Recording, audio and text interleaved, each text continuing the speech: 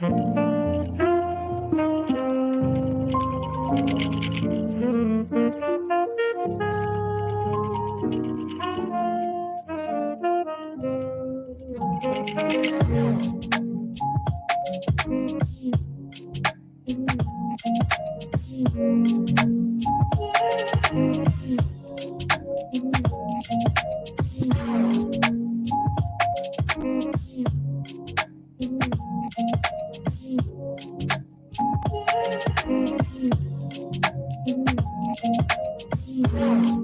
Yeah.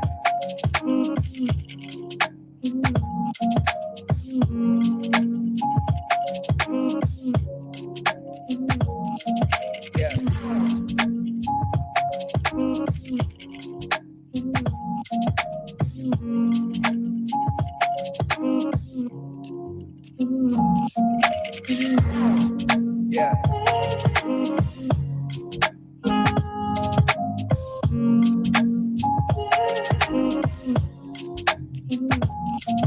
Yeah.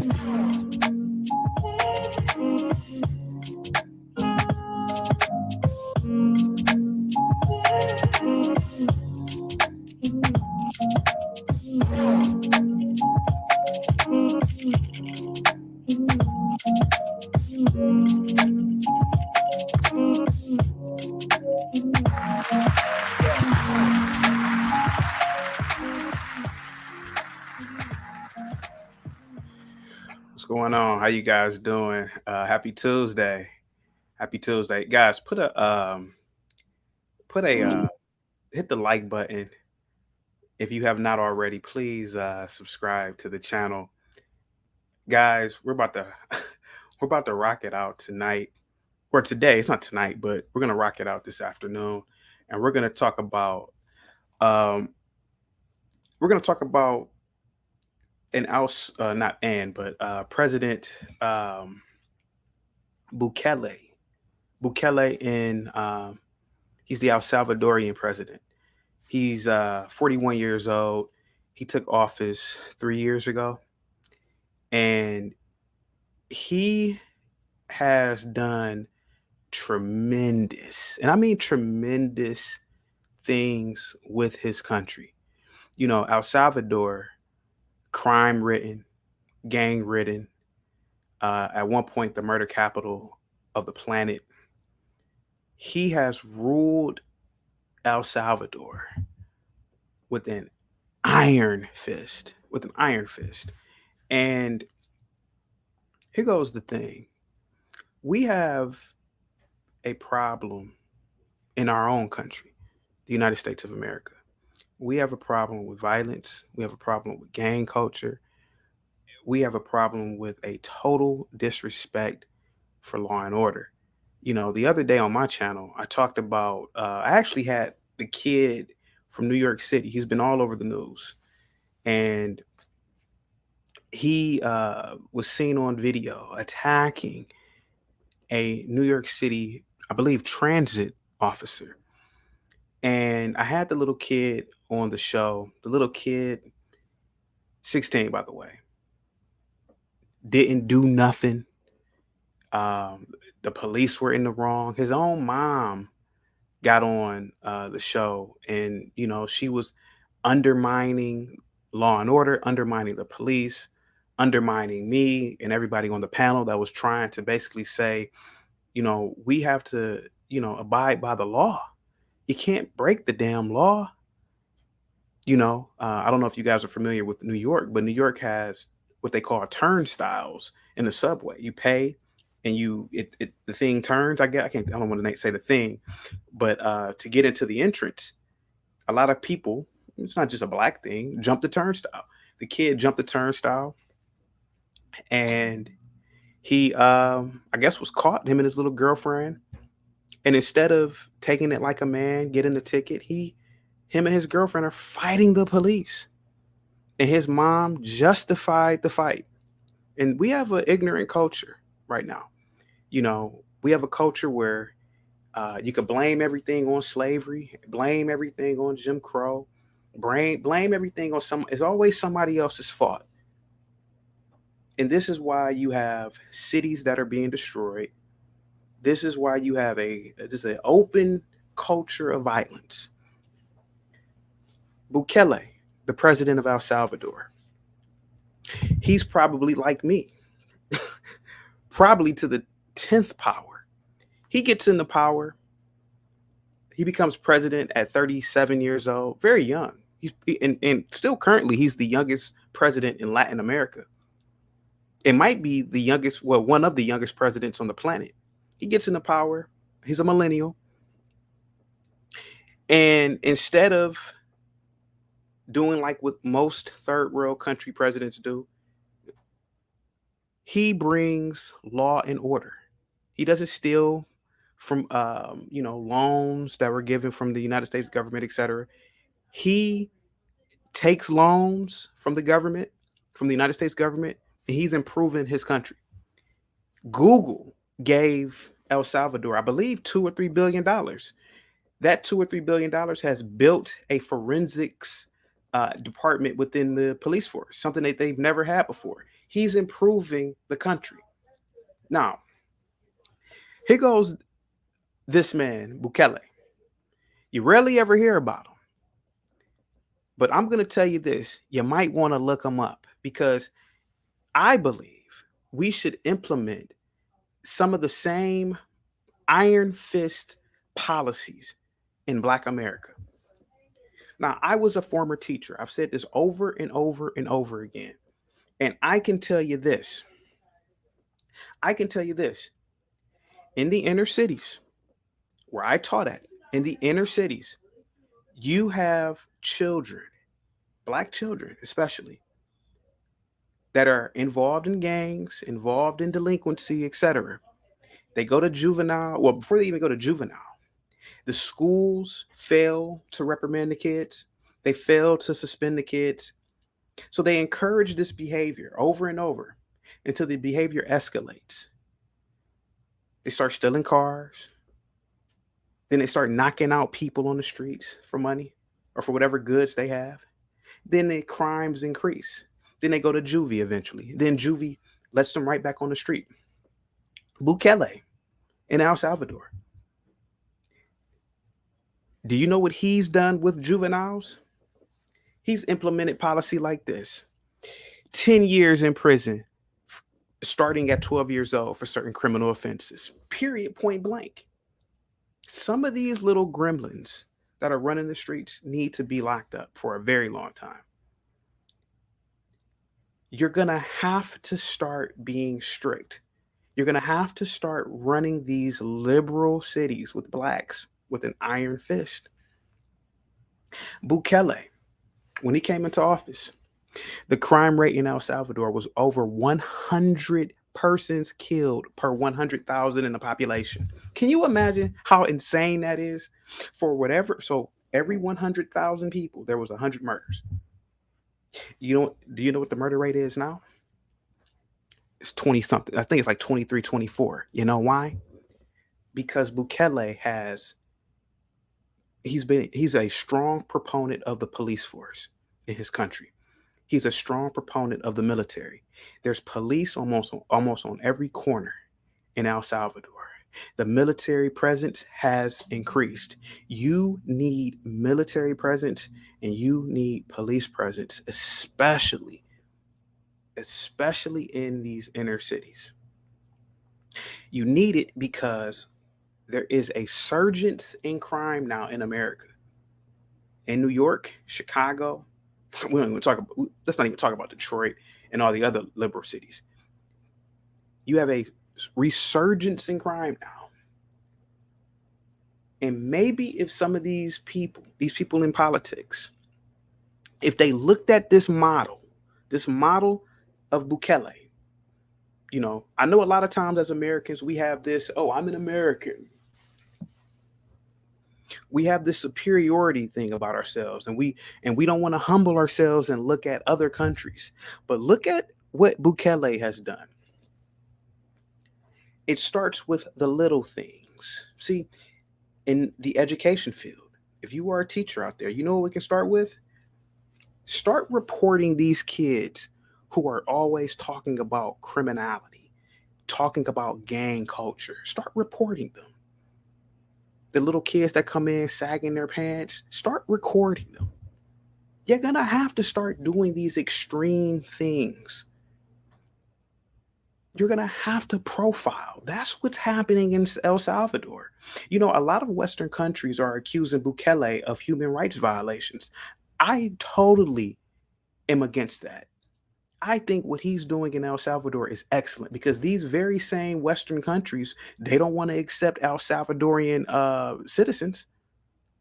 Why don't you take these El Salvadorian criminals then? Britain, the US, etc. But you know who supported Bukele? Donald Trump. Donald Trump supported Bukele. When Bukele was when he first was running and when he was the president-elect, Bukele has came in there and he has squashed the murder rate. He has squashed the robbery rates. He has not bought in jobs, but a lot of jobs have been created under his administration. He is trying to turn El Salvador into a tourist attraction. And you can't have tourism if you have animals running around your country. Why do you think many African countries don't have high tourism rates? Because it's not safe. Period, point blank. I know a lot of you are gonna get mad and cry and come on here and give me every excuse in the book or try to deny it, but facts are facts. Atlanta is turning into Liberia now.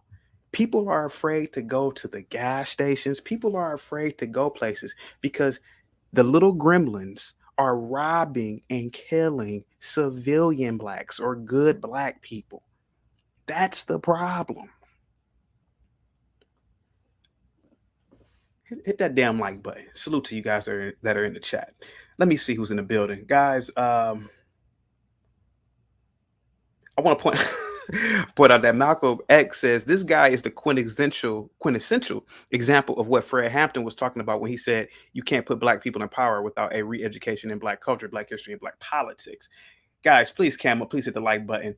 Let me see who's in the chat real quick. It's official says he actually wants his people to stay in their country. I think he's off to a good start. Yeah, he does. It's official. I'm glad you said that. Bukele is a very strong proponent of nationalism. He does not want his people to pretty much brain drain the country, like in Nigeria, for example. Nigeria, like most African nations, have brain drain. All the super intelligent Nigerians are leaving Nigeria, and they've been doing this for decades. Ghana, the same thing in other West African countries. And what that does is it creates an environment of regression. You want progressive people to remain in a country. You want your country to be a tourism attraction. And nobody's going to want to come to your country if you allow gremlins to run amok. El Salvador is the central location for MS-13. And what Bukele has done is he hasn't squashed MS-13, but he has come to the negotiation tables with them. He's not going to allow them to have de facto rule over the country. No, the country is for the people, for the civilians. And if he has to rule it with an iron fist, I support him. But we as Black people, we need a leader. We need someone that runs one of these Black cities to come to power and to say, listen, I'm going to request that the governor brings in the National Guards and puts them at certain areas. I'm going to have police presence in certain areas. If you litter, if you do this, if you're walking up and down the street doing this, if you're sagging your pants, we are going to just arrest you. That is essentially what Bukele is doing in El Salvador. If your neighbor In El Salvador, if your neighbor says, "Hey man, I think this guy's in a gang," the El Salvadorian government just comes in and just arrests you. See, that's how brutal it is in El Salvador. I don't want to say it's brutal as in a negative context, but here goes the thing. Obviously, what this man is doing is working. He has slashed the murder rates in half. Gang, the gang population or the gang presence is not as omnipresent and not omnipresent, excuse me, it's not as transparent as before. You need the same type of mentality in this country. Excuse me, guys. Excuse me. Its official says in one of his interviews, he said America is exporting people and not merchandise. He's not wrong when you think about it. Oh, absolutely. A normal man says, I don't know about sagging the pants, but all gang members should be arrested. No, see, here goes the thing, a normal man. Salute to you, normal man. It is about sagging the pants. But see, here goes the thing. You want a certain level of decorum. It is the year 2022. No black person should be sagging their pants. It is not 1990. Sagging your pants is disorder. Walking up and down the street, hopping and hoolering and all that is disorder. You have to nip things in the bud when these gremlins are young. When I was a teacher, listen, when I was a teacher, I tried my best. I tried my best to advocate for the gremlins. You cannot advocate for them. You have to rule them with an iron fist. We have to listen, let me tell you guys something. In Africa, when powerful leaders have come to fruition and they change the culture of the people, the country tends to be better. Look up a man named Thomas Sankara. Thomas Sankara. He came into power. He nipped all that ignorant tribal stuff. I'm trying not to curse today. He nipped all that ignorant tribalism out the window. He came into power. He nationalized the resources in the country. He came into power. He created jobs for the people. All that ignorance and backwards way of living was cut out. Unfortunately, he was killed. He was killed in a coup d'etat. Jerry Rawlings came into power in Ghana. The ignorant Negroes were still cooking on the ground. He said, we're not doing that anymore. That is ignorant. That is barbaric. Some of the people fought against it, but eventually they stopped. And just the little things like that improved the country. You have to rule certain people with an iron fist. Certain people are not evolved enough to make decisions on their own. So you have to have the intelligentsia, the intelligent class rule. We're not Japanese. We need a government and we need a strong government. We can't have a weak government. And on top of a weak government, you have idiots in the government like Al Sharpton, that Crump, what's that Crump lawyer guy? These gremlin apologists. No, in a prosperous society, the gremlins should never be advocated for. In Japan, I'm pretty sure there's a few gremlins walking around, but the Japanese don't support the gremlins. We support the gremlins, and that is a problem. George Floyd was a gremlin. He was a super gremlin that should never have been supported. But we spend too much resources and time on gremlins when we should be focused on improving our culture, improving law and order, a relationship between law and order. And Bukele in El Salvador is doing that. See, he's not talking like me. See, he's in a position to do at a large scale. See, we're not gonna walk around. MS30, no, y'all ain't walking around doing this no more. Having toes and taking over towns. Y'all ain't doing that no more. See, this is what Bukele is telling MS13. He bought the military in there. The same thing needs to happen in this country with the little gremlins here, the black gremlins here. There needs to be a black man that needs to come to power in one of these major cities and say, listen, and he needs to call them what they are. You guys, you little gremlins, you ain't about to destroy this city no more. If you're 15 and you commit a carjacking and you carjack a civilian, especially a older black, I'm going to see to it that you get life in the penitentiary. You serve juvie life and you serve adult life. Get them out of here. This little knockout game that a lot of these black gremlins are doing now, you do this, I'll tell you what we do. How old are you, 16? I'm going to give you 30 years in prison. The laws have to be very strict now.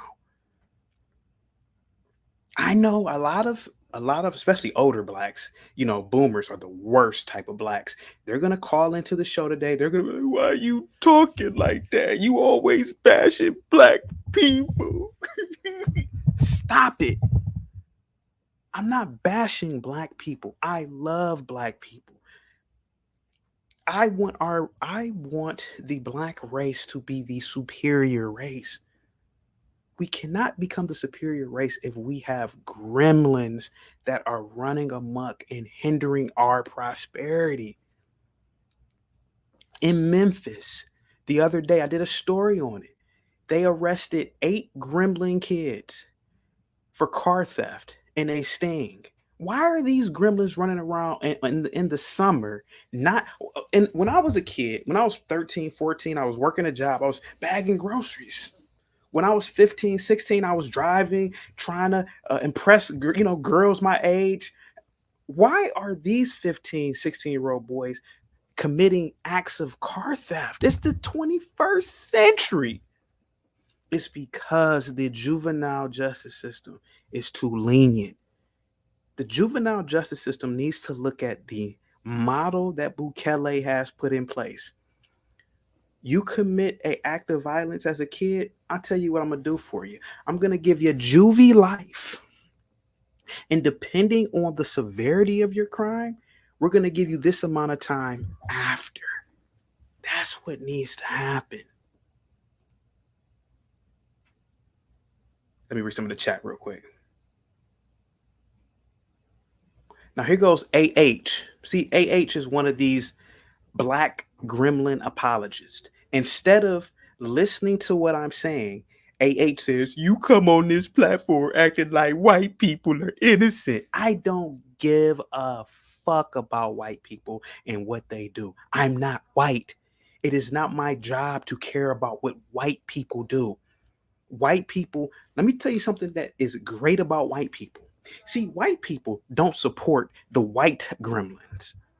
They don't make excuses for them. That's the difference. See, we make excuses for our gremlins. George Floyd had a hard life. Stop it. When a white person does a heinous act, the white community snitches, the white community gets them up out of there. See, we don't do that as a people. That's why I get on this platform. That's why I make this content. Hit that like button. You come on this platform acting like white people are innocent. No, I don't. I don't care about what they do. Stop always talking about what white people doing. Bob, what's up, Bob? Bob says, when CT does the whisper talking, he's serious. Yeah, I'm dead serious. Hit that like button, everybody.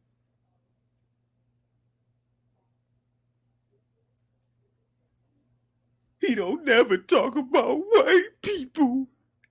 Ain't nothing worse than a nigga crying. about what white people do and don't do.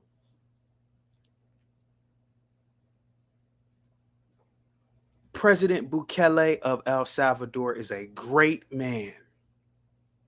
And whether he is, now he's of Arab descent, actually, he's not of Latin descent.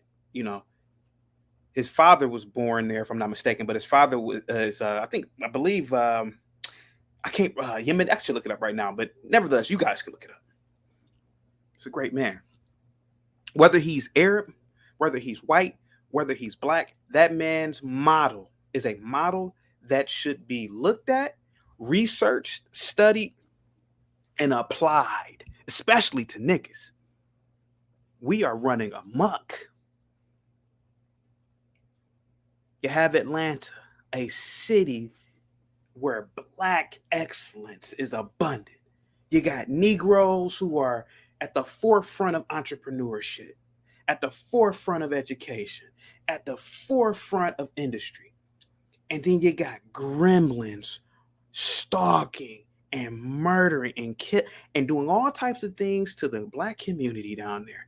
And what do good black people do? They don't do nothing. They pretend like it doesn't even happen.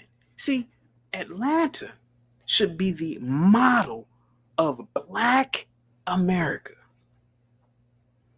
It also should be the model of black justice as well. See, these blacks in these liberal cities, they act like liberal whites.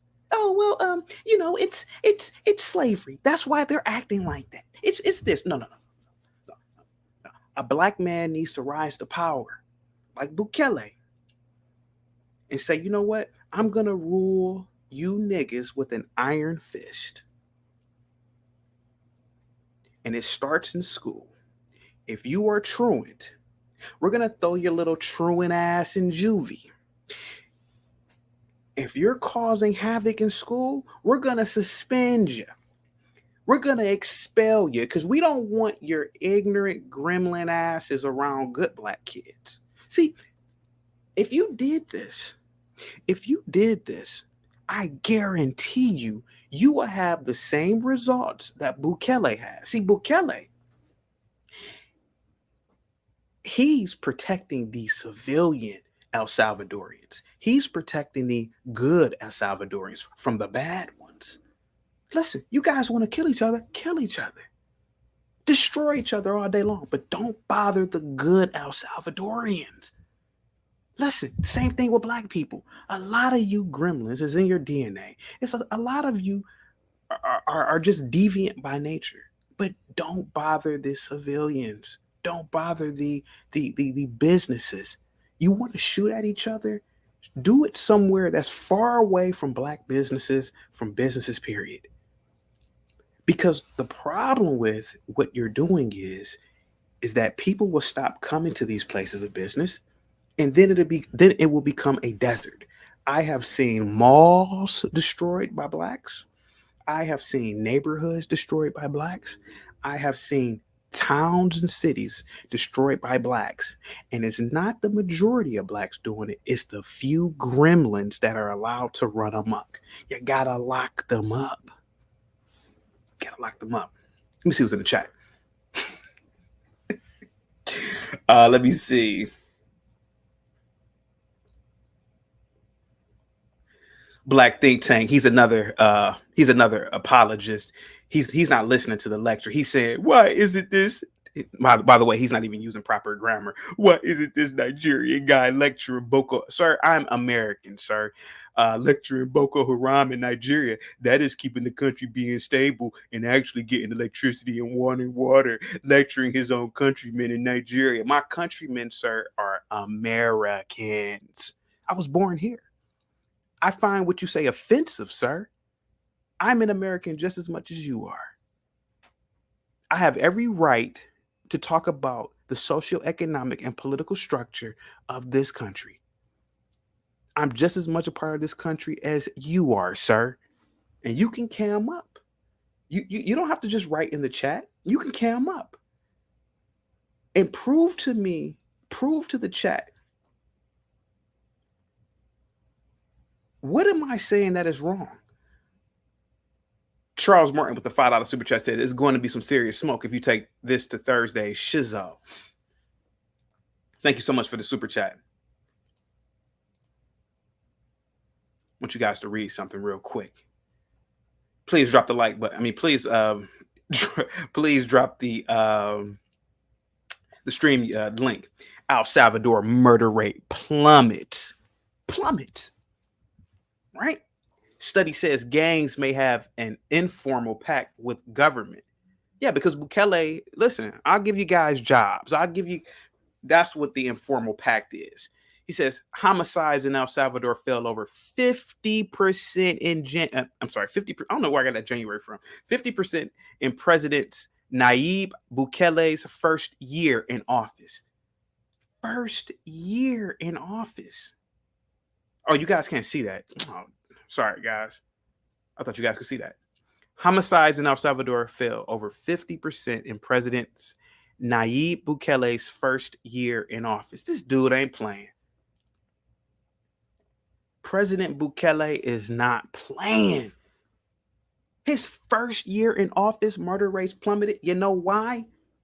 Because he's just like me. He said, you know what? This is what you have to do. You can't talk to them. You can't play pity pat with them. This is what we're going to do. High crime rate areas, we're going to have police presence here. You do something stupid, we're just going to lock you up. We're just going to lock you up. We're going to get you up out of here. That's what he's doing.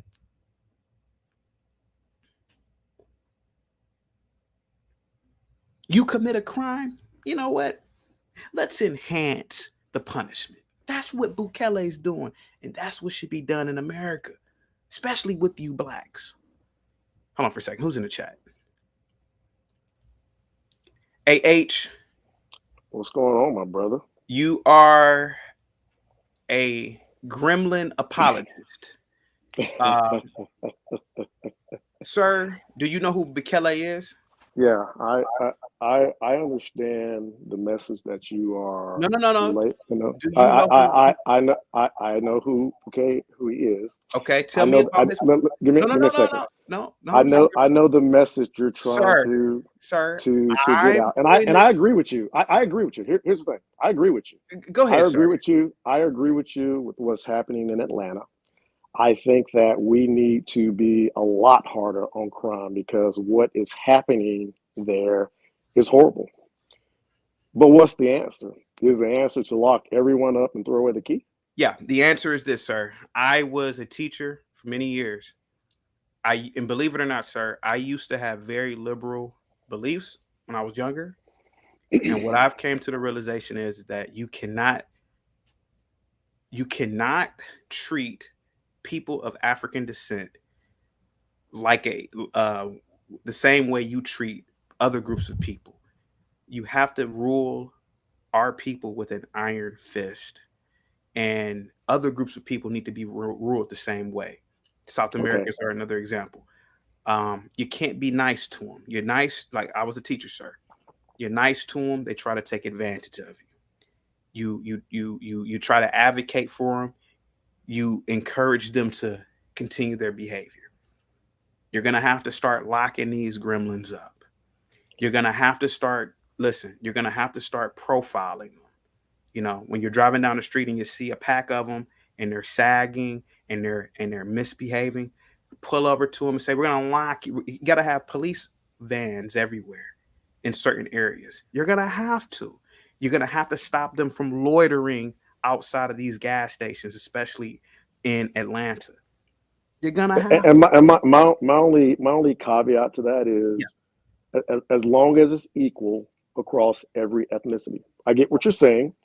I completely agree with you about being harder on crime. Yes, sir. And making sure that we clean Atlanta up. I'm a homeowner and a landowner in Atlanta, and I'm in California now. I can tell. But what I will say, and I'll guess I don't have an issue with you. I just have an issue with you not using clarifiers. Let's say some black people. Let's say some of these gremlins, because it's not all. And as long as it's equal treatment across the board, I don't have any problems. Kind of like, You know what? If you sell cocaine, you only get 5 years, but if you sell crack cocaine, you get 25 years. It's not equal because we couldn't afford cocaine at its general cost. So I agree with you. Make it equal though, because a lot of times it's not equal, brother, and you know that. You're too smart enough to know that. Well, I You're understand where too you're. smart enough, chaotic, to know I that. I understand where you're coming from, my good sir. I understand. And Dub Will, you're gonna have to come on camera. That is the policy. Thank you so much for always supporting me, Dub. But the policy is you have to be on camera. Um, I agree with you, AH. It should be equal.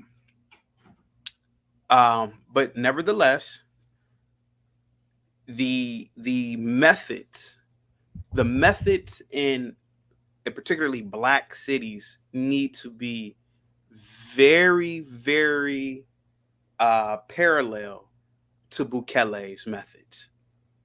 White kids aren't loitering outside of gas stations, setting people up. They just aren't doing those things. I completely agree with you. Yeah. And again, my, Okay. my, my, my only issue that I've had with you, and Yes, sir. I've watched the Lapeef Network, is that when you speak, you're speaking in generalities and you're very vague about it.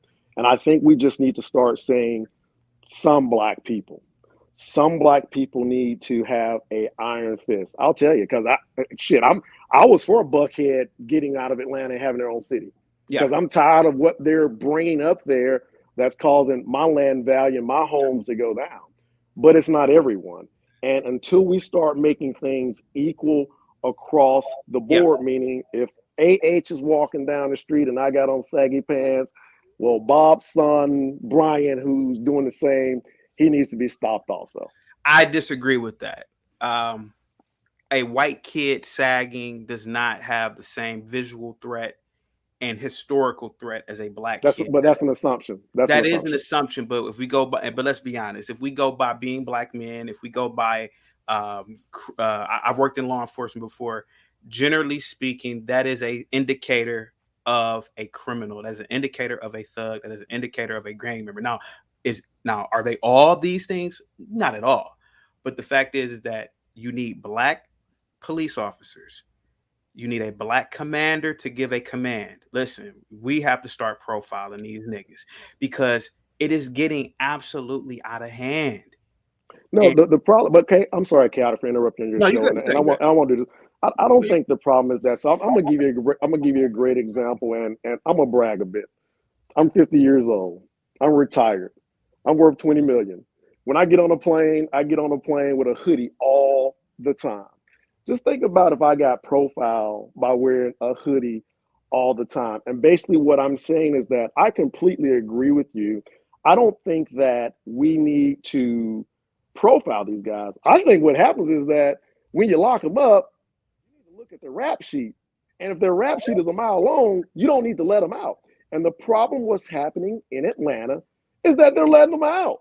That's what I said earlier. I mean, I said that. I said that you're gonna have to listen. So Bukele in El Salvador, um, he has very strict laws in terms of juvenile laws, and he has. I mean, his laws are just really crazy. And what I'm saying is that yes, I worked in law enforcement. I've worked in the courts. I was in education for years, and they just slap these kids on the wrist. And a lot of these kids commit all types of heinous acts, and it starts when they're young. We're gonna have to start locking them up for a very long time at this point. Oh, and I agree. No, Yeah, again, I just think that it's a problem that obviously, and I think someone said it in a comment. It begins in the home. Hey, my son just turned 16 today. I make sure that I teach him how to be yeah, a model citizen, a model black citizen of yeah, America. But I do think that we just got to start leaving these guys in jail. And when they're in jail, yeah, jail shouldn't be a place where me and you pay our taxes for these guys to sit back and relax. They should work. They should go to school. yeah. I believe in labor. So even for juveniles, I believe that hey, look, some sort of labor situation. I see Chicago Rillas in the chat saying Atlanta jails are overcrowded. Build more jails, and build them away from the major cities until this problem is corrected. Um, again, I am coming from experience. But hold on for a second. Dub Will, what's up, man? You're going in and out. What's going on? Dub Will? Can you hear me? I can hear you. What's going on, man? Thank you for coming on Yeah. camera. I see Bob with the $5 super chat says inherent and generalizations are exceptions. Yeah, I totally That's why they're called generalizations. agree with what Go you're ahead, saying. Will. Yeah. Yeah, I'm in total agreement with what you're saying. I mean, sometimes you just got to lay the law down. You do. You can't.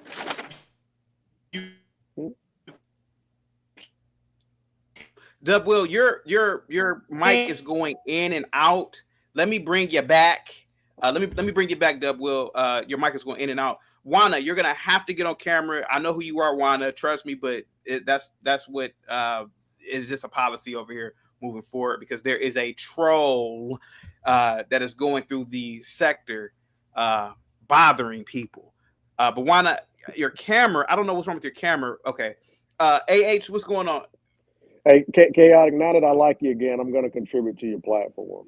Absolutely. Thank you. Because it's always good speaking with someone and hearing their point of view. Like I say, my only issue is let's just put some clarifiers in there, because it's not all black people out here that's doing that. And then my last thing before I get off camera, because I know you got a lot of people want to get in, but and I want to listen to it. Hey, you play us the wrong fraternity, bro. I'm sorry. Okay. Yeah. Salute to you, man. Thank you so much. Salute to you, brother. Absolutely. And please come to the platform. And I probably will do a live stream tonight on mine. Thank you so much, sir. All right, brother. Absolutely. Peace. Later.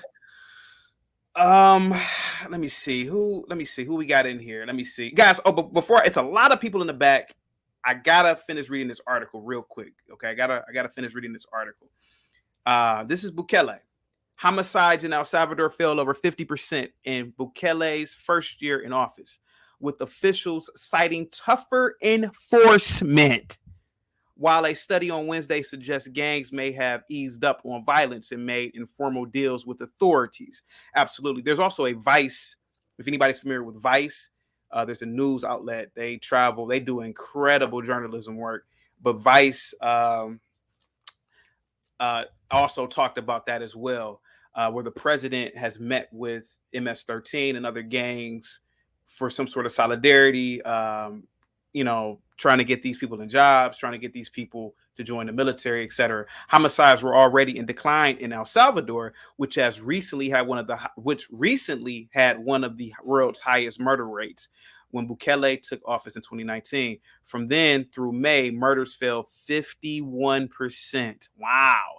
Bukele has attributed the improvement to an increased police and military presence on the streets and tighter security in jails controlled by the more powerful MS-13 and Barrio 18 gangs. Nevertheless, the Brussels-based International Crisis Group, here goes the West, always trying to put their hands into something, said in a report that its analysts suggested that other factors have contributed to the drop in Bukele's crackdown. Nah, they hating. No, Bukele rules with an iron fist. That's the reason why the drop has happened. Let's see here. Who is in the Chizat? It's a lot of people, man. Guys, I'm going to bring up a panel. I think we'll be able to do this. I would like if we didn't have talking over each other. Hopefully we can run this panel in a decent and ordered manner. I'm going to bring up Dusto real quick. I want to talk to Dusto first. Dusto, what do you think about President Bukele? And do you think that his policies could be, implemented in America? Go ahead, sir. I think the solution is not a solution to the problem. I think we're going back to something that you just said. I never liked the philosophy of if these people were still in jail, they wouldn't have been out there committing crimes. I don't like that philosophy at all. Go ahead, sir. If you do a crime, you rob a liquor store, and the crime you're supposed to serve 5 to 7, you do your 5 to 7. Yeah. Doesn't mean you stay in jail for the rest of your life. Yeah. Just because we think that you might rob another liquor store. Yeah. But the other thing is preventative measures are better than after the fact. It's like people blame police for crime. When you call the police, there's a dude with a pistol already with smoke rising from it, and there's a dude already laying on the gutter in the gutter bleeding. Yeah. The crime already happened. Yes, what was sir. police supposed to do? Not tap on, excuse me, sir. Are you planning on smoking somebody? I mean, what can they do prior to except patrol? Yeah. Though, yeah, they got problems. Let's not say that they're all perfect, but always goes back to the nuclear family. Why are people committing crimes in the first place? Overall, it's more profitable for people to be out of control. So everybody talks about, we should do this, we should fix it. The people want what they want. Let's be real. They want people out of control. They want people to do what they do. They're easily controllable and it's more profitable. So that's what people are going to do. Do you think the powers that be? Oh, I'm sorry. I mean, no, go ahead. Dusto, do you think, now people get mad at me all the time when I say these things, but I really believe that certain racial groups are genetically prone to peace. Some are not. Clearly, the Japanese, you take away a government, they can pretty much be self-sustaining. Jews, typically the same. But you have bro. Just really? It's just my opinion. Hear me out. Hear me out for a minute. Just my opinion. I could be wrong. But you and I both know you would rather live in Japan than live anywhere else in America. Let's be completely honest. Left to their own devices. Now, mind you, I was an inner city school teacher. I taught in the inner city also. So you already, right. You've already said this before, and thank you so much for telling the story. You know, when you leave a classroom of Black students alone, you know it goes to shit like that. They're not capable of self-governance. And I noticed when I was brutal, the kids, and they loved me, they respected me. And that was a micro level or a micro view of it. But then I started to look at a more macro view.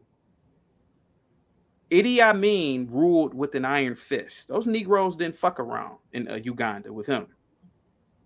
Jerry Rawlings ruled with an iron fist in Ghana. It was a lot of improvements. Thomas Sankara, he didn't necessarily rule with an iron fist, but he was a very innovative president. And he was a dictator of sorts. You're gonna have. Do you believe me when I say, or do you believe anything that I say that to manage Blacks, you need a Black mayor that has to pretty much take the examples of these African leaders or these South American or like a Bukele and implement a hybrid or westernized style of a dictatorship in the States? Does that make any sense to you? Of course not. Okay. You're Black, right? I'm sorry? Black. You're Black, right? So when you said doesn't make any sense, are you saying my concept or the way I was explaining? Your concept doesn't make any sense. You're Black, right? Okay, hold on for a second. Are you? I'm Black. How many people did we murder? How many crimes are we committing, me and you? But hold on for a second. But Dusto, it's likely that me and you represent a superior or an elite aspect of the Black race. How many Blacks do you know? But let's be honest. So I can do the same question. How many Blacks do you know commit crimes? How many Blacks do you know have done something stupid? No, what I'm saying is when you go all the way back to the family and the structure, that's what keeps people preventing the crimes. Right. That's what prevents me and you as Black men from going out here and knocking people's heads over. But don't you see the dangers in that? So it's not necessarily because there's white people knocking people's heads over, stabbing. But there's also white people building space stations and robots that go to Mars. But here goes the thing, sir. So it's not a race thing. It is a race thing, in my opinion. To you, it's not. But to me, it is. I'm going to tell you why. If you're telling me that the only difference between a Black kid knocking out or hurting a fellow Black is because they are raised with their parents, then that is a deeper genetic issue. Because if you're telling me that you need both parents to prevent you from doing certain things, that means that you are an animal. That means that yes, we are animals. I know we're animals, but sir, there are groups of people that have gone through atrocities, parents just killed off. They don't commit these acts at high rates like Blacks have. Why? Okay. Maybe it's in their genetic. Maybe it's in their answer the question. Answer this question. Okay, go ahead. How come you and me aren't on the panel saying, "Hey, man, because let's meet up and let's knock off liquor store"? What is the reason that you would say no? I'm not interested? I'm trying to tell you that maybe it is possible that there is a genetic template in African people, a Tyrone gene, a gremlin gene, and maybe we don't have high traces of it. It's possible. And maybe other groups like the Japanese or the Chinese, maybe they just don't. Maybe they have very low levels of it. So even if their family structure was broken, maybe their genetics or their biological information is just telling them to be peaceful, to build, to be constructive. That's all I'm saying. I know it doesn't make any sense to you, Dusto, but go ahead, Dusto. You got the floor. Really, bro? It's possible. Really? It's possible, That's what man. we're doing. Bro, listen. No. Back to my simpler point. And then somebody can have all my mic time. At the end of the day, I'm not a fan of necessarily profiling. I am. People do it, and it's all racist. If you see a Hispanic guy with the 13 shaved into the side of his head, I'm running. There's no reason. If you see Motorcycle Mike with 78 tattoos and a mohawk, same thing. Or if you see Quan with his pants hanging. So everything doesn't have to be crucify the black man. Come on. No, I didn't crucify the black man, sir. Here goes the problem. And trust me, I got plenty of dust for black culture. You already know who I am.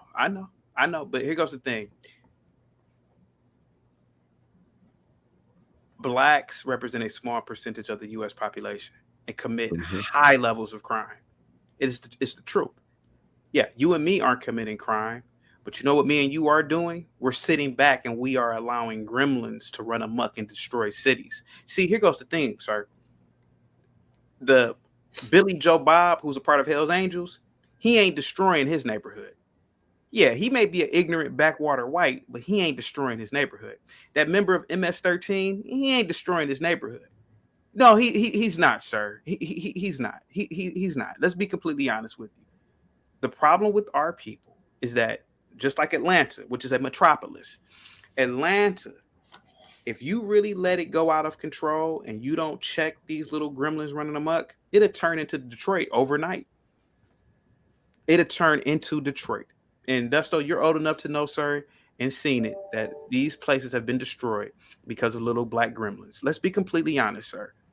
Go ahead. You got the floor. Yeah. Not necessarily buying it.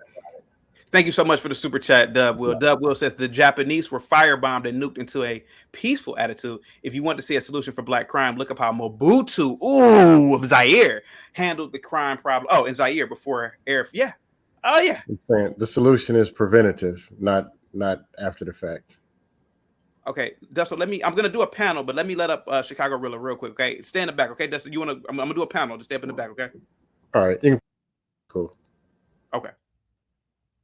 Chicago Rilla, what's up, man? If your mic sounds bad, I got to have... What's good, brother? Okay, I'm good. What's going on, man? That's fine. What do you think about Bukele? Yeah, it's like a delay. Damn. So I wasn't up on... Is it? If it is, don't even trip, bro. I'll finish watching the show, man. I just wanted to put some paint where it ain't. Go ahead, sir. No. If it's a delay, I can drop down. Oh yeah, it's a bad delay. So yeah, okay. Let me drop you down, Rilla. It's a bad delay. Let me bring up Mike, then I'm gonna bring up Gilded, then I'm gonna do a panel. But guys, check out Bukele of El Salvador. He knows how to rule over those people. He knows how to get rid of the mess in El Salvador. Certain people need to be ruled with an iron fist. And he understands that. You need police presence. You need a military presence with these people. That's why El Salvador, the crime rate has pretty much dropped. It's not that the people have become peaceful overnight. It's that he has eliminated or imprisoned the people who are criminals, who cause disorder. Let me bring Mike up. Mike, what's up, man? What do you think about Bukele, and do you think that Bukele's policies could be implemented in the states, and particularly black-ran cities, sir? It might work in a localized black-run city, but I mean, Bukele had to pretty much do away with all the, he did away with his Supreme Court. He's changed laws. Yeah. He's had to get rid of the liberal do-gooders. Yeah, his cabinet, everybody is in his favor. I understand. I know. I didn't want to get to the deep politics of it, but go ahead. You know a lot about Bukele. Okay, go ahead. Yeah, I mean, he's paying the criminals off, but you're never going to change them until you stop the killing. You know, take that lull in the killing to try to do things and bring it on. But I just think his power, absolute power, corrupts, and he's just on his way to being there the rest of his life. I don't see how it's going to work. I think that Bukele is a revolutionary. I think that he doesn't. He came from a very wealthy family. His father was a wealthy. What was his father? His father was a. I thought his father was in finance. I think his father was in finance. So you don't have to worry about Bukele stealing state funds, loans from other governments, pocketing the money. You don't have to worry about things like that with Bukele. Is it possible he could? Possibly so, but I don't think you have a situation like a Mobutu or some poor African country from back in the day where the leader rose up. He grew up poor and he gets billions of dollars from loans and other places. No, I don't think that Bukele is going to steal the money that Google donated to the country. I really believe that Bukele wants El Salvador to be a tourist attraction, and I think that he really wants it to be a peaceful nation. And applying his principles to Black culture, in my opinion, are necessary, especially now. Crime, Mike, I don't know if you noticed, but crime is through the roof in some of these liberal cities, and it's steadily increasing. Like New York, I think in 2017, New York's murder rate was 297. Now it's at 400 and something. You're allowing gremlins to run amok. Now, Dusto said something interesting. He said that, it's the breakdown of the nuclear family. I agree with him. The nuclear family does keep you from committing certain acts. But if that is the reason to keep you from doing an act, then we have to look at a deeper issue here. What if a kid grows up 20 years from now and a father dies somehow? Do you mean to tell me as soon as the father dies, his gremlin nature will kick in? So you get what I'm saying, Mike? Go ahead. I understand what you're saying. I mean, I'm in a liberal city too. It's called Nashville. I mean, it's a liberal bastion in the South. It's not as bad as Atlanta, but there are sections in this town that are horrible. Yeah, the white bikers scare the shit out of me. I mean, crime is crime, no matter whether you're white or black. But how are your policies? I mean, to me, are you just focusing on the Black society or cultural? What are you going to do with the white people undermining what you're trying to do? Sir, the whites can never undermine me. First of all, I don't believe that whites are that damn powerful to undermine me or my message. That is a lot of blacks believe that whites are powerful like that. I certainly don't. My voice is the voice of so many other blacks who think the same way. There are a lot of blacks on YouTube. There are a lot of blacks that are conservative who think the same way. And to be completely honest with you, all it takes is for a Candace Owens. All it takes is for example, an Officer Tatum to run for politics. And you need blacks that will just be completely honest about the state of affairs in black communities. The reason why black communities look the way that they do is because the little things. Mike, whites don't litter. You know that. You know whites don't litter. And let's be clear, and you're a white man and you know that. It could be the poorest white community. You won't see any litter. In the black community, I have gone to black council meetings.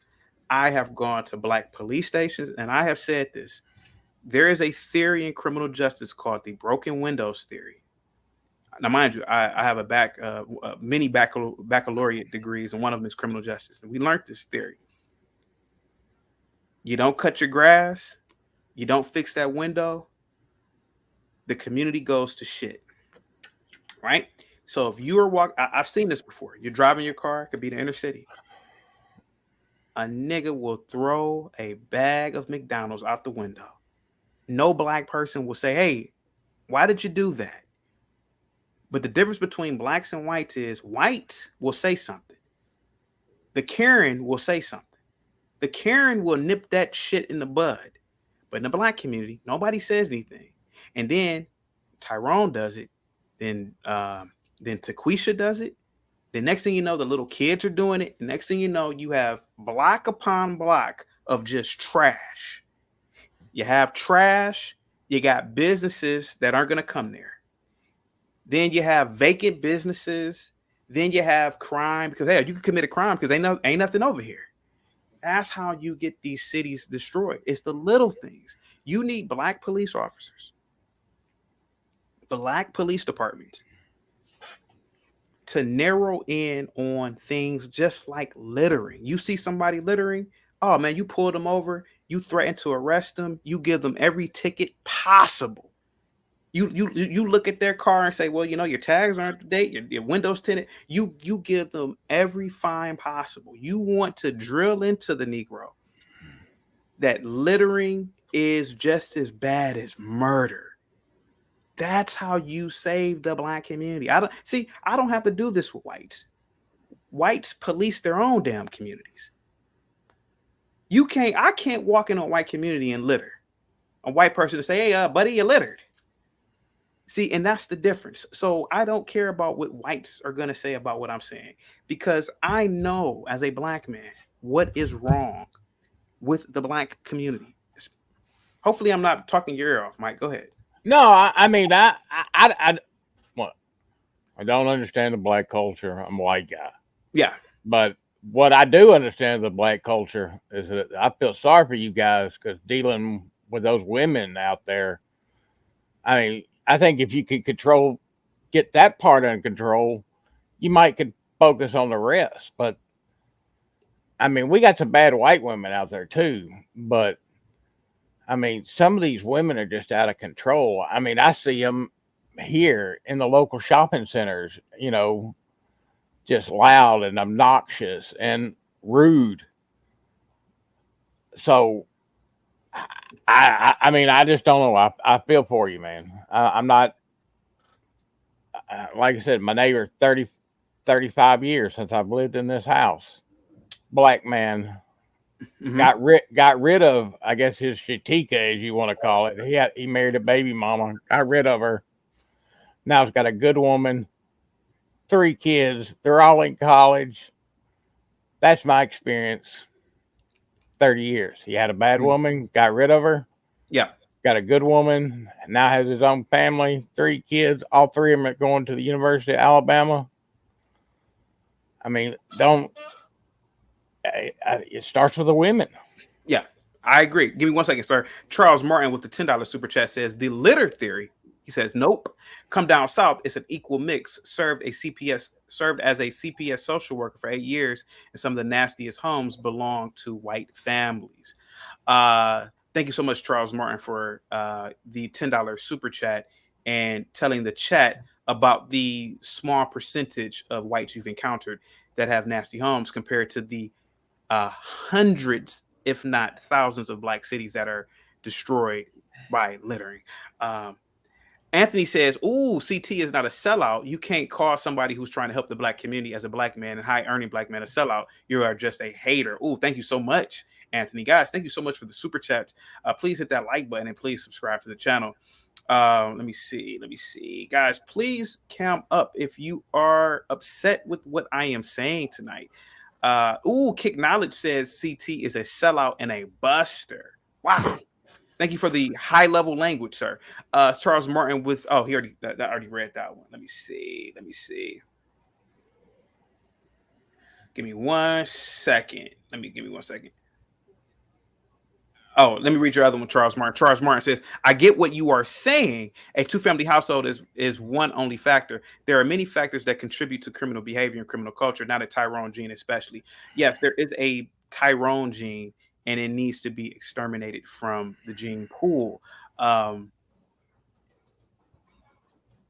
pit bulls, for example, are genetically predisposed to double lock their jaws. I would rather be in a room with a angry golden retriever than a pit bull. The problem is that we as blacks, we breed the same way. Listen, you have black women who openly talk about dating and having babies with the thug element, with the aggressive element. There is an aggressive gene. It is. I don't know why we're lying to ourselves. The Japanese, I'm sorry, they breed for intelligence. Look at their culture. The Chinese breed for intelligence. Look at their culture. Look at their people. So yes, if there is a broken home in a Chinese or Japanese culture, I'm pretty sure that child from a broken home does not end up doing something deviant. So it starts with breeding also. I'm not saying that these people are perfect, but just look at their societies and compare it to Black or African societies or South American societies. Bukele knows what to do with the South Americans, with the El Salvadorians. Is it possible that the large portions of El Salvadorian people are violent? Is it possible that Bukele knows this? Is it possible that he says, "Hey, man, wait a minute. We don't really have a Japanese culture here. We don't really have a Chinese culture of people here. We're going to have to rule these people differently." Is it possible that, hey, man, we need more police presence? Listen, when I taught in inner city schools, I'm telling you, the most brutal teachers were the respected ones. The nice teachers, nobody cared about those teachers. People ran over those teachers.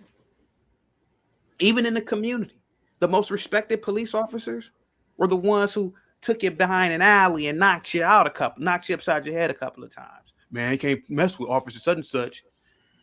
Tell me I'm lying. I think Bukele's policies will be great for the Black community in America. Let me see. Give me 1 second, guys. Guys, the link is dropped. Please hit that like button. Please subscribe to the channel. A normal man says, stop advocating for thugs and criminals. Yeah, other cultures, listen, superior cultures don't advocate for their thugs and criminals. Japanese people don't. Do you think Japanese people advocate for their thugs and criminals, even if they even have any?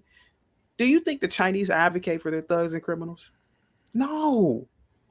That's probably why they have mega cities. You have countries in Africa that look like it's the year 1000 BC. Niger. It's a way of thinking. It's a culture. And what I'm saying is that primitive culture is being brought over here to the States. It is. All this barbaric behavior that's happening in Atlanta, happening in Chicago, happening in New York, that is from an ancient past of barbarism, of Stone Age behavior. Go to me real quick, Mike. Of Stone Age behavior. And to deal with a Stone Age mindset, you're going to have to be brutal. These little nigglets, these little gremlins, they not knocking out drug kingpins. They're knocking out 60. It was a case just a few weeks ago in Memphis. A Black lady, church lady, well-to-do, she's going to her car and some little 15-year-old little Black gremlins shot and killed her and took her damn Corolla. Or, I mean, mind you, this lady has lived 60 years of her life and to die in that manner. What if those little gremlins would have been suspended in school? Because they weren't straight A students. What if those little gremlins would have been locked up at 12 years old? That lady, homeowner, contributed to society. Those little Black kids didn't care about her being Black. Those little Black kids didn't care about the order of the community. They harmed a civilian. That is the problem. Bukele in El Salvador is trying to end that. If you want to commit crime against fellow criminals. Kill each other. In my opinion, Mike, they need to create a state somewhere in rural America maybe somewhere in Nevada, away from civilization, create like a little mini state and send all the criminals there. Hey, and give them all the guns they want, give them everything they want, supply them with food, and just say, here goes an open land for you to kill each other. That's what they need to do. But I know, am I too extreme, Mike? Go ahead.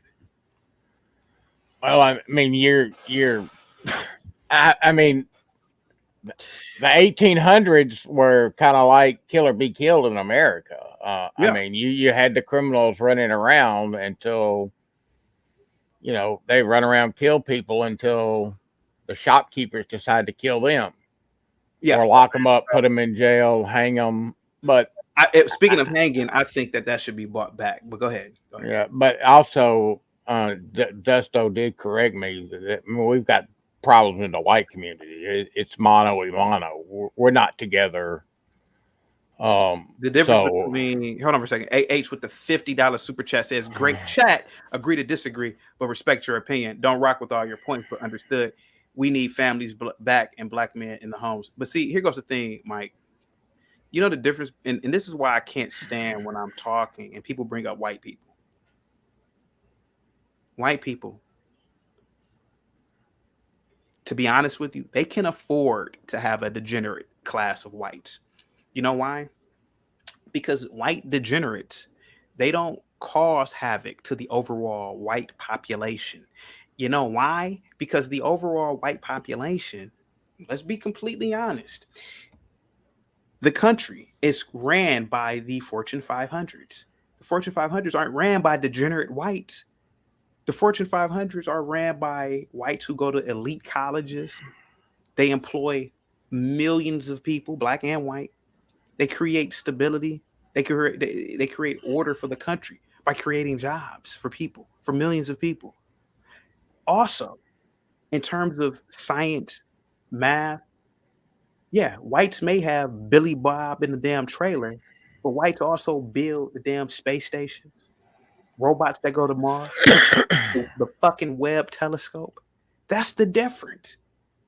Black people can't afford to have a degenerate class. That we can't afford to have that. Or we can't afford to have the degenerate class be the representative class of our people. When you think of black people, what do you think of? Anybody in the chat can answer that. Crybabies. You think of, you say crybabies? Yeah, crybabies.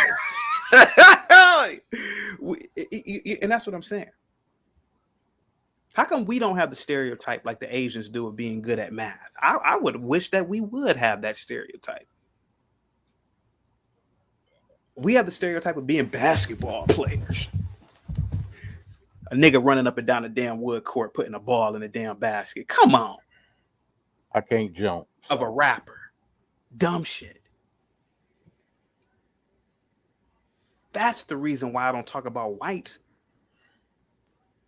I'm not saying whites are perfect, but shit, look at their neighborhoods, look at their communities, look at the cities that they are in when they are the dominant people.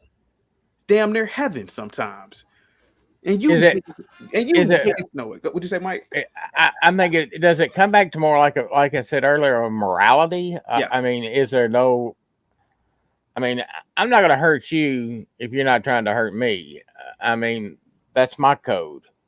I'm not going out committing crimes, but I respect law. I don't like them because I think the government's turned them into tax collectors. Yeah. If you're out there protecting me from a criminal, that's one thing. But if you're out there, using me as an ATM, that's another thing. Bob says, but the $5 super chat says, people talking this family stuff. I agree. But for the folks whose ship has sailed, we need jails. Absolutely. Thank you so much for the super chat, Bob. Let me see. I'm about to bring up the panel. Let me bring up Gilded by himself. I'm going to drop you down, Mike. Okay. I'm going to give Gilded a chance to be up here by himself, and then I'm going to get to the panel. If anybody else wants to come up, please come up with the next 5 minutes so I can get you by yourself. If not, I'm just going to do a panel afterwards. Go ahead, Gilded. What do you think about Bukele? What do you think about his policies, and can his policies be implemented into Black culture? Go ahead, sir. See, the thing is I don't think anything that he does will work in America for the black community. Because so here's the thing. Go ahead, when we talk about politics in America, you cannot separate politics from corporatism when it comes to the way the politics work. Yeah. So what would likely happen is he would get into office, and as soon as he starts to make any headway in the black community, now comes the corporatism. He's going to get bought out. Okay. I don't know if you're aware, but there's a study, right? Go so ahead. There's a study where it's called, they link it to the school to prison pipeline theory. Yeah. But there's a study that says that they take the data from third grade standardized tests, and they use that as a predictor for how many prisons that a lot of these private prison industries are going to build. Yeah. So they're literally pouring in billions of dollars in order to fund these prisons with us in mind. When they invest these billions of dollars, they're not going to allow a politician to come in and clean up the community. No, listen, a lot of what you see happens because it's being incentivized. For years and years, a lot of these black communities, you have leaders that come in, and the mantra has always been you overpromise and you underdeliver. That's always been the case. And the reason being is because it's incentivized. You can look at a lot of these politicians and where they get their funding from. They're not getting it from regular people. They're getting it from corporatism. So as soon as this guy comes in and realizes how little he can do, and once the corporate money says, hey, we don't need you, doing too much because now you're messing the money up. These people are supposed to produce these outcomes in order to line these prisons up. Now, what do? You have to take that money. And that's what's been in play for years. Now, Gilda, let me ask you this question, right? So you think, let's use me as an example. If I came into power, let's say, I became city manager or mayor, small black city or town, and I say to the police chief, listen, we're going to crack down on loitering, littering, and vagrancy. You mean to tell me that there would be corporate interest that would stop me somehow?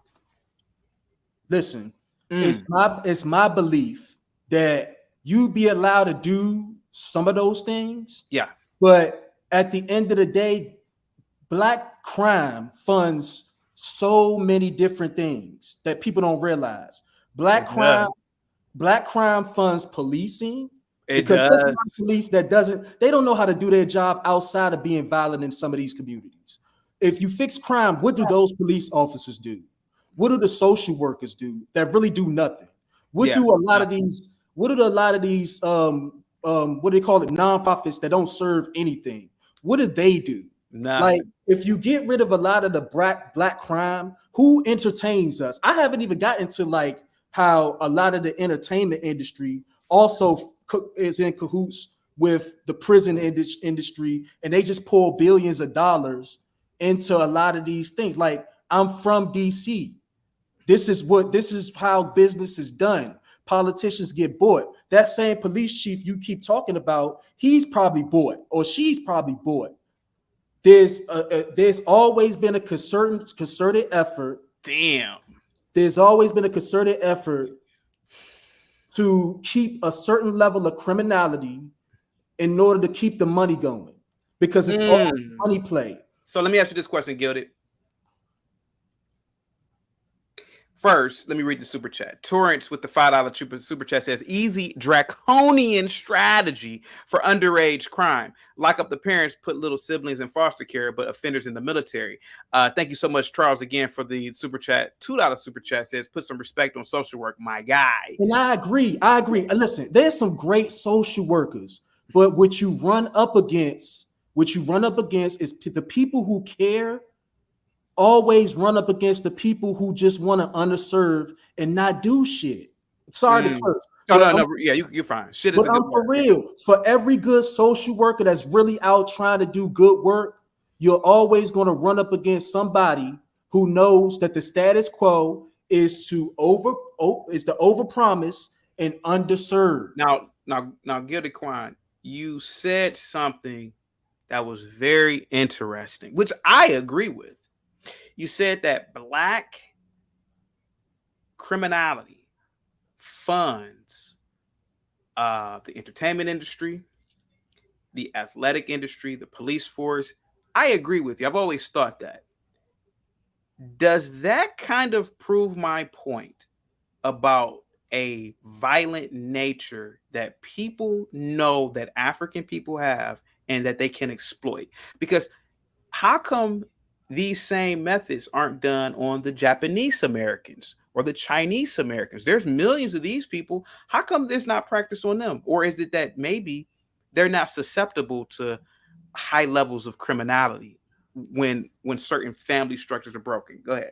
Here's the thing. You have to also realize that we as a people have been targeted for years. Like the Chinese haven't been targeted to the level that African American people have been targeted.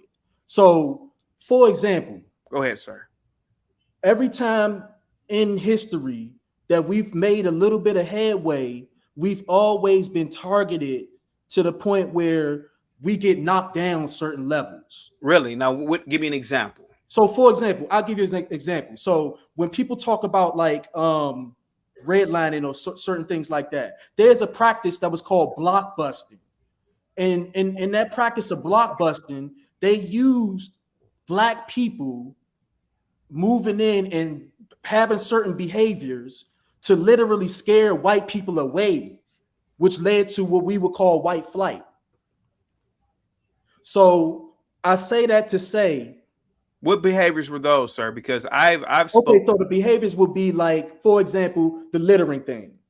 Yeah, there were people that were paid in those instances to go. No, this is real thing. You can look this up. There were people that were paid to go into white communities and knock on doors and exhibit certain behaviors that would scare off the white community because they didn't want their property levels to go down. So you mean to tell me that people paid off black people to go to white communities? Yes, they were called what did they call them? They called them I can't think of it. It's gonna come to me. I can't think about it. So but wait a minute. So it was like white businesses that were in charge of real estate. Gildy Quan, hold on for a second. Just because wait a minute. Are you telling the millions of people watching? It ain't millions of people watching, but are you telling the millions of people watching that white flight was caused by black crisis actors? By black crisis actors back in the 30s, 40s, and 50s, intentionally littering and causing havoc? Listen, I wish it would go read The Color of literally. I could tell you the chapter. If you want, I can read the chapter right now. It's a chapter on the practice of blockbusting. Okay. And what they did, those people were actually called speculators. So the speculators who wanted to take over those communities and buy the land for cheaper prices, what they did was they used black people and certain behaviors that black people would do to lower the value property enough so that white people would leave and they could buy that property at a discount so that they could literally own that block. It was called blockbusting. So let me ask you a question. I promise you. You can look at chapter 6 and it will break it down to you. Okay. I'm gonna fancy this idea. I'm gonna fancy what you're talking about, right? I'm gonna believe what you're talking about now. Now, the blacks who live in these once white neighborhoods, are the black people littering now? Are they also paid to litter too? I don't believe that they're paid to do it now because those communities have already been. So I'm talking about a practice that started in the 30s, the 40s, when these communities were predominantly white, and what they call it, speculators. They wanted those communities. They wanted to buy these communities. So what their practice was they wanted to use black people to lower the value enough so that they could come in and buy it at a discount, and then they could switch those over.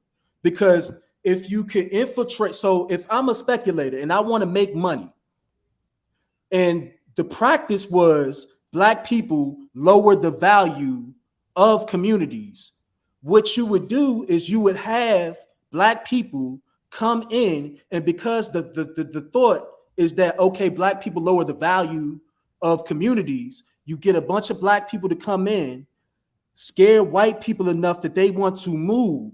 And then as a speculator, those white people come to me and they sell their properties at a discount. They sell their properties at a discount because they want to leave. So now I gain because I'm getting the properties at a lower price. And I can build whatever I want. I'm confused here. Okay, I'm a little confused. There were according to you and what you no, not according to me. No, what you read. Okay, according to what you read. Okay. I'm not arguing with you. I just want to ask the question again to get a clarification. There was special interest groups. They call speculators. They're housing. So there's a housing business people. Right. I'm just listening. I'm listening. They hired black people to go into white neighborhoods and purposely litter so that whites could. It wasn't just litter either. It was other things that they did too. They would knock on doors and they would ask if there were properties available to rent or to buy, because black people wanted to integrate. During that time, they wanted to integrate. But the practice was you could not sell to black people because of restrictive covenants and other things. And I'm talking about the 40s and the 30s. It was a practice that as a white person, you could not sell your property to a black person during these times because they did not want the value of those communities to go down. Okay. Do you believe that in certain cities the National Guard should be brought in and placed at specific locations? I don't think it's gotten that bad yet, but I do see a time, especially with the economy going the way it's going, especially since COVID has accelerated a lot of the behaviors. I do see a time of that happening. And unfortunately, I do. Not now, because, things are still figuring itself out. But I think things are going to get really bad. And it might come to that point. If you were the mayor or the council president, would you double down on littering or loitering in Atlanta? I mean, of course, but I know in those positions. So look, in those positions, you serve two people. Who do you serve? You serve the people, but primarily you could serve the constituents. You can serve you serve corporatism, and that's across the board. Like, name a politician, any politician, and I guarantee you, there's a special interest that they have to serve. They're not making decisions based on the people that they serve. As a matter of fact, I dare to say that 85% of the politicians that are in DC right now, they do not go to their state at all. They don't even know people in their state. They're in DC 90% of the time, and they don't even go back to their communities. Oh, wait a minute. I got somebody else in the back real quick, and then I'm going to do a panel, okay? Give me a second, Gilded. Give me a second. S1 Dubs, you're going to have to come on camera. That is the policy moving forward. There's a troll that is throughout the YouTube streets that is porn bombing people. You're going to have to cam up, my good sir. Please tell me in the back chat if you cannot. Let me see. So until S1 Dubs cams up, it sounds like Gilded was saying that white flight was manufactured. I don't think it was. You know, in my opinion, I've been around places where blacks move in, tear it up. We tear up shit, destroy shit. It starts with littering. You mean to tell me these winos walking up and down the street, they're hired actors? No, Gilded might be onto something, but I don't think so. I just don't think so. Is it plausible? Sure, why not? But I don't think so. Let me see who's in the back real quick. Guys, thank you so much for the super chat. S1 Dubs, you gotta cam up. Hold on for a second. Let me see who's in the back. S1 Dubs going once, going twice, man. I gotta keep it pushing, man. Let me see. A normal man that said he's laughing at the whole hired actors thing. Yeah, that's what Gilded Quan was pretty much saying. These some hired actors. Wait a minute. That's what Dub says. My apology. Okay, all right now. Okay. This is what I'll do. I'll cam you up. Okay, you're in. Unmute yourself.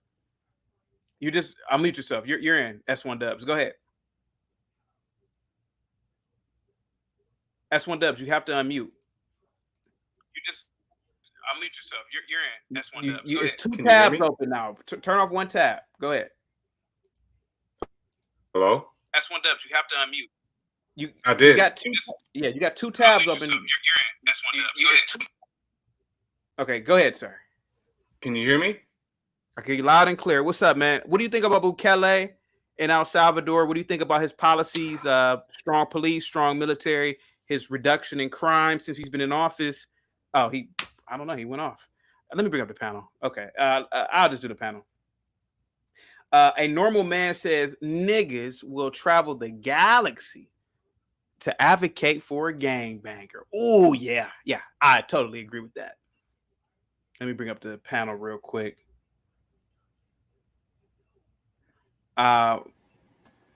Mike Dusto, Gilded Quan. Mike, with all due respect, sir, could you keep it to just a cigar and not a cigarette? Is that cool? Gotcha. That's what I can. Dusto, do you think that the government or special interest groups hired Negroes in the 30s and the 40s as actors to destroy the white community to get them up out of there, like Gilded Quan said? I only talk reality. I don't talk the you know me better than that. No, we're just no.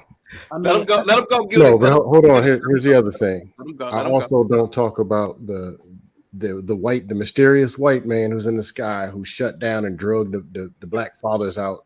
No, we're not. Just no. Here's the deal. Yeah. There's winning and there's losing. There's things that work and there's things that don't. Yeah. Okay. A lot of immigrants have came over here with a plan. That's true. Starting with men. They said, we are going to do this. This is how we move and this is what we do. These men are powerful and they have resource and they have influence. And the people, the women, the children, and others said, we're going to listen and that's what we're going to do. Started with Indian, Pakistani. You'll see Ukrainian, you see Hispanic. They come over here, they have a plan, and they stick with as well as Nigerian, Haitian, Jamaican. They come over with a plan, and they stick to the plan. Now, this is how our community works. I'm talking about the races that have a community, which means this is how we move, this is who we are, we work together. Our money is together. If you fail and you make us look bad, you go. Get the hell up out. We don't claim you. You can't come out of jail as a perv, touching children and robbing liquor. No, you out to the street somewhere. So it's structured. Then you got black and you have white and you have Americanized whatever. They don't have a formula. They're not following men. They're not following structure. They're doing what they want to do as individuals. Or they're following other individuals who are following the sky and the stars and the moon and the dust. That's where they go. So they can always go say, well, in 1822, okay, who are you following now? Where are they going? It's probably going to be somewhere where you're going to go. But The bad thing is, and I have to admit, Americanized people were not taught to work together, where others go to college together, graduate together, learn business together, and it's just an automatic thing in their culture. Okay, look, I'm gonna buy this neighborhood, you buy that one. You do sheetrock, I do plumbing. Yeah. And that's just what they do in their 20s. They're already loading up briefcases, piling them up, and buying neighborhoods together. That's what they do. Other races, Americanized, that's not what they do. And I know you love to say the white community, they're all holding hand. They're not. White people, when you see a white woman divorced, there's another white guy who is banging his wife. They're not this super community like you say they are. They're just not as out of control as what you see in black population. There's a reason why they only make $8,000 to $10,000 more than us. And with a 400-year head start, getting smoked by the Asians, Indians, Pakistanis. This is documented. But so can I? In the day, so let us finish real quick. While the black keep having these circular conversations, keep it same real. Conversation. Honestly, you could really put me on 10 squares, and I can argue every point. I can be the dusty guy. I can be the victim. I can be the bliggity black man. I can do it word for word. Heard it so many times. Yeah. Then I could be the advocate. I could be the feminist. I could be we got to rescue single mom. I heard it all. While there's another panel somewhere where there are Indians saying, which neighborhood you going to buy? We're going to start Detroit, Chicago, or Memphis. Hey, what are we going to do with this dude that touched some kids? We're going to lynch him or throw him in the ocean. That's the conversation they're having. Desto, can I say something real quick? I went to a gifted high school from 99 to 2003. I actually ended up teaching there too. In the 90s through 2003 when I graduated, the school was perfect. Now, it was in a bad neighborhood, but the school was for gifted kids. We didn't have metal detectors. We had an old white woman who was security, and we had a black dude that was security. Wasn't even in shape. Rarely had any fights. I don't remember any fights in my class, like my grade class. I don't remember any fights. All 4 years. I've been saying this for a decade, ever since I got done teaching. You have to separate, just like in El Salvador, you have to separate the good blacks from the bad blacks. Here you go. No, hear me out, Dusto. Hear me out. The very same school that I graduated from, it lost the status of being a gifted school and became a normal school. Right? It was a magnet school when I was there, and it was for gifted kids. I taught there. The school had metal detectors. It had 5 or 6 security guards. It had their own auxiliary police by the time I got back there and taught. You know why? Because they put ignorant gremlins in the school. And they combined the school with another high school. So the other high school was on the second floor. It was 3 floors. The first floor was my old high school, and the third floor was my old high school. And the second floor was another high school. So you have 2 high schools in one building. You introduce gremlin blacks. The school is a shithole now. Still a shithole to this day. Then when I say, give me a second. Then when I say, separate these blacks from these blacks, people looked at me like I'm crazy. Like, oh no, we can't do that. Oh no, what are you talking about? What do you mean what I'm talking about? In the white culture, and I got to use whites again. You have trailer trash. You have white people. I have openly heard white people say, oh, they're white trash. I've heard whites just openly say this shit about other whites. Like it's like it's just normal conversation. Other groups of people practice classism. You have to start practicing classism as a people. The same thing, again, go back to El Salvador. That president, he sees something in the people. He says, you know what? Most of these El Salvadorians are pretty much good people, good, hardworking people. It's these gang members, it's these little street criminals that are degenerates, and we need to either separate them, imprison them, or get them out of here. So what I'm saying, sir, is it possible that what I'm saying is correct, that we need to implement those policies with you blacks? Keep it real. That stuff. Here's your answer. You worked in probation and criminal justice system. Oh, you remember I told you that? Yeah, I did. Yep. You also worked as a teacher. I did. And you also were raised with your father, right? I was. Okay, He's still alive. He's still alive. Okay, my dad was military. My first major was education. I ended up teaching 4th grade. Behavior is taught. At the end of the day, the kids who are doing whatever in the school and trashing it, what was their plan? What were they in the school for? For example, some kids are going to school for food. Some students are going to learn. So therefore, if you want students to actually go and learn, you need to create a plan or have the students have a plan to go and learn. Also, behavior is to be corrected and redirected, not punishment out of anger. I know you've heard that before in both fields. Therefore, if you want to change the behavior, create a plan that corrects and redirects behavior. That ain't going to happen. Let's be real. It's not. That's all I got. Cut you off, Dusto. Go ahead. And I'm so glad that you know exactly what I'm talking about. Yes, there are kids who came to school hungry. There are kids who came to school and hell, sometimes you will have to give them a wash rag to go wash up in the right. Well, not hungry, not hungry. I mean, they're coming. That's their fine. plan is to come and eat. That's all I know. I understand that. Okay. As a Black community, what we are going to have to start doing is arresting the parents for allowing their child to be in a situation like that. Because a lot of those kids, Dusto, how many siblings did they have? They had 3 and 4 or 5 siblings. So in my opinion, as a Black man, why on earth would a woman want to breed these many kids into this insane environment? Because it's incentivized. Damn, he's hitting the nail. Damn, Gilded. Go ahead. Of course. Yeah, we know that. And for me, it's like, damn, that nigga's on point. Go ahead. For the life of me, what I don't understand is when you come to a panel and you bring facts. Yeah. Like I'm not, can I please just read off chapter 6 of the Color of Law, which was heavily studied? Yeah. I mean, you're on point. Because y'all are making me seem like this is conspiracy. And I guarantee you, Richard Wolff is a researcher who has worked and done the work. These are his words. This is his research. I'm not making this shit. I wish I was making it up. Can I just read it off to you? Sure. So look, this is let me go to it. This is chapter 8, part 2, chapter 6, I believe.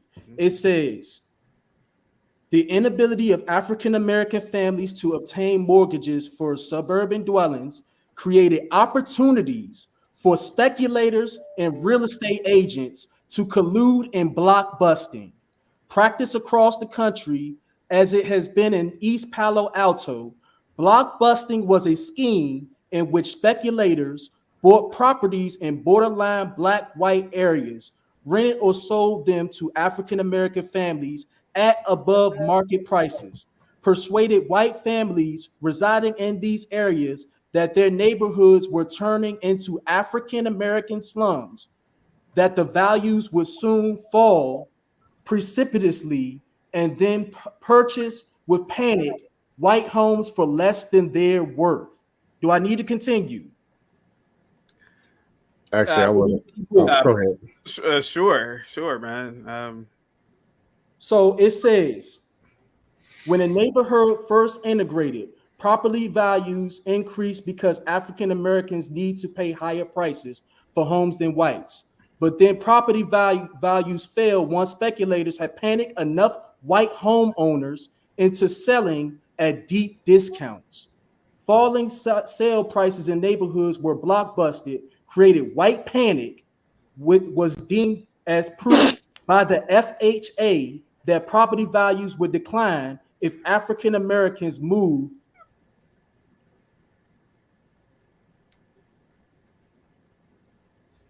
Am I still there?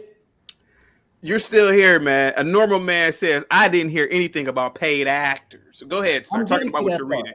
Go ahead. I'm getting to that part. Go ahead. So let me see. It says, but if the agency had not adopted a discriminatory or unconstitutional racial policy, African Americans would have been able, like whites, to locate throughout metropolitan areas rather than attempting to establish presence in only a few blockbusted communities, and speculators would not have been able to prey on white fears that neighborhoods would soon turn to all white or all black. Now, let me get to the point where they were saying about, let me get to that point. Give me 1 second. Thank you so much. It's officials for the $20 super chat. Agree or disagree, this is a great conversation. Shout out to Lapeef and CT. Thank you so much. Hold on 1 second. Let me get to that part where I read it.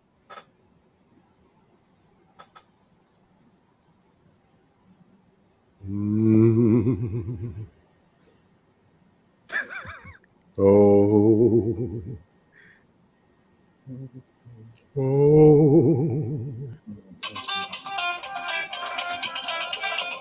In the meantime, thank you guys so much for coming to the channel. Guys, there's almost 400 people in here, guys. Please hit the like button. Please subscribe to the channel if you have not. And if you are a hater, please hit one. Please hit the one button. If you are... I'll hit the one button myself. If you are a perpetual victim, please hit the two button. Please hit the two. Oh, I won't be hitting the two button. Absolutely. I won't be doing that. Yeah. No. Let me see. Inga Baby says CT don't want to believe that white people did these things to hold back the black race. They hold us back. They holding us back. And here's the thing: I don't blame. I don't blame white people. The average white person today has nothing to do with what happened to these practices. I blame predominantly white institutions, such as the FHA, which I just read. And I blame corporatism, which is these things are researched. There's billions of dollars. You can look these things up. There are billions of dollars that are invested for a lot of these outcomes.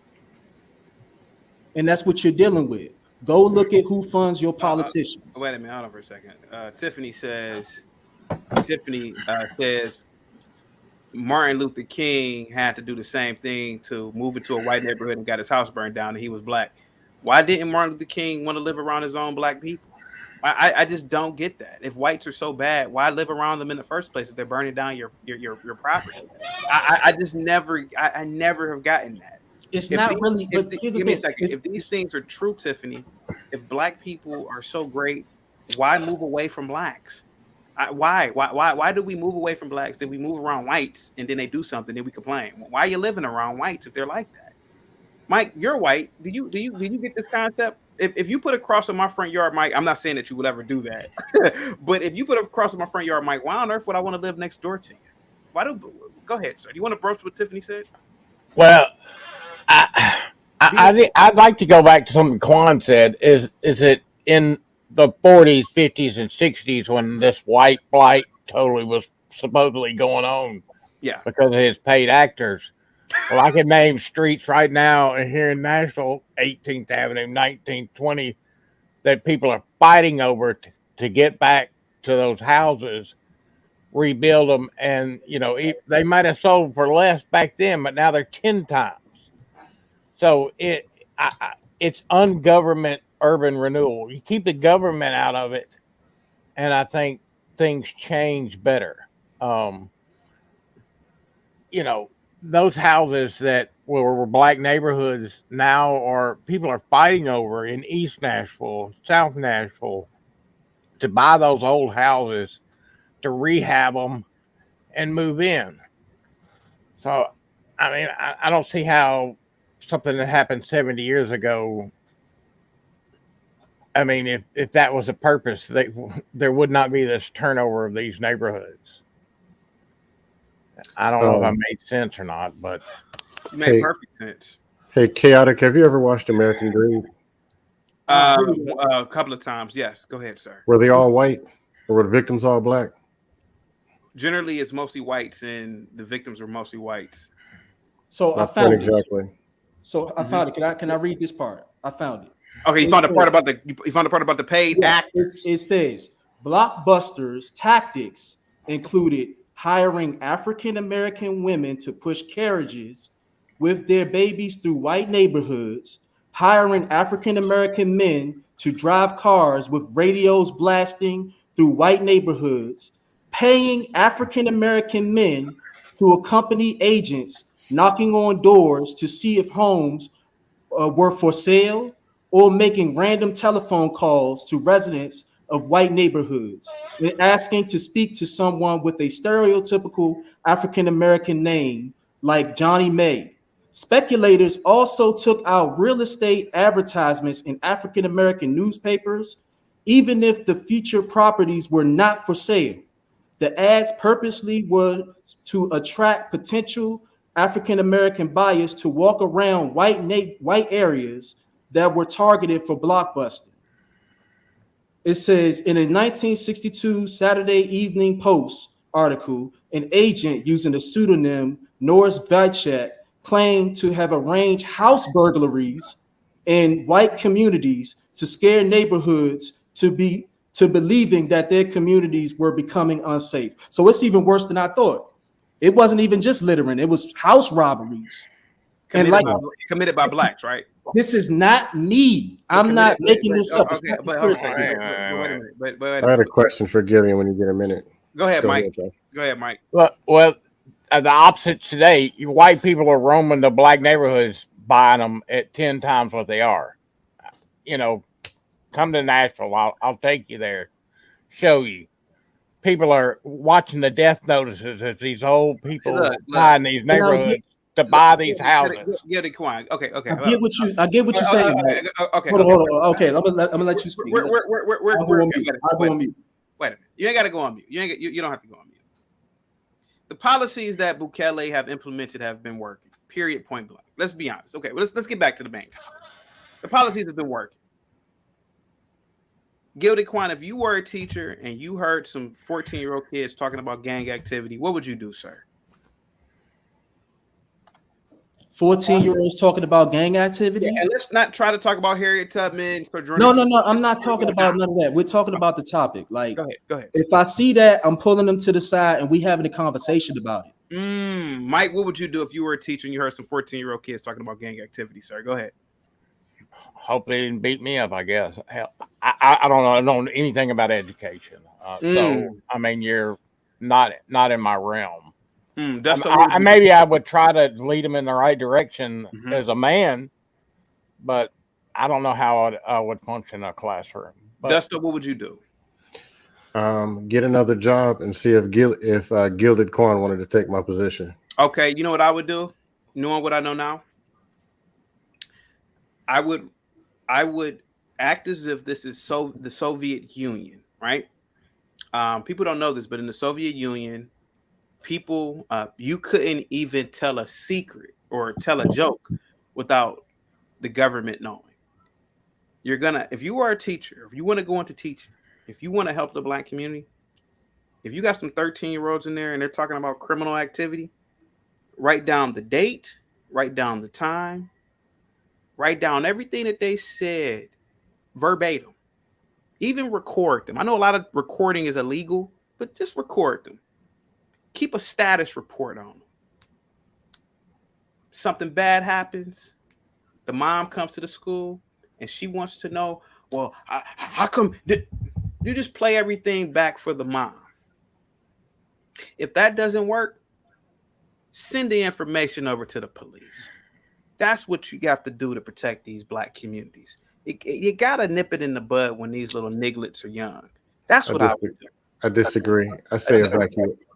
Don't be there in the first place. I agree. Well, you already know me. I'm not teaching those little black bastards either. But here goes the thing. If there are people who still want to, and my advice as a former teacher is to document everything, keep a record, and report them. Man, you snitching. You snitching. The black community needs more snitches. If we had... Go ahead, Dustin. Okay, here's the deal. Go ahead. There's the reality is that we know it's not going to fix. It's not going to get fixed because people are going to do what they're going to do. But no, they're not. If you're advocating as if you want things to get better, then you have to come with a plan of something that almost even looks like wanting it to look better. Sir, it will work. It worked in the Soviet Union. It works in El Salvador. People have to start reporting these behaviors. Here goes my thing.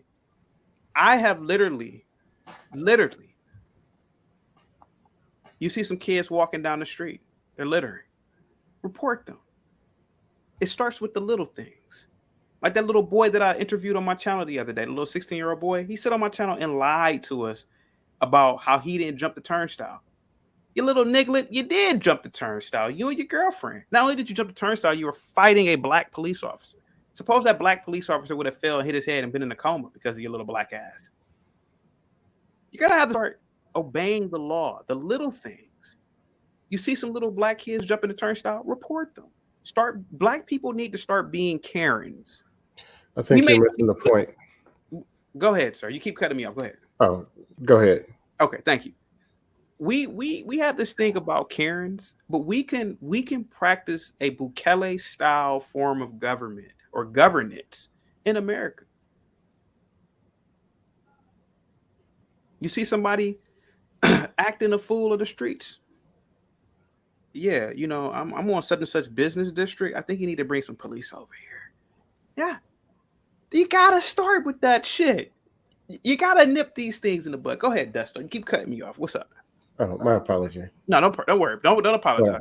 What's up? No, here's the deal. Okay. You got this guy who's doing littering, talking crazy, doing whatever, nickel and dime crime. So you call the system on them. Mm-hmm. Does that actually correct their behavior, or does it do nothing but make them mad and they go back to the same house that's teaching them not to do anything productive? Correct and redirect the behavior. You heard that 1,000 times. Is the behavior being corrected and is it being redirected? No. You know this. Yes, redirected means, okay, now he's actually going to do something different or have a different path or a different plan. No. But the truth is they're standing outside because they have no path and they have no plan. That's though. Now I'll tell you, I'm not here to save everybody. They're probably going to lose.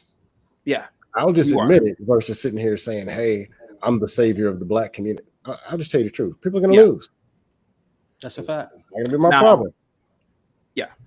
But throw them all in jail and jail and jail and jail. All it does is create worse criminals. No, okay. Well, they're more systemified. They have less to lose when they come out, and they're mad. I don't agree. I don't agree because of this. You have to constantly keep your foot on their necks. And what I'm saying is that the reason why these communities look the way that they do is because you're not doing that. You're not constantly harassing them. You're not constantly profiling them. You profile somebody enough, they'll be like, man, they ain't messing around in this motherfucking city. See, I've been around. Listen, do you know why the Karen is hated so much? It's because she is a constant annoyance to these types of people. To the point where, shit, man, you can't even do nothing in this park. They might trip. See, you want to. It works. That's hold on. I got another person on the panel. Give me a second. Here's my thing, though, CT. You gotta understand. A lot of these, like I'm gonna keep beating the drum. It's incentivized. No one's going to solve the crimes that lace the pockets of a lot of these corporations. Talking about prison. Yeah. Prison's making the billions of dollars. Like, why would a prison who builds? I know you have to keep them in there. That's what I'm trying to say. They're gonna listen. Okay, maybe. Why would prisons want to solve the problems in the black community when they benefit when they're skilled? Gilded. I guess you guys are missing my point here. My point is that yes, you want to keep the prisons occupied with these people. You don't. But they also want the crime to continue. Yes, and it's going to this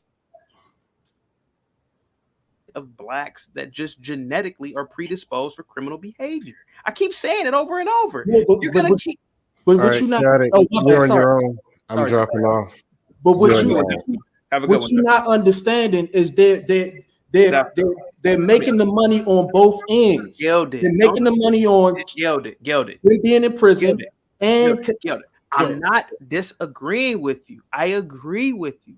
What my message is from point A to point B from 2 hours ago until now is that in the black culture, you're always are going to have your Pookies, Tyrones, Chiquitas.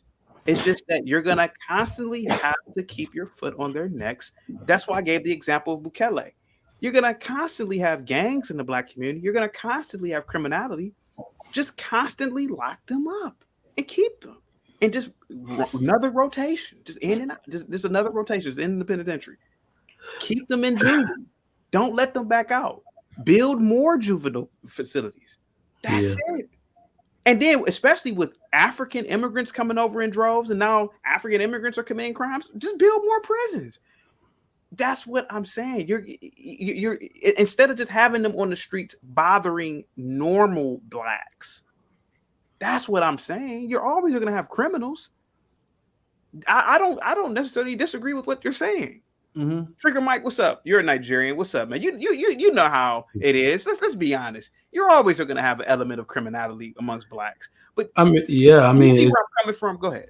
No, I definitely understand what you're coming from. And Quan, I don't want to say you're taking the victim mindset, but it's had that undertone where that's information. Like I don't get how stating a reality automatically makes you a victim. I don't understand that. Well, let me explain then. So I don't even have to use, let's just take it off the black community for a minute, because I want to go back to what I was listening to in the car on the way here, where you were saying, things about not redlining, but what you were saying about, blacks in the neighborhood and all of that. Here's the interesting thing about the black community, who, other than the natives that were here and the white people that settled here, we are the second longest running ethnic group that are not traditional Americans in America. So we still haven't figured this shit out, which is pretty funny. We don't have to. So let's take Chinatown. So in this Houston area, we have a Chinatown. And I've always found Chinatown here too.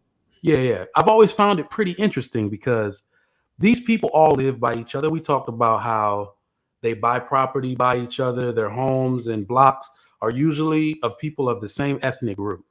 But the part that really got me was that they're policed by people that look like them too.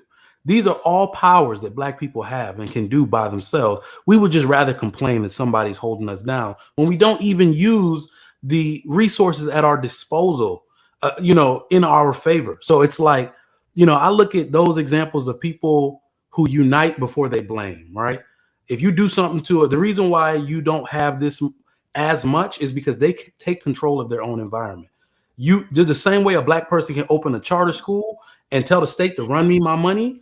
We can open our own police department or say we only want to be policed by black officers that live here. You can actually do that. So it's like all of this stuff where it's like they did this to us, they putting us in prisons. How, after we've been here this long, are we still in that position? Like, how, like, you see what I'm saying? How have we not thought our way out of that when we clearly have the examples from other ethnic groups? I completely agree. I agree with you. The only thing I'm saying is that quoting factual information that really happened to a group of people should not automatically make you a victim. This is information. I think it's your interpretation of the information that's leaning toward the victim side, because I've read the same things the chapter that you quoted from the book, and it's really just the interpretation of it. Right. So what was your conclusion? Like, basically what I just said. I mean, when we look at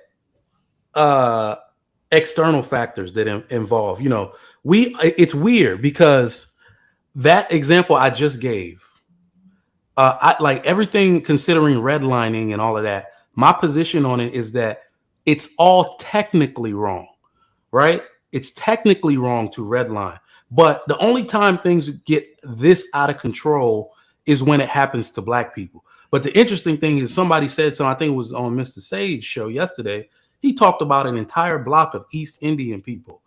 How do you do that? Do you understand that you got to redline somebody to save a block for your people alone? You don't realize that's redlining too, but because it's not happening to black people, nobody says nothing. So it's just like, when it comes to us, we always want to make it so racially driven, so racially charged. I never made it about race.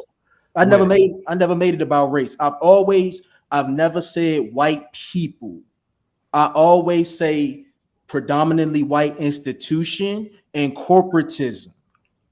I've never mentioned white people because the average white person has nothing to do with what's happened.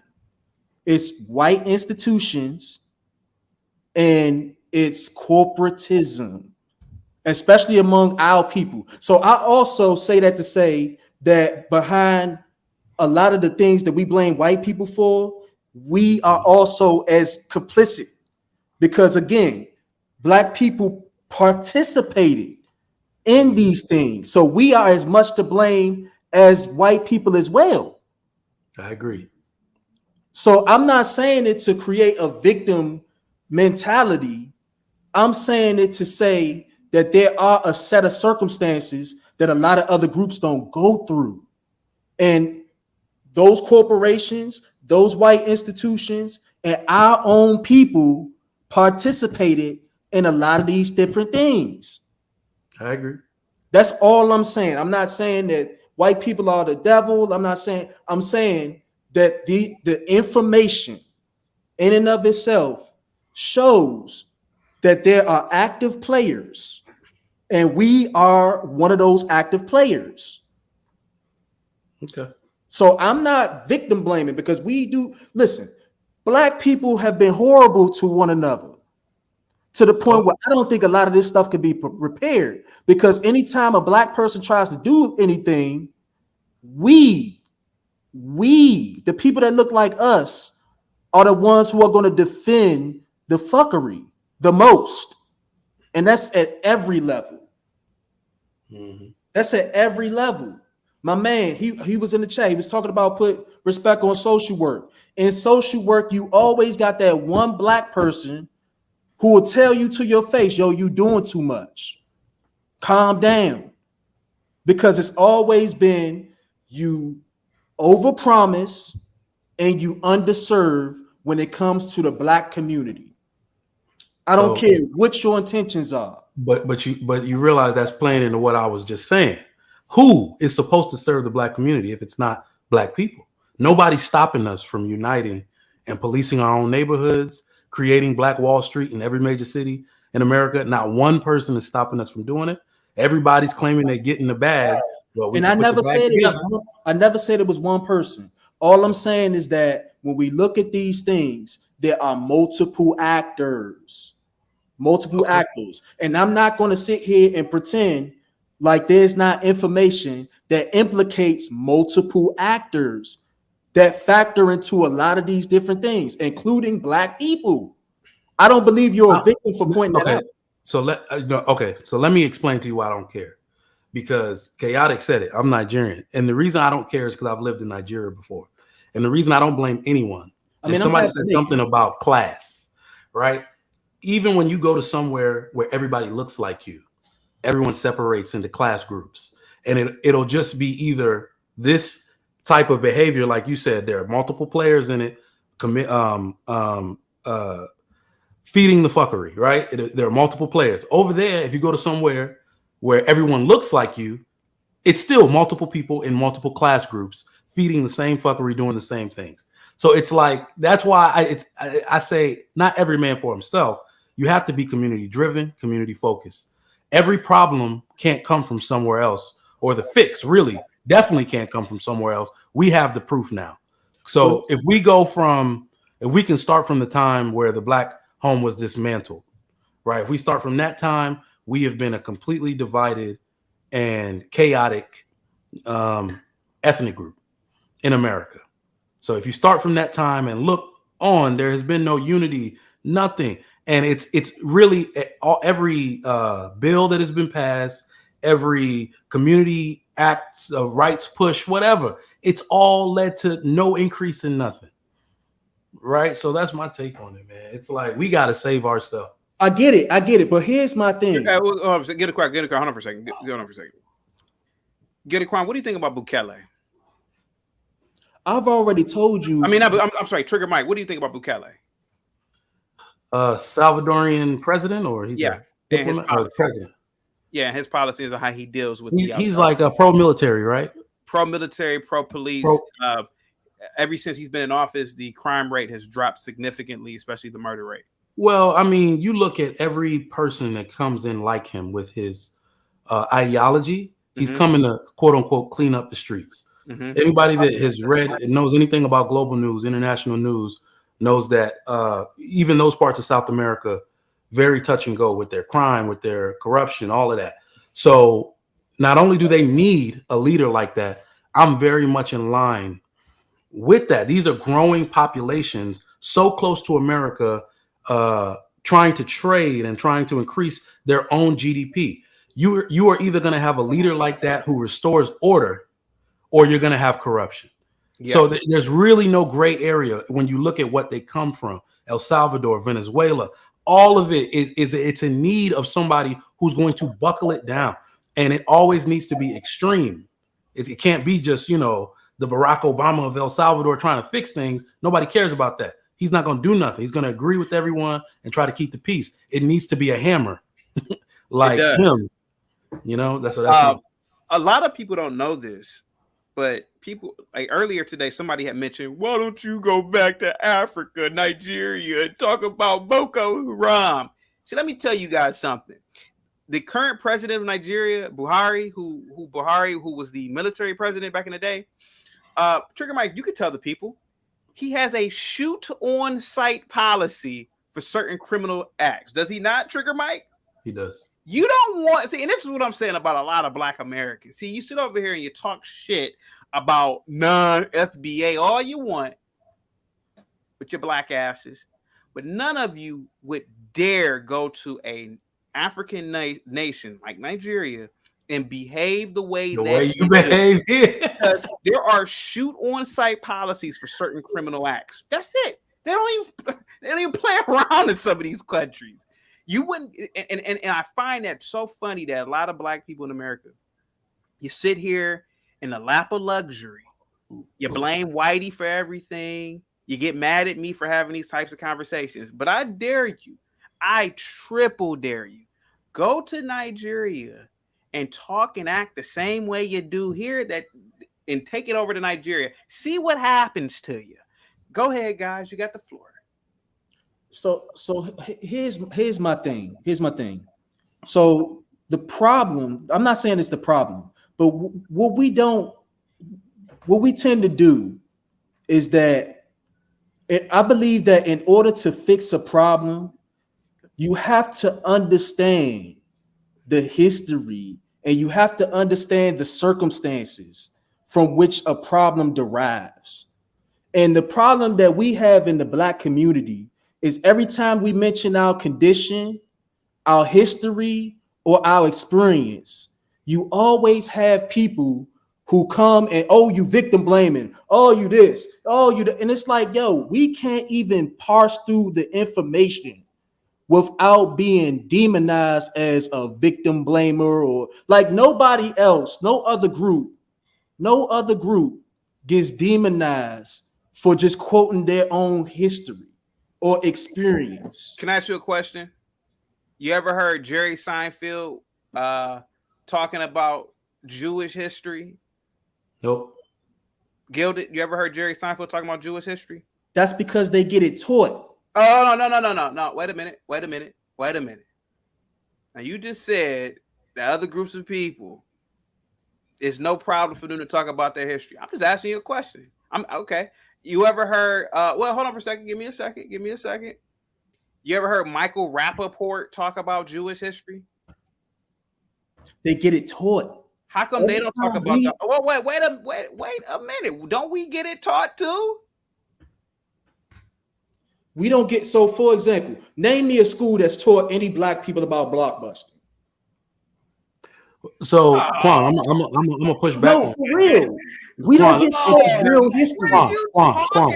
Quan, we don't get taught real history. I'm push back on that.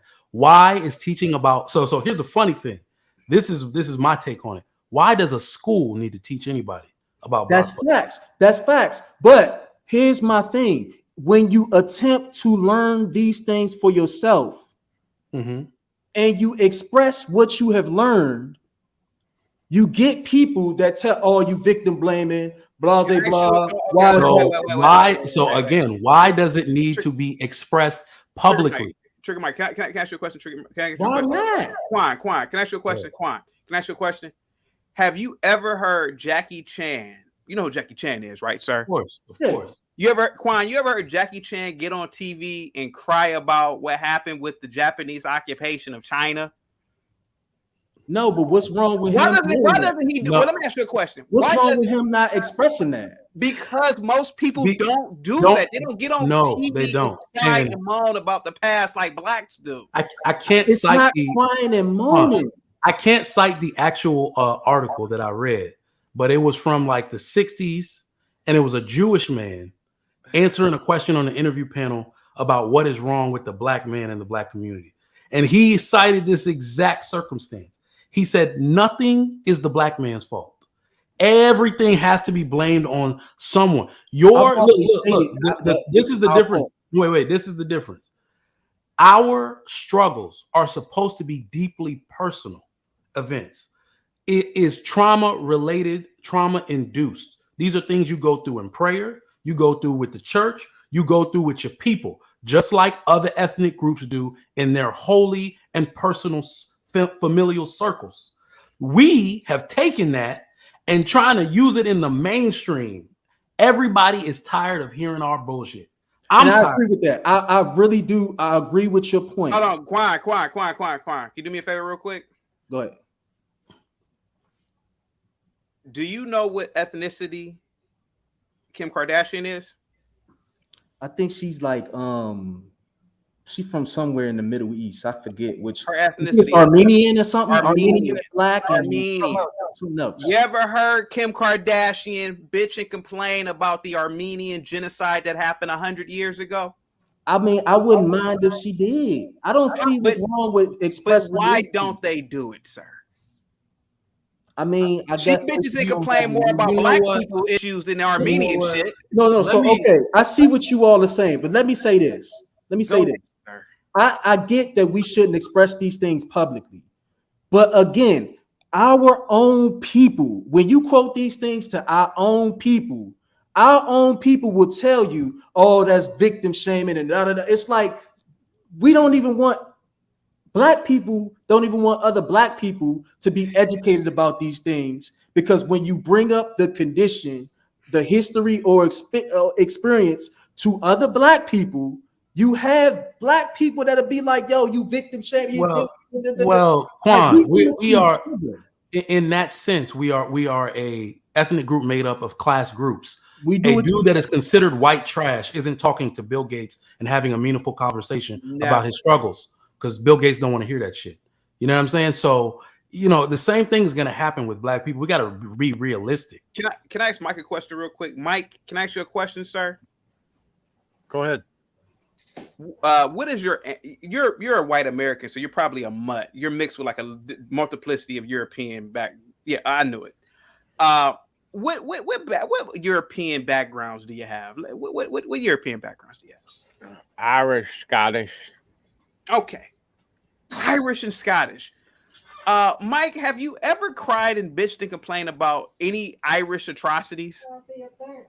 No, I haven't. I mean, I didn't think so. They stole our potatoes. That's about it.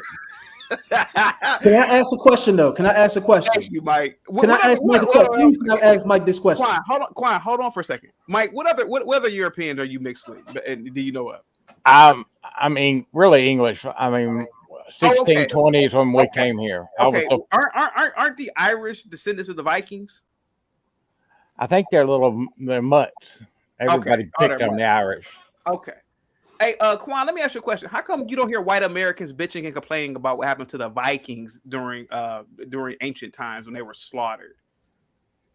Because they get taught these things. Don't we get taught things about African history? Can I ask Mike a question?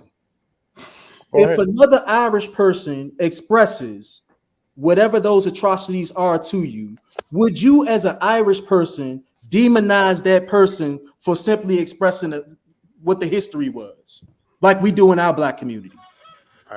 Would you demonize that person? I wouldn't demonize him. I just disregard him as a dumbass.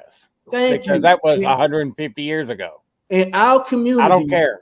In our community, Quan, unfortunately, he's literally like, telling you, Quan, you're not even hearing what he's saying.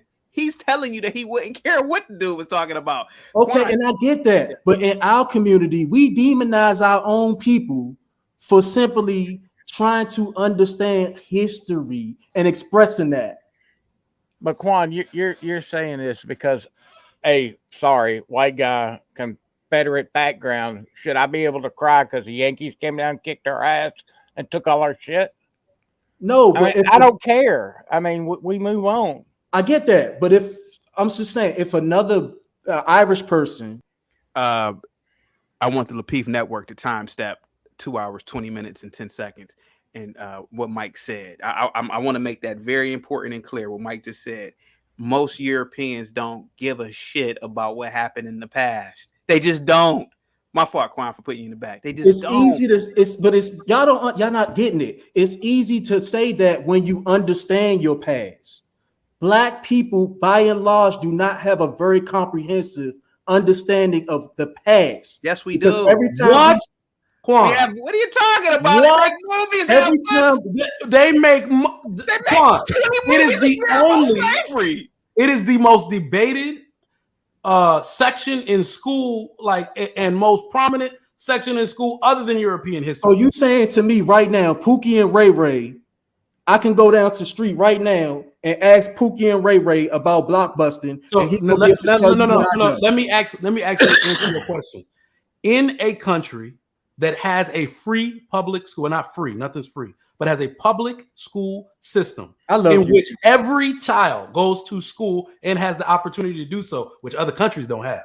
So that means that in this country, Black children included get to go to school and learn at no expense to themselves about their own history. That doesn't even happen in other countries because school is not free and everybody doesn't get a chance to go. So in this country, the Black American, and these dumbasses in the chat talk about native Black, the native Black American knows more about his history than his or her history than any other Black person on earth.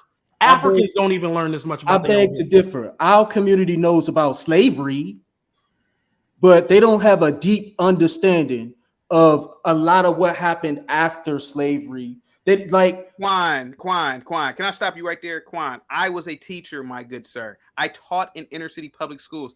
Black kids learn about slavery. They learn about post-Reconstruction. They learn about the Harlem Renaissance. Dude, the Harlem Renaissance is a chapter in a history book that I taught. But it's deeper than just those things. We have a reminder every year that Martin. It's deeper than just events. Like we get taught events. Events are not Black history. Quan, I'm gonna let you run the show, man. Because isn't it events? No, but I'm saying it's the same thing. If history is more than just events, it's a lot of what, like, there's policies that you should be taught about. There's politicians. Policies in America. There's certain things that need to be taught as well as just these events. Quan, the policies in America have provided for a level of livelihood that the African American would not have if he or she lived in Africa. I get. Why do you think Trigger Mike and myself are in America? But these things are a part of an understanding of history. You talking about just being taught about slavery and Harlem Renaissance? Those are events. Quan, the policies in America, the Constitution. Let's go back to the Constitution. You have rights in America, sir, that you won't have in Africa, in any country in Africa, sir. I get that. I understand. If it wasn't for the Constitution in America, sir, no offense to you, my good sir, you will have a plate in your lip living in a mud hut somewhere in rural Africa. I understand that. I love America. Have a toilet, sir. I love America for that. I love it. My only thing is that Black people are overly critical of other Black people who learn true Black history and express it. So no other communities look at people who are learning history, learning the things that happen, and be like, "Oh, you victim, you this, you like this." Quan, Trigger my hold for a second. I gotta say this, Quan. I know you went to an HBCU, sir, but I went to a PW. It was 50. It's about 40,000 students at the time of my campus. I hung out with whites all the time. I could ask a random white girl or white guy, "What's your background?" You know what a lot of them will say? I don't know. My grandmother was German. My dad was French. I don't know. I don't know. I'm American. That was the majority response. If you couldn't ask them anything about history, they wouldn't know anything about French history. They wouldn't know anything about German history. They just did not give a shit. Quan, come on, man. You know I'm telling the truth, man. Whites don't. Quan, let me interject. I never said that I'm victim. Quan, like you're going back and forth with the same point. Go ahead. I'm gonna be. Yeah, you're going back and forth with the same point. So let's do some scorekeeping here, okay? Since we're gonna keep going in circles on this point, there is nothing from the years of history, the years of educational reform, teach more Black history. It has profited or has not done any good to the Black community whatsoever since the inception of that ideology that we need to teach more Black history. So alternatively, what has happened is more immigrants that look like us. All right. If we all just shut our mouth, could not tell, whether we were Native Black American, first generation America, or otherwise. We've had immigrants, Black immigrants from Africa and other places, come here without that background of slavery and all of that, and learning that in school, being told different things in their homes. Now, we can use Nigerians as an example because me and Chaotic are Nigerian. Now you have the number one educated group in all of America are Nigerians. They're Black. They look just like you. So it's like you're saying that that's going to be, I'm sure you're saying that teaching these things are going to be to the advantage of Black Americans. It's not. The blueprint has already been laid. Nigerians came here. They don't give two shits about what happened in the past. They only here trying to provide and make for their future. So that is the blueprint. That is the score. Immigrants are winning with this ideology. Forget the past. Forget everything that happened. I'm Black. I'm dark. I honestly, I understand what you all are saying. I never said that they needed to teach more Black history in schools. That's never came out of my mouth. What came out of my mouth was that when Black people try to independently learn the history and they express the history without being a victim blamer, like I just stated, that Black people are just as at fault as any other people in history, in our history. By simply expressing that to another Black person, you will be called a victim blamer. You will be shunned. You will get all of this rhetoric put upon you just for stating our condition, our history, and our existence. And all I'm saying is that no other race shuns other Black people for simply becoming more educated about their condition. No other race talks about that. The other races care about science and technology. But there's no reason. There's no reason for anyone to shun you for it. Education is nothing to be shunned upon about. Hold on for a second. Marvelous opinion. What do you think about? And you are a serviceman, so I'm assuming you know who Bukele is, right? No, I don't. I don't follow politics, bro. Okay, Bukele is the president of El Salvador. Since he's been in office, he has the crime rate has dropped significantly in El Salvador. The murder rate, literally in 1 year of his presidency, first year dropped by 50%. And basically, he's pro-military, pro-police. And basically, what I was arguing is that maybe Black America needs to implement iron fist politics, like iron fist policing. In my opinion, even in places like Chicago, the National Guards need to stand post. So that was the original argument. Okay, do you want to talk about that first, or you? Yeah, we can talk about that. Sure. I agree that usually when a populace of any people starts to get out of control, you want to have to tighten the fist because, again, it's out of control. Yeah. Once things starting to get more calm, you can loosen up. But I would say at the height that we're at, yes, more control is needed to implement it. It's not easy to, like, when everyone, like right now, like in America, we teach freedom. We teach also like that wants to be freedom, individual, and expressive and shit. The problem with that is when everyone is doing their own thing, no one can hold anyone accountable. So now we have to put something in there to hold those people accountable. If they don't want to do it for themselves because they're not together, they're not united, then you got to put something around them that's going to contain them. It's just that simple.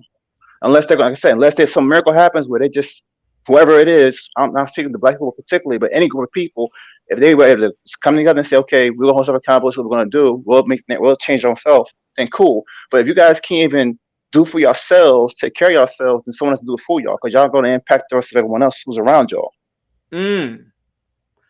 Thank you so much.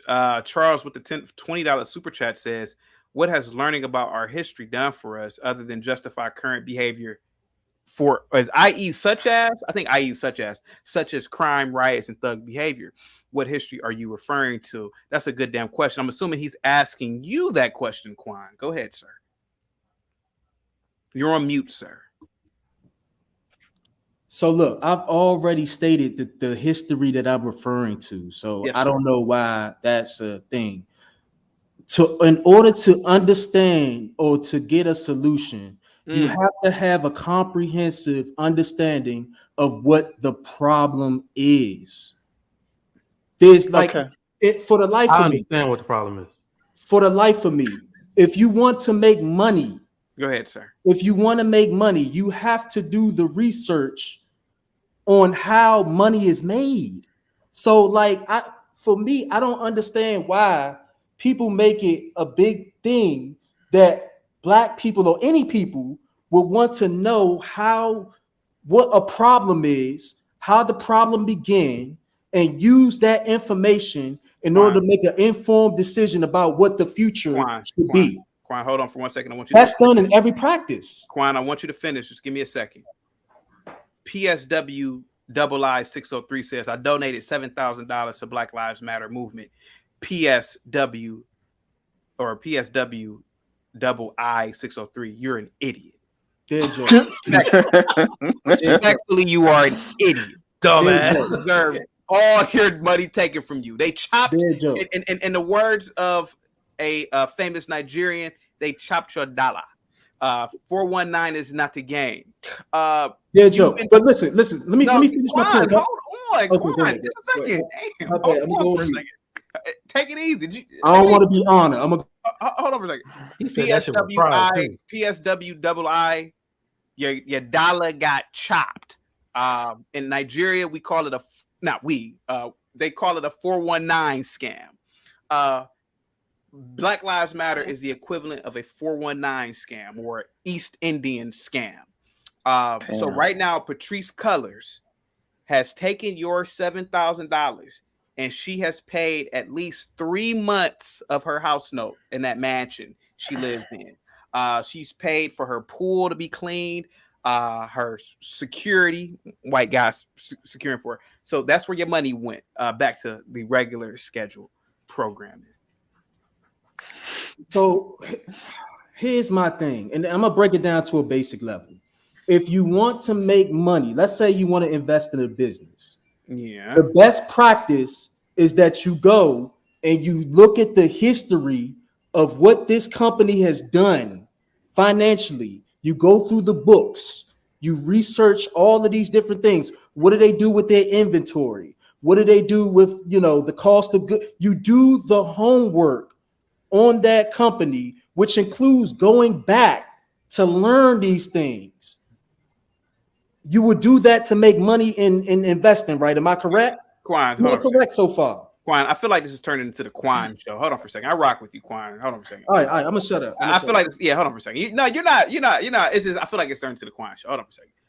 Marvelous opinion. I was a former teacher. I taught in the inner city, particularly with predominantly Black students. I certainly believe that if you leave the classroom, it will go into chaos. Me personally, I would suggest it starts in the schools.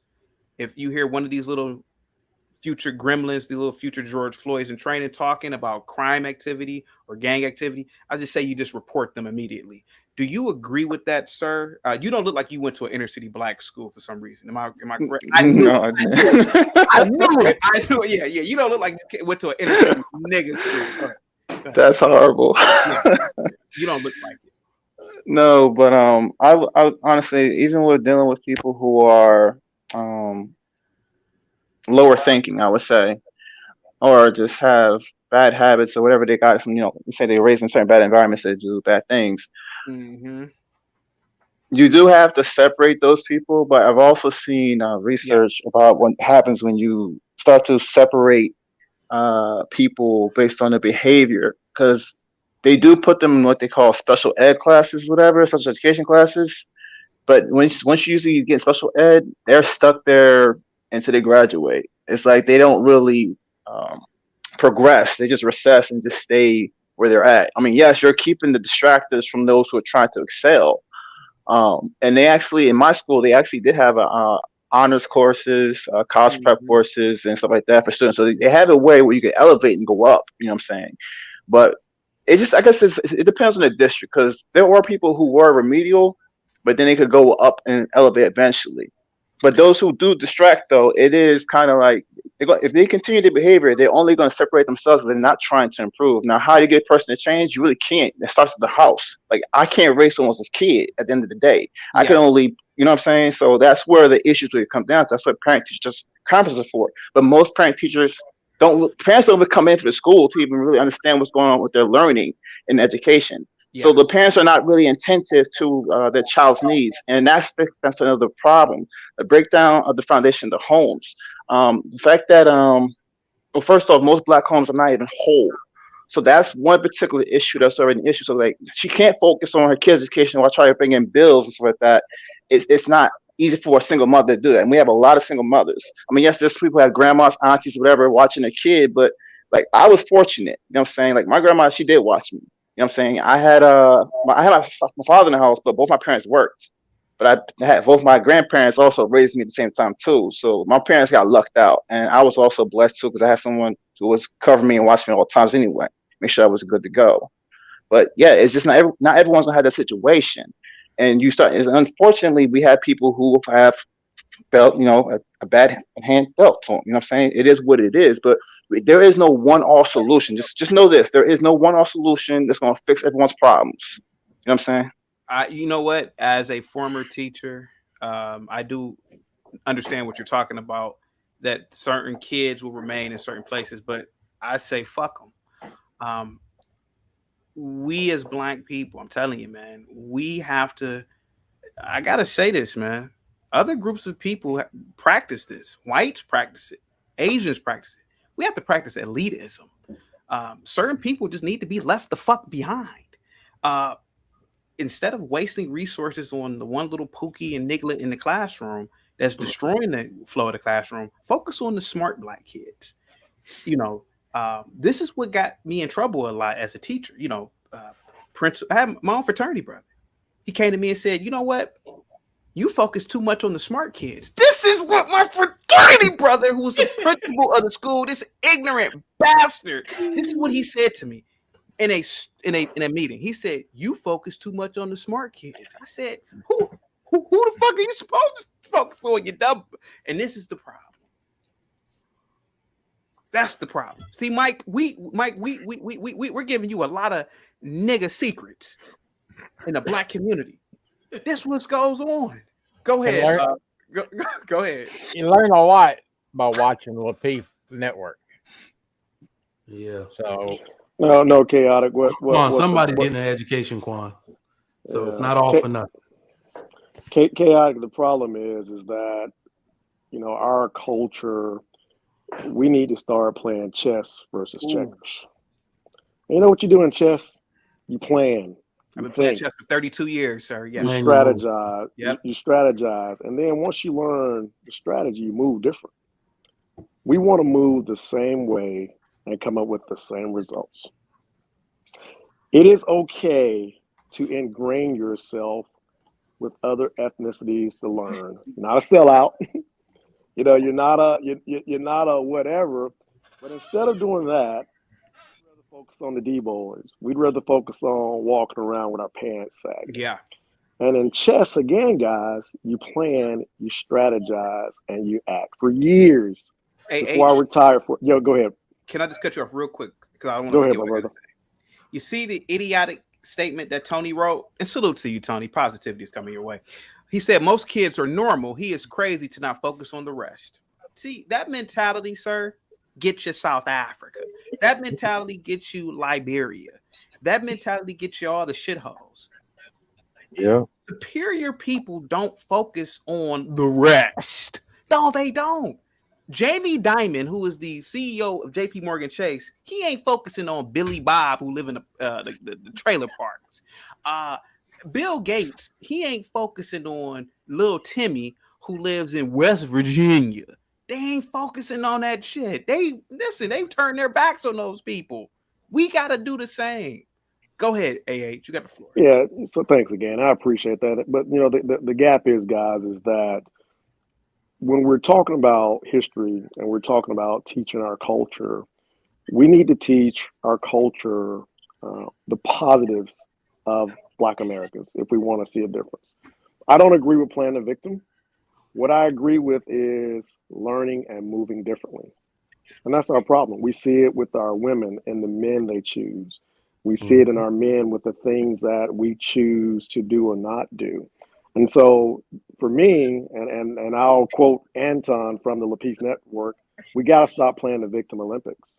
We just got to move differently. And when we move differently, we got to teach each other how to move. That way, our dollar starts circulating not one time, but 2 times, then 3 times, then 4 times. The dollar circulates 17 times in the Jewish community. Why?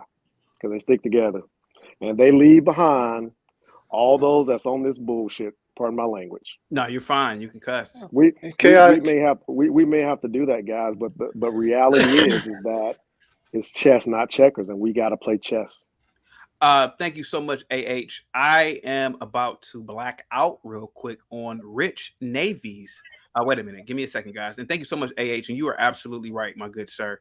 But before I continue with the panel, I'm going to black out on a Rich Navy's. Rich Navy says, you look up the psychopath, CT. Now, I want to point out that Rich Navy's is talking about Bill Gates. He said Bill Gates is a psychopath. That's funny, Rich Navy's. You're using Bill Gates software to be on YouTube, you dummy.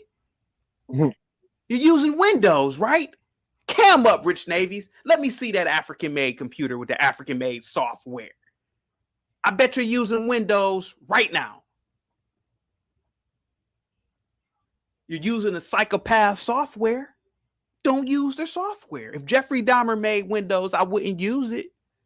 Back to the regular schedule program. Hey, yo, chaotic. Go ahead, AH.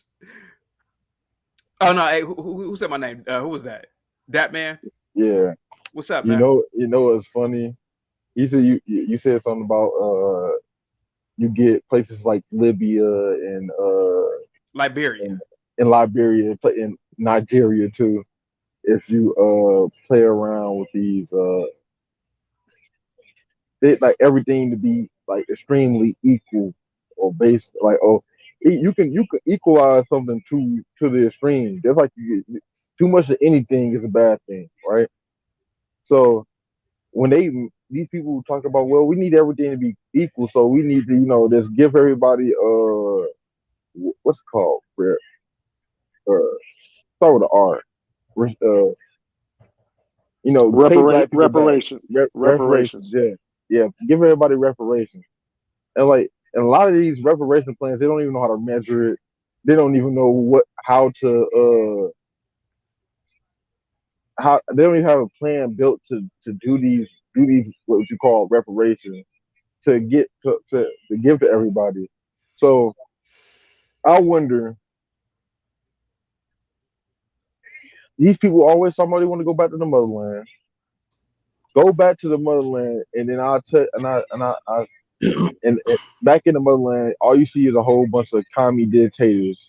They want to be ruled. They want to be ruled by they want to be ruled. They want to be subservient to some type of person. If they ain't black, then they 9 times out of 10 is a like you said the other time, it was a pastor. They find so much. They don't look for real leaders nowadays. We look for these leaders that come looking, what they would call nowadays presidential, right? You gotta look, walk, and talk a certain way. If you don't look, walk, and talk that certain way, then you're not presidential enough, and you can't be the president, no matter how much sense you make it. You just gotta appease them in their little bitty 2-year-old feelings, Mm. So it's gonna be like, well, everybody needs a little bit of something, right? We got so much abundance here. Just give it to him. He'll do something good with it, right? He gets it and buys him a pair of Gucci's, and then everybody's wondering why why a dollar don't circulate, and why the richest people stay rich, because they're benefiting off you staying at the bottom because you want to be a luxurious bum. Thank you so much, Dat Man. Before I forget, I want to give a rest in peace to two great African Americans, one being Nichelle Nichols and the other being Bill Russell. For all of you who do not know, Nichelle Nichols played Lieutenant Uhura, in my opinion, the true Uhura. She played her for more than 30 plus years on Star Trek. She was very influential in the lives of so many women who joined NASA. Whoopi Goldberg, Macy Jamison, who became the first Black female astronaut, and so many other women. She played a role that was not a maid or a mammy during a time when Black women played those roles. She and William Shatner had the first interracial kiss on Star Trek. She was very, very, very, very respected in the Star Trek community. So rest in peace to Nichelle Nichols. And I might add that Nichelle Nichols, hey man, she was a fox. Even in old age, she was super hot. And Bill Russell, I never seen Bill Russell play basketball. I only heard about him through Older Blacks and history. And supposedly he is one of the greatest basketball players of all time. Never seen him play, but rest in peace to Bill Russell as well. Guys, did you ever watch Star Trek growing up? And do you know who Nichelle Nichols is, guys? Yes. Oh, I knew AH knew. Anybody else on the panel? I didn't watch it, but I was familiar with it though. Okay. I didn't think most of you watched it. But so, I'm playing around, guys. Salute to you guys. Let me see. Gilded Quan, you've been quiet for a moment, man. What say you, sir? Any more Harriet Tubman stories? Sojourner Truth? Wees was kings in Africa. Which one, sir? What do you want to talk about now, sir? Okay. No, I'm done. Okay. I didn't want to take chaotic. Yeah. I wanted to answer his question though. I kind of knew what Gilded Quan was getting at too. Go ahead. I was gonna say, when it comes to history, man, it's not a problem that you or any individual goes and looks it up, but as you said in the word expression. Now, there's a reason why we go back and learn history. It's only two reasons. Either you're going to learn something or you're going to feel something. And when a lot of people get into the expression, they're actually expressing how they feel about the history and not so much what they learned from the history. And that's when people start to get into their feelings. And you're saying, why are you rejecting me? Why are you rejecting me? Spitting history? Is because through your expression, you're also expressing your emotion. And most people, like for me, I look at certain history, I said, okay, what's the lesson in this? And sometimes there is no lesson. It's just a bunch of angry shit, in my opinion. It makes me angry when I look at it. And if I'm being real with you, like I look at them like, it just pisses me off. There's no real, to me, I look at them like, okay, this just makes me feel angry. Like I'm owed something, like, why the fuck did this happen? You know what I'm saying? Like, so I see myself, now if I read that myself, right, if I'm being honest, it's not just me, it's probably other people who also feel the same way when they look at this history. And that's why I feel so strong about wanting to share it. Because my emotions is driving this thing that I'm trying to put out. It's not just me trying to teach people, but it's also me trying to get people behind how I feel about this too. And I think that's why some people get pushed back when they try to put history out there. But okay, so here's my thing. Like the only thing I'll say this and I'm off. Whoa! I gotta stop you real quick, Quan. Give me a second here. Who did I disrespect? They said I disrespected the ancestors. Which ancestors? She's been going off, bro, because she put Africans in there. Which ancestors did I disrespect? Black Tinkerbell, would you mind camming up? I would like to know which ancestors I disrespected. Yeah, come on here. Really, yeah, how do you Never mind. Never mind. I'm not even gonna get into that. She's probably one of those Israelites, you know. So if I talked about hunters and gatherers, are those ancestors too? Would you be pissed off if I talked? Hey, Mike, let me ask you a question. Would you be mad if I disrespected ancient Viking people? No. I don't. Yeah, why do blacks? It's just weird. It's like you can't critique any black person from a specific time period. You're disrespecting the ancestors. I don't even remember what I said. Mike? What did I say? No. It was what we were talking about, and I think she was talking to me actually, personally, with the last one. I don't know. But she said something about Africans, and even to go off, this is actually going on. I'm sorry, I can't see your name right now. My guy with the headphones over here. This is what he just said. These are the emotionally driven history leads to people doing that. You said Harriet. Yeah, it just leads to people wanting to, I'm sorry, behave like a victim. Nobody said anything about the ancestors. And then how can you talk about Africans to a bunch of Africans about ancestors, where you know what I'm saying, people from the motherland about ancestors? We don't disrespect. Well, it doesn't count when it comes to Africa. They sold you into slavery, so they pick and choose. It's selective hearing. Is they play victim off of the history. It only goes towards their narrative. I got one thing to say about that real quick though. You notice how, right, in history for black folks can do no wrong. And we were perfect before civil rights. Yeah, we were perfect. Yeah, we were just perfect, right? We would. You know how they characterize and say we some chicken eating, crazy acting Negroes. Hey, look, when I look back and I seen the videos of what we were doing back then, we were literally that. And look. It's gonna be crazy to say. People ain't gonna want to hear this one, but it the whole future into now, right? What we're seeing of this victim mentality. A black person can't be racist. A black person can't go out there and do a crime. If he do a crime, he's still a victim in that crime because the society. Yeah. Right. And no matter, he can go out there and murder a bunch of people, and they will be like, well, you know what? On the news, they won't even tell you a black man did it. They'll be like, well, a man murdered somebody. Somebody did it. Hey, not a black man.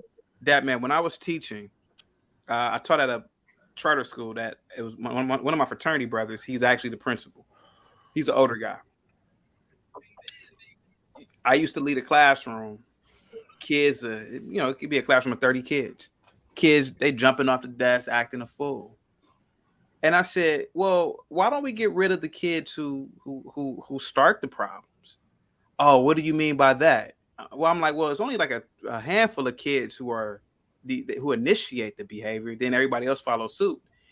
So so my fraternity brother, like most black men like this, they're pretending that these things aren't true. They're pretending that, oh, what are you talking about? Like, oh, what do you mean there's somebody that's starting this behavior?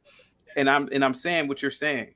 We got to stop pretending that there were no watermelon eating, biscuit eating blacks acting a fool 100 years ago. It was. They was acting a damn fool. When I seen the videos, I don't know why we're gonna admit that. And I was looking like, well, we got a lot of our culture from the old rednecks in the South. Please, no. That was something that I don't know for a fact. Right, it's something that I heard, and I kind of went along with it because I'm like, well, we were in slavery. We probably was enslaved under some hillbilly country folks. Who was in slavery? Black folks. Shit, not me. I was enslaving you. I wasn't in. Black folks were enslaving people too. Their own people, matter of fact, too. So Hey, chaotic. I could see you as a slave master. Oh, you damn! Oh, shit. I could see you as a slave. I don't know if that's this or damn right. You can see me as a slave master. Can I say one thing? Because I'm about to get off because I got stuff to do. All right. Go to Quan, about to go smoke some weed. Go ahead, go to Quan. Look. Everybody on this panel believes in science, right? I do. Yeah. So that means you all believe in the scientific method as well, right? I do. Yes. So when you go through the process of the scientific method, the first thing you do is you ask the question. Usually that's what happened. Right after that, you go into the research. So why do we as Black people get mad when other Black people decide to use the scientific methods? I don't get it. I don't think Black people actually. And then after that, you're creating a narrative. What really goes on with Black people, and we can see this as evidence outside, is that Black people don't care about their history. So what you're saying applies to someone who's actively trying to seek knowledge, right? And they have naysayers. We know that is nowhere. Black boys are reading at a third grade reading level. They don't give two shits about Harriet Tubman. Stop it, Quan. J. Joe, I'm about to read your super chat. Give me a second, J. Joe. I see you in the chat. You're mad. Sir, give me a second. J. Joe with the $5 super chat. Pissed off at me. I saw your chat. He said, you ain't reading my super chat. Give me a second. He says, chaotic, you literally said Harriet Tubman was not honorable and that there is no way one woman freed all those slaves. This is non-FBA. What's that? Feminine babble. I did say those things, J. Joe, and if you have a problem with that, cam up.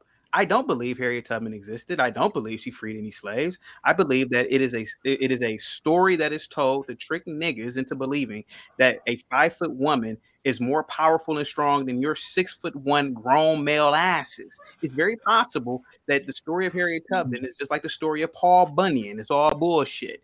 But hey, I know I'm a tether baby. I'm this, I'm that, whatever. But none of your 5'1" moms, no disrespect to everybody that's listening, you know, when none of your 5-foot moms will go out at night by herself to get something out of the car unless her husband is with. Women are not designed like that, and there's nothing wrong with that. I don't believe that woman existed. I don't believe that her Elmer Fudd musket was going around shooting bears and going on plantations freeing grown niggas. I just don't believe that.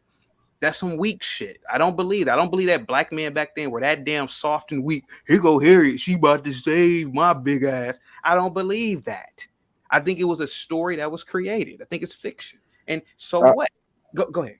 Damn. I think it was like a feminine folktale, right? I think it was a feminine folktale. Thank you, that man. People hey, can I reply to Quan right quick? Hey, Quan, before you go, just want to say one thing. Hey, thanks for the knowledge that you even gave me today. But I think what the point that's missing is that I don't think we get mad about history, but I think the question we have to ask is, okay, what's next? We know all these things happen or perceivably happen, but what we got to be asking ourselves is, okay, what's next? How are we going to move the needle with our situation? And you know, unlike chaotic, I'll talk about him later on the next show. You know, some of these things did happen. We all know that. But the question we have to be asking is, okay, what's next for us? What are we going to do to change our situation so that we're not bringing up the Harriet Tubmans and we're not bringing up the block busting? What is the next thing that we're going to do as a culture to move the needle? So, but thank you for your knowledge, brother. I really appreciate it. Yeah, and let me just add. Go ahead. And let me just add, piggyback off what he just said. He said, what's next? So if we were to use the scientific method as you stated, to determine what is next, you have a systemic observation, a measurement, an experiment that happens. In that measurement and experiment, nothing about our past helps us achieve anything in our future. I just want to make that clear. Thank you for the $5. Oh, I missed it. Thank you for the $5 super chat. Give me a second, Quan. Give me a second. I gotta read the super chat. Thank you for the $5 super chat. King of Philly Truth says most Black Americans were not slaves. They the real natives of America. I believe he means to say they are or they were the real natives of America. Possibly so. I don't. Dap. Oh, Quan was about to say something. Then Dap. Go ahead, Quan. So I'm not. So here's the thing. when we talk about solutions, it's a reason why there's certain steps. And what I would propose is that not everybody knows, which is why people get so upset. Not a lot of people know about this history. And the reason why the people have such a reaction to it is because a lot of people just are not educated about the specifics of what happens. I don't know. The average person, the average immigrant, black person does not know about what a restrictive covenant is. I got a question for you. The average black person does not know. Go ahead. When was our country founded? When was our country founded? Huh? When was our country founded? You supposed to be the all-knowing. When was our country founded? I'm not saying I'm the all-knowing. I'm just saying with the little bit of knowledge that I learned. People get taught that when they become a civilian in our country. Oh no, I know the answer is 1770. What is it? 1776. 2, 2, 3. One of those 1770s. Let me get you the fuck out of here, Quan. Quan, I'm shocked. I rock with you. You come to my panel all the time. How dare you stumble and fumble about the year that the country was founded? I'm not even a serviceman, and I'm sick to my stomach. I am sick to my stomach, Quan, right now at you. You over here 17. What? How dare you, Quan, disrespect this country? Hey, chaotic. You know what's crazy? That's a random question. Immigrants, when they come into this country, they literally have that. You got caught off guard. Wow. Hey, immigrants, when they come to this country, they have to learn that, right? Hold your thought, Dap. Okay. Imagine somebody saying they got caught off guard when somebody asked them how many states are in the U.S. 44. I got caught off guard. Hold on. You never got hit with a random question that even though you know the answer to it, it's just like right on the spot. It's like that never happened before. No, not a question. I love you too. I love you too. Question about this. I love you too. Sir. He said 17. What? Go ahead, Dap, man. You got the floor. I was in the area. Yeah, in that area. Let me get you out of here. Wow. You had the decade right. I was in the area. Come on now. Wow. It just hit me at a time I couldn't get it. Hey, okay. I want to reply to that one super chat, right? The native people that was here in this side of this country were people who came from who came here from what do you call it? Asia. They came here from Asia. And they mixed with the people that was already here, and then those are the native Indians. Now, he's talking about the situation with black people being here. Who did these Asians mix with when they came here? I don't know. That's the question that you have to answer to even come to this conclusion that this person is even saying. It makes no sense. Have a good one. Peace, man. It makes no sense. Hey, I want to point out that the Clove Art says intellectuals. Nah, these just some dudes talking. Hey, Dap, give me a second, Dap. Give me 1 second, real quick. Marvelous opinion. I want to ask you a question. You are in the Air Force, right? Navy, but it's okay. It's Navy, cool. sorry. Now, are you open to answering just honestly about certain things or no? Right? I definitely am. That's my channel too. Okay. Somebody said something interesting in the chat about Harriet Tubman. And they mentioned that a woman can do these things and yada yada yada. Somebody in the chat. Girl power. Can I ask you a question, Marvelous Opinion? Mm-hmm. Do you ever have to pick up slack for the women that you serve with? Sometimes, yeah. It's compensation. I'm serious. Like, I'm gonna put this out there full blast on the internet. All right, get this, women. I know you guys feel you guys can do everything that there is that a man can do. I understand that. We created that. We put a lot of buffers there for you guys to believe that you could do almost everything and anything a man can do. And even when it comes to intelligence, yes, women can be just as smart, high IQ, and all that. The difference between men and women is how, when it comes to the IQ thing, decision making. Men and women make different decisions. Cause and effect also when it comes to chemistry, body, and all that stuff, when it comes to physicalities. We are different. We have our strengths and our weaknesses. So in some areas, I will have to help her out. But then in other areas, so I ain't gonna lie, women do help me out a lot. When it comes to organizing and tasking, fuck yeah, I appreciate that shit. But it is what it is. But when it comes to something physical, you have to Yes, that's me. Yeah. Yeah. That's what I'm saying. It's, yeah. Yeah. Now let me ask you a question. So you're, and I'm going to be very careful because I don't want to disrespect you, but if it came to the front lines, so the Marines are on the front lines, right? Like the first people to go in. Okay. Like a battle, right? I'm not a military. Yeah. Okay. No, The you talk to me on that one. First. They just would you want to go in with a woman or you want to go in with a man? Shoot. If I didn't know them, and if I was just going with stereotypical stuff, I'd probably go with the man off the rip. But if I actually, it depends on like I ain't gonna lie, I know some girls who can shoot really fucking good. It just depends. Hey, like marvelous opinion. Yeah. I'm a devil doc, man. Okay, like combat corpsman. No, it's not about shooting. Who gonna carry you and have the ability to carry you off that battlefield if you become a casualty? It's not a woman. She cannot carry. Yeah. I'm not thinking about from a battlefield aspect because I'm in law enforcement, so I think of like from a law enforcement aspect. That's why. I meant to say I meant to say combat. Like if there was, you had to go in full force. Yeah. Of course, that's gonna be all men, of course. So that's why I say the things that I say about Harriet Tubman to the young lady who thinks I'm being disrespectful. I'm just thinking about women now. But let me guess, women 200 years ago had superpowers, right? Go ahead, Dap, man. You want to talk? Go ahead, man.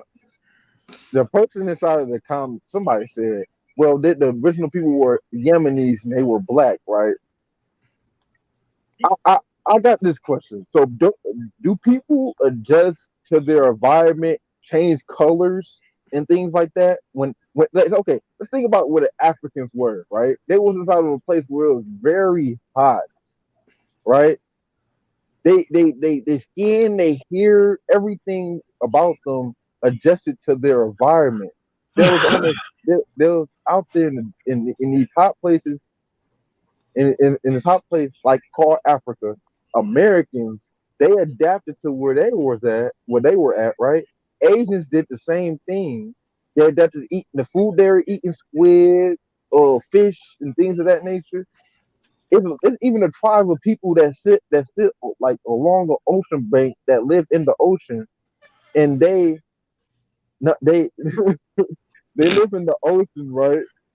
And they fish into the water, and all throughout generations that's what they done, and they have twice the lung capacity of the average human being, and they can dive under the water and be on the rock for 20 minutes, 15 minutes. Now, people always talk about, well, all people came from black people. I want to debunk this for these dumb folks that don't understand evolution. If you sit in any place for a long, if it was a tribe of black people, right, and without the interference of any other society, they was inside they moved from Africa and they went to they came into Canada. Those people over generations will adapt to their environment because where they at is always hot. So their bodies will have to adapt to the cold to where it's at and it's colder. Hey man, I gotta stop looking at the chat. I'm sorry. I gotta stop looking at the chat. I apologize, Dap. Please continue, man. It's just common knowledge. And if you can't see that people or animals out there in general adapt to the environment, then you're just a fool. You're just an idiot. That's what I believe. And anybody could disprove me on that point, then you more likely is very. You go ahead and try to. That if you were the mayor of a city where there was a predominantly black populace, how would you manage the blacks there? How would you manage the residents? You have to. No, what would you do? Not me. What would you do? Okay. I would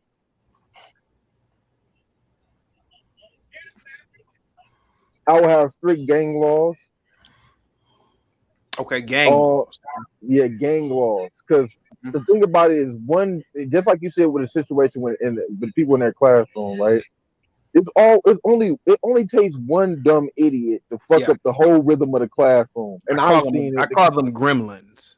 Yeah, it takes only one of them, and they can throw the whole floor. The class could be doing wonderful, and this one dude would come into the class and throw the whole class off. I used to always hate it in my third period science class. But the problem, Dap, is, and this is what I've been trying to say, and the same thing applies with El Salvador. El Salvador, the people are, the average El Salvadorian is probably peaceful, but it's always the one that messes it up for the entire community. Same thing in Black America. In these schools, sir, I've taught. It could be 30 kids in the classroom, and you can get 27 of them to do their work, and that one little gremlin will start acting a fool. But see, the problem in the Black schools with Black administrators and white liberal teachers and administrators, they will say, well, we need to have a de-escalation meeting, or service or something for Tyrone. And it's intervention. And it's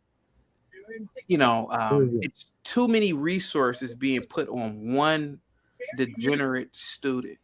Whereas what about the other 28 kids that you should be focusing on? We will save so much money inside the school system if we did not pour our money into an endless well of a person that ain't gonna be shit. Now, instead of us focusing and seeing the people who are at least trying to do better for themselves and separating them from these people they have inside these, I've seen it. It's inside of these schools where they have this little program within the school that has like the little sped kids or inside the classroom, the one that they just acting the damn fool, and they just want an excuse to act the damn fool, so they want to be like, well, I'm in this class, so y'all can't hold me accountable for what the hell I do. Y'all shouldn't take me to jail because I might have just had something at home one day to where I just decided to start busting out on teachers' car windows and stuff like that. So these classes that sit in there, I've seen it. They good for a certain amount of time, right? They can act. They say they can put them inside the classroom with all the regular students when they used to sitting inside of a classroom with six students, and you put them inside a whole classroom. They don't even know how to handle that pressure. They don't even know how to. Give me 1 second. Thank you, Dap. KGY Yeatman says, if it weren't for mentors, I wouldn't have made it out the gutter. Chaotic. Throwing your hands up won't be an excuse when you meet your maker. Wow. KGY Yeatman. Here goes the thing, man. So what? Your father should have been your mentor. Just because you had people who are your mentors does not make it right. I understand that, you may have had a bad family or background, but the fact of the matter is that stop promoting it. It sounds just like the people who says, I was reformed in prison. Well, that's fine, but you don't want people to go to prison to be reformed in the first place, sir. So KG Yeatman, what we're saying is not false. You should want people to promote fatherhood. The father should be the mentor. Not some random man around your damn kid. But salute to you, sir. If you want to cam up, please cam up. Go ahead, guys. You have the floor. Oh, yeah, I was going to add something to that chaotic. To that comment right here? Yeah, no, not that. I was going to say for the education part you guys were talking about. I'll be back, guys. Give me 1 second. All right, cool. You got the floor. Give me a second. All right. So my thing is when it comes to trying to get involved with the youth, I think one of the biggest issues that we have now is social media. One of the things I want to tackle, at least this conversation, is the fact that we are undermining ourselves as adults. Children can see us now. They emulate and see what we do, and they're not going to ever take us seriously because we don't even, what I'm saying? Like when we were young, back in the 90s, 2000s, whatever, early 2000s, there was something called a child's place. A child was in a child's place. There is no longer that anymore. That is not a thing, and these kids can see what we're doing. And it's like they're not going to take us seriously because even if I saw adults, like I do see adults acting like children, And if I was a kid seeing that, I wouldn't take you serious if anything I see as my equal, because you basically undermine it. So how can you reach these kids when, first off, the image of an adult is already tarnished on so many levels? You see all these adults acting like children, and it's like, well, how do you take any adult seriously? I don't think the only people who honestly can keep their image uphold are the parents. But some parents, again, are pretty much exposing themselves even on their own social media accounts. So it's kind of, you know what I'm saying? Like, these things we took for granted. You know what I'm saying? Like, yes, the internet is a beautiful place. We have things like this, discussions, conversations. It's great for that. But then we also have to look at it from another perspective, like imagery. Basically, that was the theme of this whole entire conversation, was based on imagery. You know what I'm saying? It's like, we don't look too good compared to our parents, because our parents, it's not that our parents were probably better than us. No, they weren't. It's just that they were able to hide themselves better than we could. A lot of things that they, again, were able to take serious, because, again, we didn't see how they made mistakes, or they were undermined, or they cussed each other out, or that. We didn't see none of that stuff like that. At least I didn't. But now I can see clearly how adults talk, how they act, what they do. And it's not going to be easy to reach these children. It really isn't. No, I think they don't listen either. I get it for right after, man. I think the problem is nowadays we have a lot, since we have all these the social media and there's a camera everywhere. We have a lot of representation or an eye on a lot of these things, like these women acting crazy, or this things that these adults are doing. They can see it now, and we have that without accountability. There's nobody holding themselves accountable for being what they would call now a public influencer, because these a lot of these celebrities jump the gun. Like LeBron James, he would jump the gun on a situation, and everybody would jump onto the bandwagon. Everybody would just be like, well, LeBron said it. LeBron James said it was bad, so it must be bad, right? Or situations where just like even black politicians or black pastors, like we was talking about before, these people will go and listen to what these people say, don't challenge it, and then wonder why things turned out for them, when a person who advised them was probably being paid in the background to give you all this different disinformation. Like LeBron James, who has all different ties in China, but he won't talk bad about them, or he'll tell you, well, the black kid that dies in my school, that's a big outrage, but the white kid that dies, I'm not gonna say nothing about. And the actions of this man speak louder than what he's saying. Yeah, so you guys talked about the problem. I think I'm gonna talk about the solution just a little bit, because what I noticed, the 2020 census did a lot for me and my perspective. Because one thing we got caught up on so much in the black community is letting other people control our narrative as black men. So if you were the average black man pre-2020, you thought that black men weren't shit. You thought that most black men didn't take care of their kids.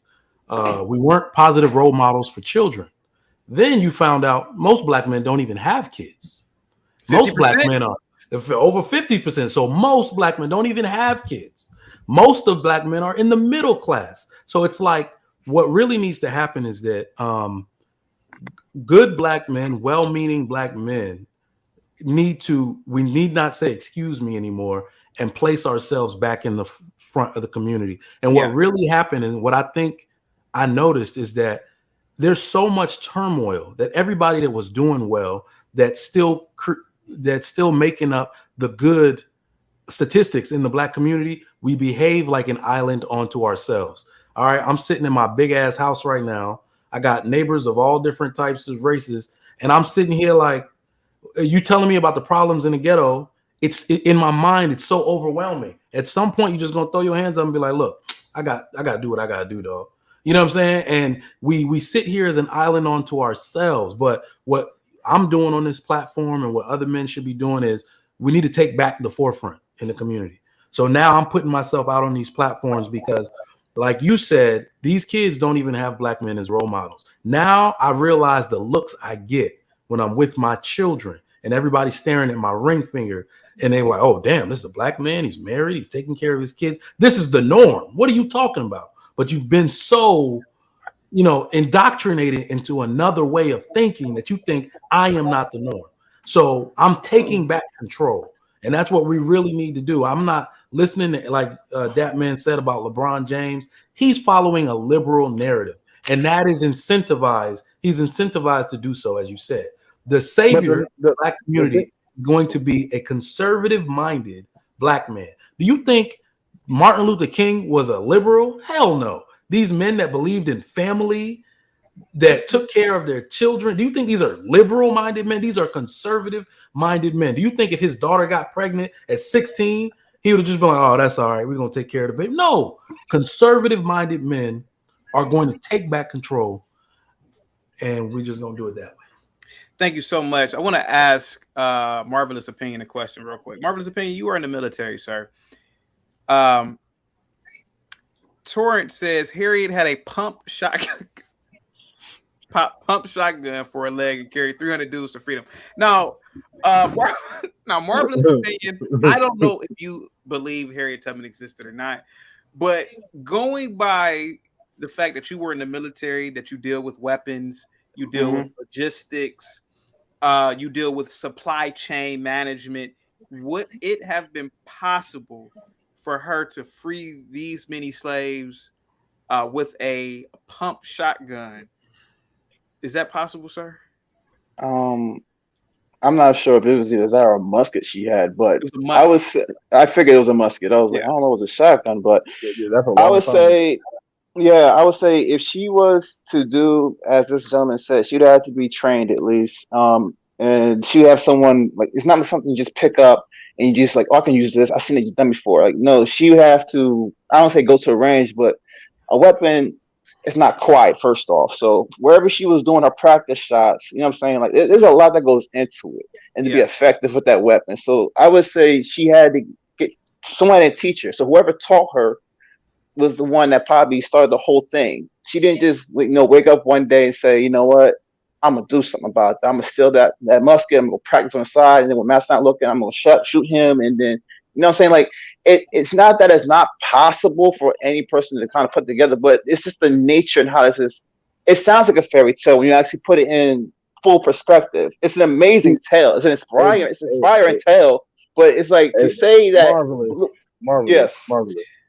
Look, for this feat to be possible, she will have to be Black Wonder Woman, right? With deflector rings on her arm, and Bionic World TV says they have pictures of her. So what, Negro? They also have pictures of Captain Kirk. Wow, they got pictures. Wow, that's what makes it worse. Wow. But I would just say this though, for those get this, I told you the one thing that controls us is imagery, and you was hitting on something, my brother over there with the glasses on and stuff. You was right. The thing is, most people are seeing the world through this lens right here. This is not reality, and they don't understand that they're being programmed by being like. For me, I don't put all these burdens on myself because I know bad happens. It's also good. You know what I'm saying? The thing is, we are. I don't say we are glutton for punishment, but people love chaos. They love disorder. They love drama. It's attractive. Seeing something that's a norm, that's good news. This is why the news, television, they don't show you the good news. It doesn't bring eyes to the table. They know that chaos and stirs and fear, which most people live by for the most part. They don't want to live in that way, but it's more like that's in the forefront of mind. You know what I'm saying? Like, that's why, for the most part, people who act the way they see, it's because of what they see right here in this device. They're living more so here than they are in the real world. So when they see something in the real world that's unfamiliar, it's almost like that's a Black man who's married. Yes, there's plenty of them, but again, you would not know that because you're being fed a certain narrative based on algorithms and things that you see that you want. You know what I mean? You don't realize it, and that's nothing. So when it comes to social media, too, guys, there's a reason why there's a short attention span to these things. Why we have these quick 30-second videos and 3-minute videos. The reason why they're so fast is so you don't question it. Because the first thing they want to do is grab you by triggering you and in some words and then get your feelings involved. And as soon as you got your feelings involved, that's all they care about. They're not going to give you too much because they don't want you to ask the questions. They want you just to go by how you feel. It's easy to move a crowd of people based on how they feel, not what they know. Because everyone's not going to have a bunch of questions when it comes down to it. Only small individuals, only the small number of individuals will ask a question and think, like, hold up, that ain't make no sense. Because some of those people have some self-control over how they feel. They have patience. Go ahead, okay. I'm sorry. I know you got some stuff to say. No, you're good. Thank you. You're hitting it on the nail. But I want to read this chat. A normal man says chaotic. They used cornrows as a map. Remember, Trigger Mike. Are you aware of this? I am not. So, are you? I just want to make sure that you are safely seated down and you are not eating or drinking something while I say this, because I don't want you to choke from laughter. According to a lot of people in America, particularly FBA, they believe that the slaves braided their hair and used their hair as maps to go to freedom. You never heard that? This is the first I'm hearing of it. I mean, to a degree, it could be possible. Yeah, I understand, but how much? How long you gonna go before you run out of like, is it 1 inch 1 mile or right? So maybe they scaled everything right. It's a possibility. Man, hold still. I see a squiggle. Hold on. Yeah, that squiggle represents a mile. But yeah, let me see. Let me just say this, Chaotic. Let me say this, CT. Go ahead. The more you get into this Harriet Tubman talk, the more it sounds like a folktale. It's hilarious. It's like the more you talk about it. So now I really, in its inception of you talking about it, I was like, oh, well, who knows? Slippery slope, could be up in the air. The more you talk about it and try to justify these claims, it's more untrue. It's crazy. It seems more untrue. It does, right? Gary says, thank you for the $5 super chat. Gary says, can anyone on the panel answer why, when we think of our community, we think of the ghetto? Only 26% of our people live in section housing. I didn't know it was that high, though. I thought it was. Can I answer? Can I answer?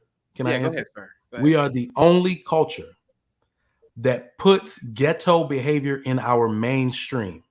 Okay, this particular issue is of the Black community alone. If you go to any other ethnic group in America and say, show me your best, they're showing you a scholar, someone who's married, who has built something to scale, usually employs other people. If you ask, not all, but some Black people are going to tell you some ghetto figure. Okay, so that is a problem we specifically have because we put our underculture as the mainstream. Nobody else does that. That's true. Yeah. Shoot. What's his name? What's the rapper name? Got a whole bunch of kids out here. Nick Cannon. They put people like I forget the rapper. Forget his name. Not 2 Chainz. Future. Put Future inside. We put people that's inside of the mainstream that's like backwards, almost backwards of what our culture for everyday common folk what it need to be. Marvelous opinion. I wanted to ask you this. We were talking about Bukele, President Bukele of El Salvador, and basically, he has a 24-hour anonymous hotline for snitching. So, you see some stuff, you snitch, and, pretty much he's pro-government, he's pro-military, pro-police. He's increased police presence in what was once strong gang strongholds. Do you believe that, for example, a Black man, he becomes a mayor of a city, he says, you know what? We're going to make sagging illegal. And if you sag, the police have every right to profile you. Would you be for that or against that? In that particular manner, I'll be against it. I wouldn't say profile. I would say start with just tickets. when you see behavior, you want to correct it, just have a fine. Something that's monetary is that I would just say like just throw fines out. I think in Alabama that's already a thing, or one of those southern states where they had it in one of the counties where if you were sagging, you would get a fine. So I would look at that particular thing as a behavior because the thing is I don't want to stigmatize it because already bad enough imagery controls people. Okay, like I'm trying to get away from that. I'm trying to get to a point where we can just look at people's character and their behavior rather than just the image alone because that's just narrow-minded television stuff. You know, in El Salvador, so there's a lot of Western criticism from different countries in terms of human rights violations, because supposedly a lot of innocent men have been rounded up and arrested just because they have tattoos. And, their mothers are like, yo, you know, he's not a part of a gang. He just has tattoos. So, you know, a lot of Bukele's policies, though extreme, have worked. But I also believe that maybe there's some innocent people that are being rounded up and arrested. But do the ends justify the means? So, for example, you got some kids walking down the street. These kids, you know, they're all sagging. Do you, in my opinion, I suggest giving them all tickets. They could be good kids, because the fact is that you are emulating a behavior that is a part of a subculture that we are eliminating. So I think that the extremity should be there, but you're saying maybe that might be a little too extreme. But I got you. Go ahead, though. I also say this with it. So this actually has not just occurred in El Salvador. This has also happened in Japan and China. Who's echoing right now? I don't hear an echo. Sorry. Okay, so this is what it is, right? Here in Japan, you know, they have the Yakuza, right? Yeah. To this day, you really don't want to have a tattoo. As an American, no matter who you are, just don't have tattoos on the beach or nothing like that. They'll go to onsans, which are like hot springs with tattoos, because again, it's more, like you said, with the gang affiliation. You know what I'm saying? It's just one of those things that's ingrained in them. Now, you may not even be gang affiliated, but you still will get shunned and looked at differently from the people, mostly the older generation. Younger kids, not too much, unless they were really bred into that mindset. But it's mostly like those who are like around 50 and up, who will still believe that if you are gang affiliated just from tattoos alone, so it's still stigmatized, it's still part of the culture. There's certain policies, a certain place you go to, it's like, well, no tattoos being shown here. We don't allow that. You know what I'm saying? On the beach, on certain beaches, you cannot have a tattoo. So you're saying make a lot of these policies more social, like in terms of businesses, etc. Oh, that's a good idea. Well, but what I'm saying is this though: the ramifications from that though is that now you have not only that you might have been able to point out Yakuza. It did work. It does work. Yakuza is basically done. You're still gonna have bad people, but they got rid of that particular band of people. But the problem is the long-term effects, because now, like let's say with China, it's a good example of this on this part.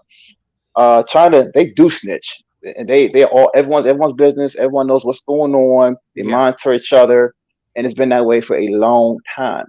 The thing is that now that they're socialized in such a way, the government controls them in such a way, they don't really have much freedoms and liberties. I get the gist of what needs to be occurred, because when you have a populace of that many people, there are a lot of people in China. You kind of got to have that type of control on that populace. It's a numbers game at the end of the day. I understand it. I don't agree with it because I'm American, blah, blah, blah. But for the situation that they have to put this type of control into place, and methods like that are necessary.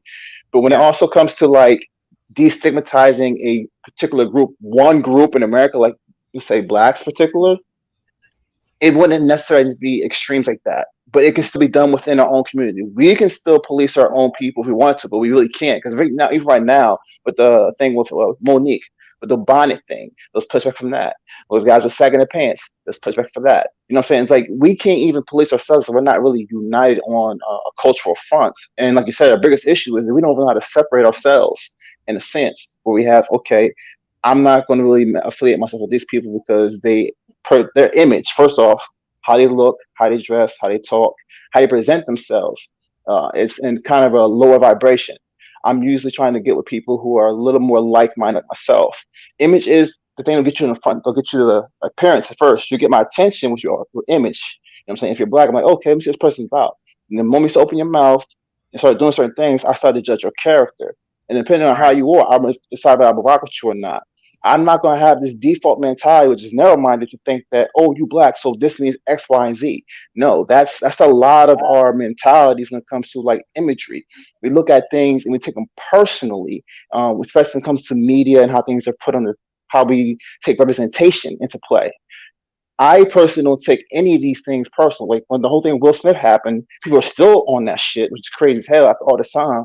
It's like when other people looked at that, they felt no way about it except for Will Smith acting stupid. But when we did it, when we look at it as life, we look at it like, man, he make us look bad. What the fuck? He's supposed to be this, Fresh Prince, educated, smart, blah, blah, blah.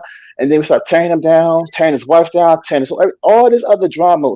We don't even, his family shouldn't have never came up in the conversation, in my opinion, because now you're just really making them look like shit. And it's not even white people who are making Will Smith look bad. It's us who are really being hypercritical on his family because of our own insecurities. That's the crazy part about it. It's like, if you love yourself, right?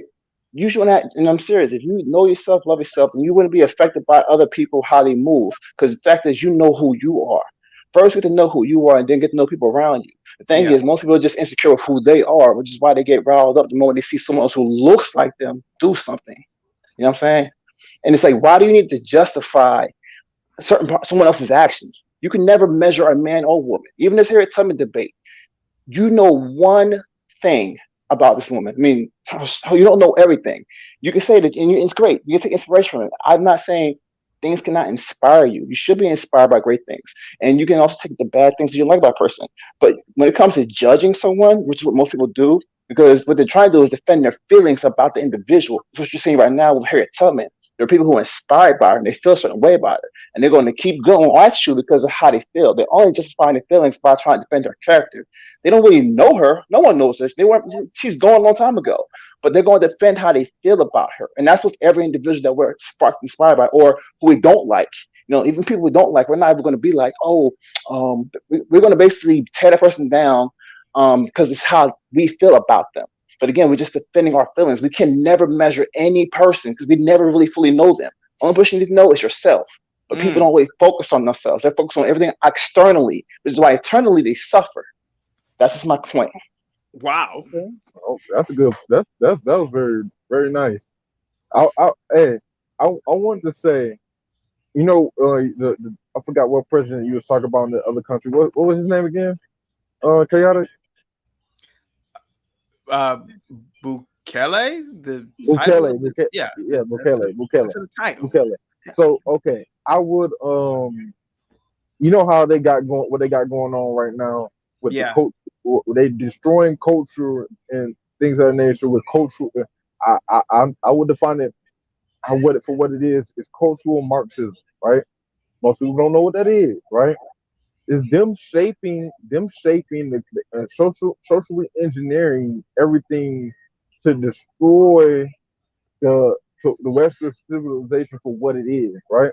We have all these social justice movements that goes against our founding and why it goes against our country's values, right? BLM was one of them. The feminist movement was one of them. They use these things to socially engineer us, right?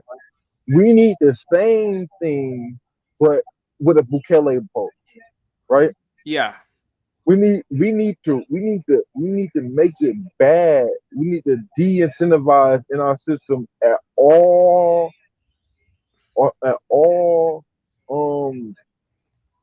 checks. We need to just tear the whole feminism, BLM, all these social justice things down and rebuild it back up with conservative values. Hold on for a second, Dad. Punani, I know you didn't mean anything by it, but sir, this is a face of a West African. I don't look East African.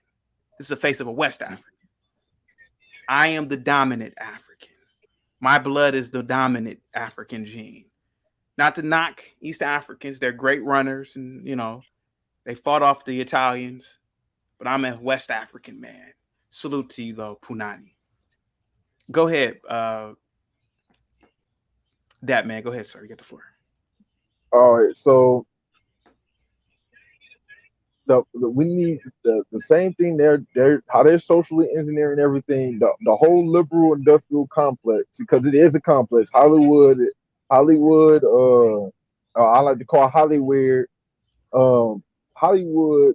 The movies we see, the TV shows we watch, Disney, all of these, and a lot of these, and a lot of companies behind that are all part of this big infrastructure for their narrative. That if you go against the machine goes against you and attacks you for going against the machine.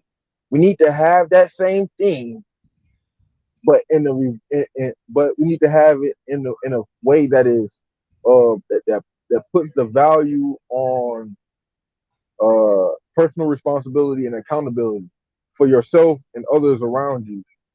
And if it was that now, I think we'll be seeing the America. If 50 years ago, if this was implemented, the America that we're seeing now would not exist.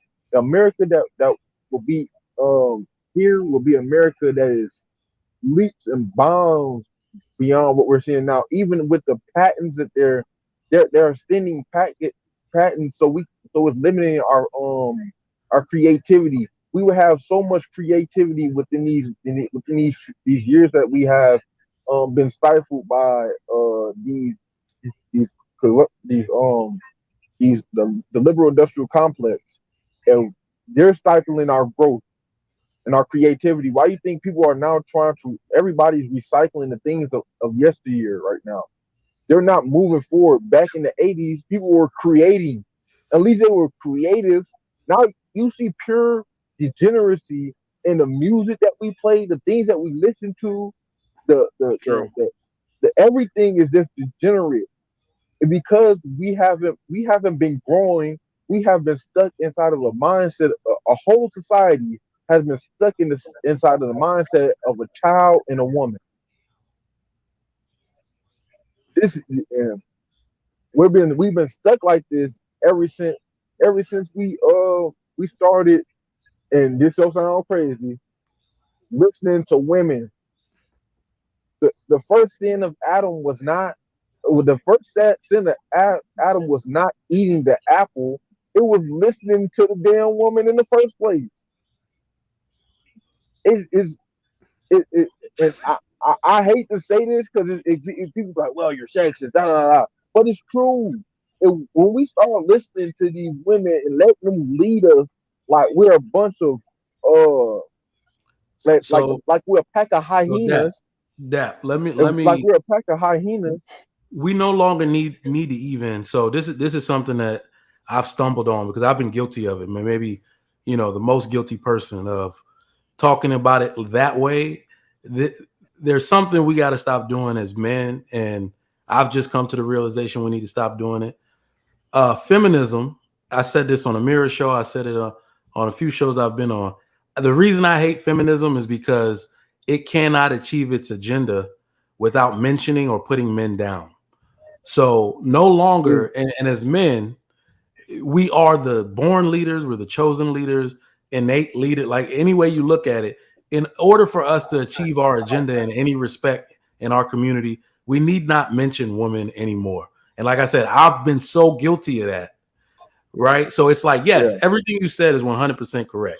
But people are just going to call you a misogynist and give you a bunch of labels. Yeah. This community, the way we moving and the way we're talking about accountability. We're talking about raising our children up to have accountability and forthrightness. We don't need to mention anything about the women. When we are on our job, on our game, they're just going to follow.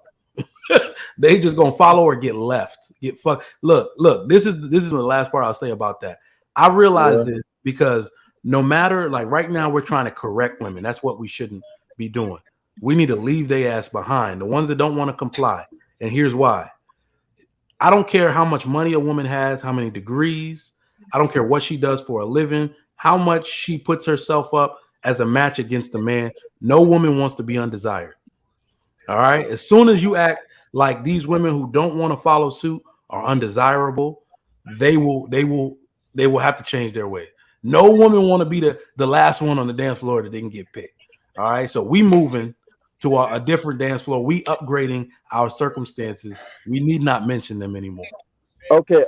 Well, with that situation, the thing about it is the well, you're right. We need to leave these women behind. But the thing about it is, the system is set up in a way to where the people who are having the most babies are the people who can't afford them. Can't afford them. Yeah. So Yeah. by the time, you're right. I heard Chaotic bring this up before too. By the time a woman who is ready for is in the right mindset and is trying to get herself ready to be married and again be in a situation where she is comfortable and she's in the right mindset to be a wife, you can't. By the time she gets ready, she's probably like probably got out of college or in college, 23, 25, probably sometimes even 30 because they're so programmed to go get some type of education. A lot of them do that stuff and don't even use it. But the ones who inside of the hood get pregnant at 16 and she got 4 niggas walking around by the time she's 19. Yeah, super gremlins. Yeah, absolutely. Can I respond to the saggy pants? Because I wanted to say something on that too. Well, before you respond to it, my good sir, Trigger Mike, are you a millennial, if you don't mind me asking? Yes. Did you ever sag growing up? Yes. Okay. Absolutely. That man, did you ever sag growing up? Yeah.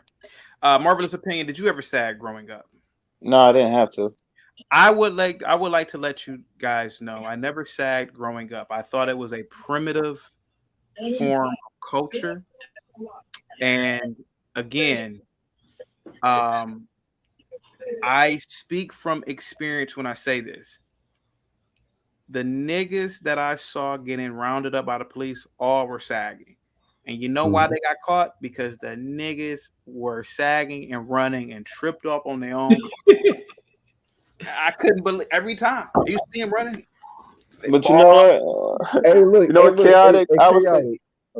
Chaotic. Inside of that situation, it's just natural law that's playing its own role, right? The degenerate behavior is what's getting in the theory of evolution. If we were to apply that to police and sagging black men, right? They are literally killing themselves off. If we want to talk about, I'm just when it comes to them, if they want to run away from the police, right? Yeah. The first thing you will want to do is you will want to prepare your legs or be in a situation like you're in the hood, right? You're selling drugs. They can't even do that. If you're ready to run, right? I would want you. It would be more smart. It would be more smart to have your pants up so you can be prepared to run, right? Dap, hold on for a second. And you are correct. You would think that, but they don't do it. But Dap, good observation. But Dap, I do have to ask you a question before I move on to This Is America. Then I'm gonna get the hell up out of here. Dap, what's good? Keep it real. Keep it real. I keep it funky all the time. Keep it real, man. I'm not trying to put you on blast. You've picked up a lot lizard or two. Keep it real. I have never lying. Look. I'm keeping it real. I will tell you if I have. Look. Okay. I will tell you if I have. I don't have no shame in my game. Have you ever been approached by a lot lizard? Yes, I have, sir. I could. Okay. I did a video about lot lizards like a year ago. Man, it was real funny. But salute to you, man. Let me get to This Is America. This Is America. What's up, man? Hey, Chaotic. How's it going, man? How's everybody doing? What's going on, man? Am I super loud? No, you're fine. You're fine. Okay. Sorry. What do you think about? What do you think about? Go ahead. No. Go ahead. Sorry, I wanted to hear the question. What do you think about Bukele, sir? Bukele? Yes, the original conversation is about the El Salvadorian president named Bukele, who has implemented policies that have pretty much curtailed a lot of criminal activity in the country. For example, a lot of military presence, a lot of police presence. Right. He's gotten a lot of money coming in, particularly from Google. Google donated $1 billion, and he's used that money to create a forensics department in the police department, things that they didn't have before. So Is he doing that? what What country is that he's doing that in? El Salvador. And so basically, El Salvador. I was saying, should we implement that iron fist style of politics in Black America? And we were giving examples like, for example, little things lead to bigger things. So like sagging, littering, loitering leads to criminal behavior. And so that's what we were talking about. Just in a nutshell. Do you follow me? Yeah, no, I follow you. I get where you're coming from. Thank you for running that back for me real quick. Absolutely. Yeah, I definitely agree with that. If you're asking, should we have some type of authoritative type of figure in the Black community, I think that's the only way that we can grow in any type of manner. I think that the Black community, there's two different things. There's Black people, and then there's niggas. Sorry, but and what happens is, like, for example, Breonna Taylor, RIP, George Floyd, RIP, right? The truth is that they were both niggas. Yeah.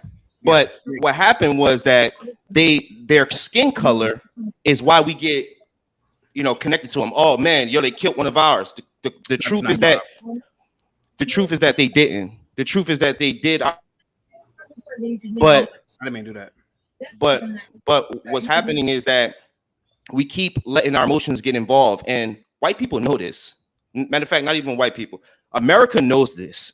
They know this. They know that we get emotional, and they will. I think that they killed George Floyd as like a sacrifice, like just to get the ball rolling. Because think about it.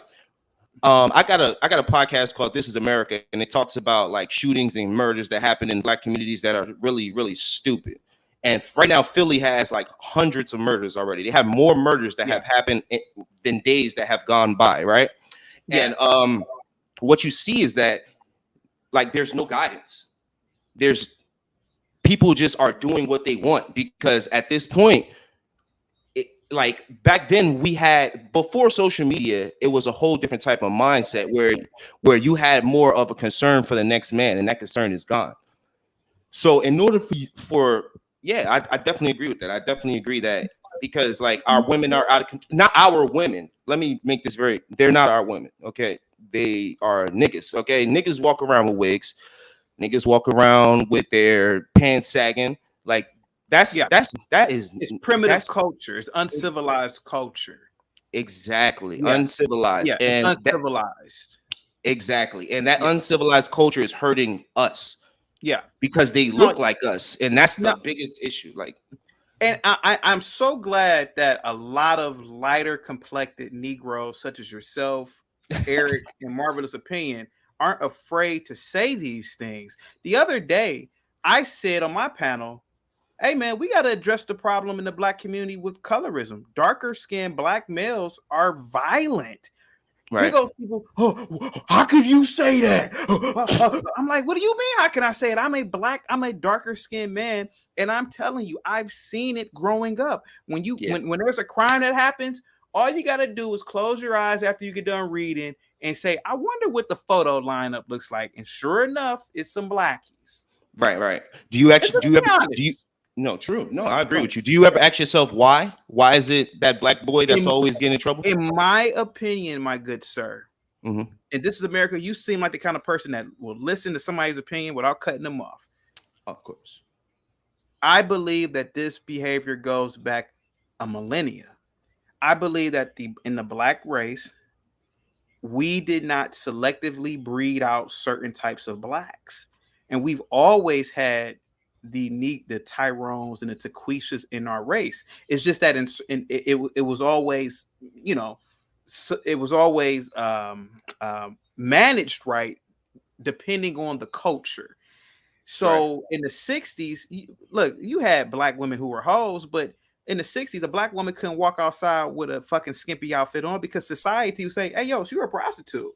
So you had whites, Blacks, everybody pointing at you, hey, you're a prostitute, because there was a different value in society. You always had pimps, but pimps weren't you know, pimps were relegated to a certain part of town. Look, you got to be in the red light district, nigga. You can't be in these good black folk neighborhood doing this shit, nigga. We gonna get you up out of here.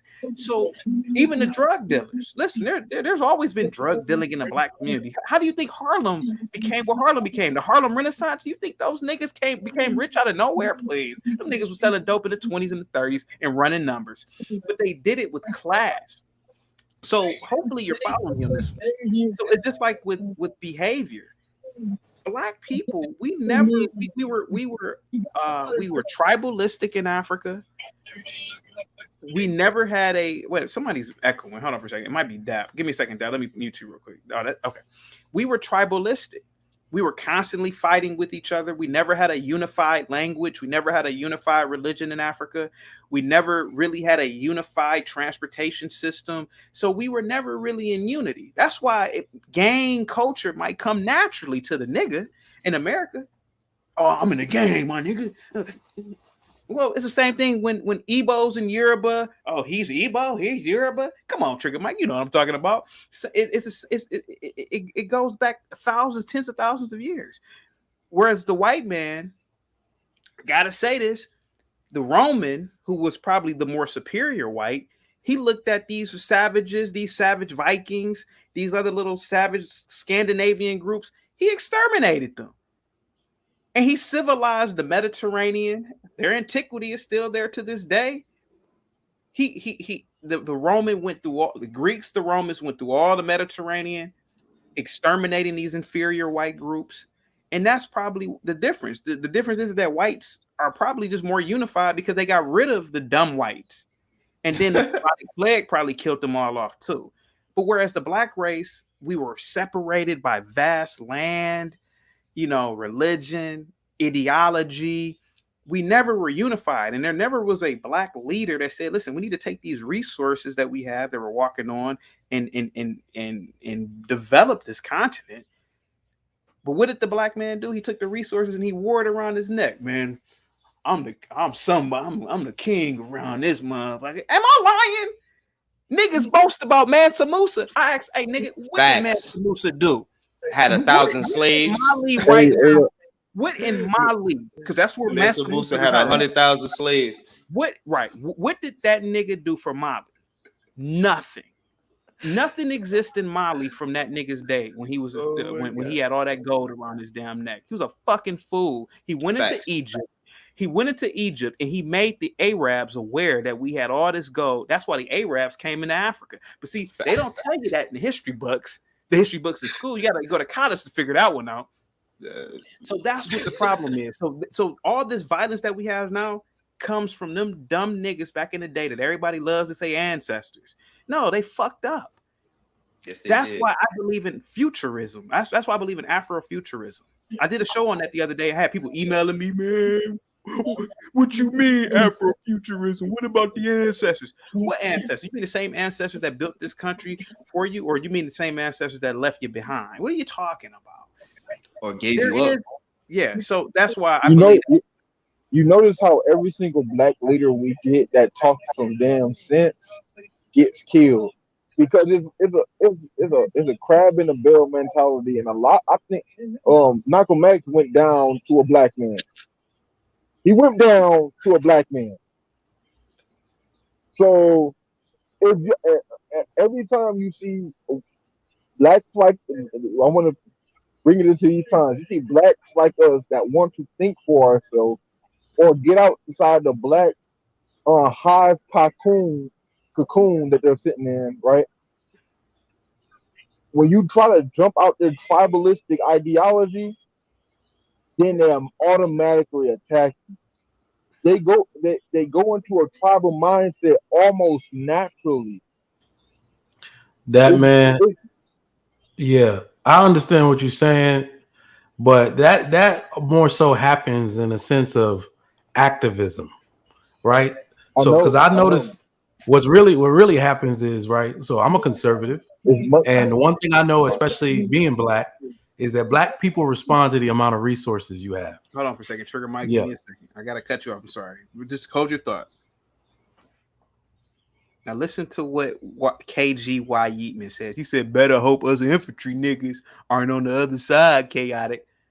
Listen to this nigga. Violent. He, instead of listening to what I'm saying, instead of listening to the whole idea of being elite, he wants to say, "You better not hope niggas like me ain't on the other side, chaotic." See, this is what I'm talking about. But then when I say that the black man is violent, niggas say, "Well, what you mean?" See, it's a perfect example. And it's other people in the chat. We got to get chaotic now before he get too big. See? They go to the little comedy idea. Your niggas love fighting. You don't critically think. And this is why our community is the way that it is. You're lucky I'm not in power. I agree with you. You're lucky I'm not in power. I'd arrest all you dumb niggas.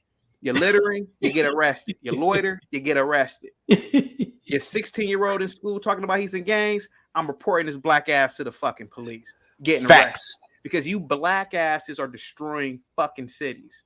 And you're bothering the civilian blacks. Go ahead. Don't call them black, call them niggas. Let me respond to that comment, because here's what's funny about this infantry comment this dude is talking about. So let's talk about the civilian army, shall we? Okay. I own enough to arm my whole block and then some. What the hell do you think you're gonna do with these people out here in the suburbs and you from the hood? You think we just out here waiting to be sitting ducks for you? Okay, I mean, you can't really see much. Go check out my page and see if you think you're gonna stand up against the people out here with actual resources. Your weapons are probably illegal. You can't even bring them out in the light of day. Okay, so hold up now. Fuck out of here. Can I just say something right now? You kind of talking about a problem in a way, because how do you think bad guys get the guns? They steal them from you. No, you ever they left don't your gun in me. But you get what I'm saying, though. Okay, but well, you get what I'm saying. You want to hear an interesting statistic? They do get a significant amount of guns from car theft. I believe in Chicago, there is a over 50% guns on the street somehow came from law enforcement. Registered. They have been registered to law enforcement before. That one of the weirdest statistics I've ever seen. So, when we talk about illegal guns, it's still never going to outpace legal gun ownership in the suburban community. All right. I'm in Texas, man. License to carry, all of that. The funny reason I find that funny is because I moonlight as a firearms instructor. All right. So I'm prior military. I'm an FFL. I sell weapons. I'm like, you see the people I sell to? My whole block is armed, just waiting for something to pop off. This is America. Thank you so much, Trigger Mike. This is America. A lot of Africans won't talk about this, but I certainly will. I'm here. You know why Africa is backwards to this day? Why is that? Africa has over 1,000 languages. Can you imagine how many languages there were 100 years ago?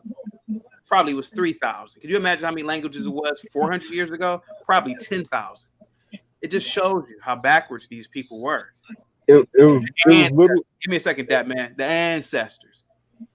You know the problem with having too many fucking languages? It's a Tower of Babel. You can't get nothing done. You know why? You know why English and you know why the white man is superior? Because, hey man, look, I know we come from different parts of Europe, but English needs to be the lingua franca in the Western world. I would disagree with that, chaotic. Respectfully, I'll tell you why later. But just hear me out for a minute. I bet you on the International Space Station right now, I bet you everybody on there is speaking English, whether they're from Germany, whether they're from the German space program, the Japanese Russian. Space program. I bet you they're all speaking English to each other. Because the idea is that, listen, to get shit done on the planet, we need to be able to communicate. The reason why a lot of blacks don't, you ever walk past a black person and they just mean mug you? We have a bad way of communicating in our race. Niggas always mean mugging you. They were doing that in Africa. They were mean mugging each other. Now, you from a different tribe than me, nigga. That's what you get. The niggas never formed a unified language, even in their own region, to do anything other than build a mud hut. That's it. And Africans get mad at me all the time. That's why African languages all are right, so primitive. So this is what I was gonna Hey, say. I agree with unified language. That's true. You should want a unified language. The only problem is I wouldn't say English as a particular language because right now this is the Be problem what we careful, have. Marvelous Opinion. I have my hand on the trigger to get you up out of here. Go Oh ahead. shit! No, I thought I was gonna say something. Don't say nothing crazy. So the reason why I look at English language, there's a problematic thing we have right now. There's a reason why we can't really have civil debates and why some people have to basically tell you when you have a conversation, okay, what does this word mean to you? See, that's an issue with English language that we sometimes have words that already have a meaning, but then we give it another meaning because we want to infuse with another word. And this is what causes a bunch of confusion in English language. Like right now with the LGBT community, in my opinion, you have people still confused on what an individual is and who an individual is. They can't distinguish between the two. They identify with the action, which is weird because how can you identify with a certain act that you do? Because the thing is, you can come and change what it is that you're doing. Like what you did as a child, you did a child. Things you did as a younger adult or 5 years ago, even yesterday, you may not do today. So now you can say, I don't identify with this. I don't like to be called this. But you gave yourself a title unnecessarily. You already had a name. You're already an individual for who you are. But yet, with our language, right? Because the thing is, the reason why this, let's say gay, for instance, right? The reason why that has a connotation to it is culture. Now, we used to say to men back in the day, like, oh, you're gay or whatever. We wasn't saying that in the reference to that you actually like dudes. No, we said that because you act more feminine. You know what I'm saying? And that's the cultural stigma that got with that word. But that's the thing. That's why I said with English language, that's how things get muddy. So now you have the way a person acts and how they do and what they actually do. You know what I'm saying? And now people are saying, you know what? I'm this now. And it's like, well, you're not really that. You just do this. You're not really what you are. I'm not like, go ahead. No, I'm sorry. I want you to finish. I just want you guys to see the chat down here at the bottom. See, this is the reason why we can't fix the community. Because if a person like me comes into power in a community and say, listen, not only do you need to profile, but you need to get, but typically the people who are going to be causing the problems with darker skinned blacks, a black person like this will sit here and pretend like, what do you mean dark blacks are violent? Lee Hill, do me a favor. When you see a police lineup, ask me, count, it could be 12 Negroes. Count how many are darker complected. What is the problem with just admitting the facts and the truth? When criminals are caught, what complexion are they typically? A lot of these niggas don't look like Al B. Shore, to keep it real with you. Why are we pretending? Just like, for example, Lee, if there was a crime committed in America and there was an Asian, I could pretty much bet it's not a Japanese person. Just facts. Go ahead, guys. You got the floor. I want to say something real quick about the what. Go ahead. I want to talk about what the boy Marvin just said. Well, the whole thing about what you're saying is English. It can be deceptive, but just like any other language can be deceptive, you can most communication you see this by action. It's done more non-verbally than verbally when you're having a conversation. So. Yo, English is the best language, bro. We sitting here having this conversation. No, wait. I'm gonna tell you. Wait. I'll also let's get this. Wait. I'll tell you why. I'll tell you why English is still bad though. Because get this though. Because not just the double talk language. I kind of cut him off. I kind of cut him off and started this. Sorry. So Spanish has a whole bunch of different slang to it. There's people that's Mexican, and people would be surprised when the person they be like, well, we're not speaking like foundational Spanish. Like when we talk to other people from different ethnic backgrounds, not ethnic backgrounds, but like this different same language, but different people, different culture. There's a different slang, or they will have to go back down to foundational Spanish so they can speak to each other, right? So it's the same thing with English. That when people make these words or these trendy words, where does these trendy words come from? It comes from what you see in social media. Well, Jack, man, I wasn't talking about slang. I know slang exists. I wasn't talking about that. I'll give you an example. I know, but what is no same? But we'll give you a perfect example of this. What is a woman?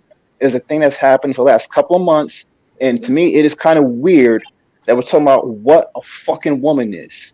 That makes no fucking sense to me, because I can tell you what something is by looking at it.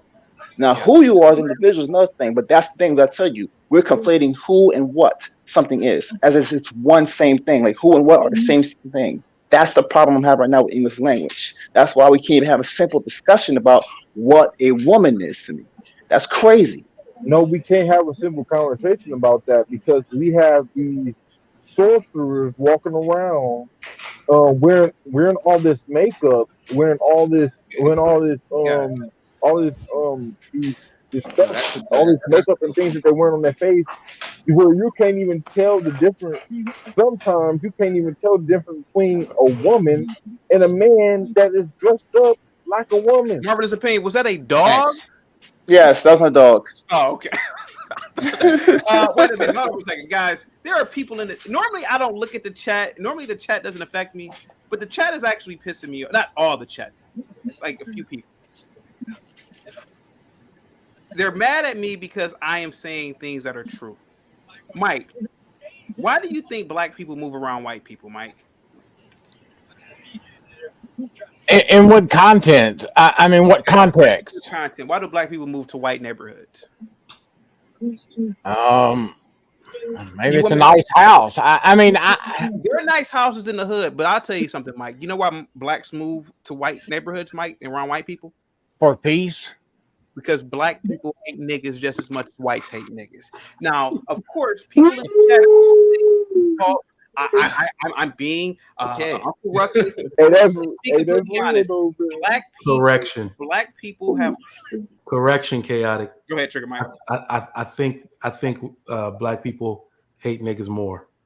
Yeah. Oh, more. Yeah. I thought I said more too. Mike, you wanted something. So I can't really comment on that kind of stuff. Well, Mike.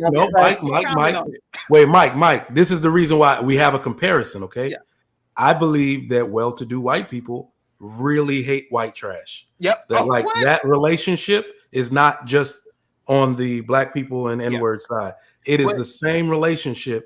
When you see something in your image that could make something of itself, and you feel like it's not getting right, and you see yourself in the image, and you're tearing down my image, and you in the same space as me. It hurts deeper. You know what I mean? You feel it a little bit more. So it's more of an intrinsic distaste to see it, in your own likeness. So that's why I feel like it comes from. Now, look, I'm the most picked on person. I mean, everybody blames white guys. I'm not gonna say some of the things you guys are saying, but don't do it. We don't like trash.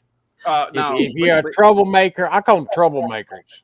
Mm-hmm. Now, the reason why I'm saying this is because people in the chat are saying, well, why are you saying these things about dark-skinned blacks? Why are you saying these things about black people? Why? Because everything that I'm saying is true, and you know it. Black people, listen, let's be completely honest. Blacks didn't want to live around niggas in the 20s and the 30s. That's why they wanted to live around whites. It's funny that whites were hanging blacks, right, according to niggas.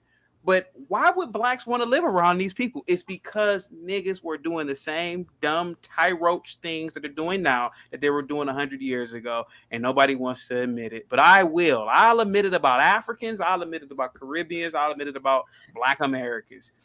We have a problem in our country, and I believe that the ideas that Bukele has will work with niggas.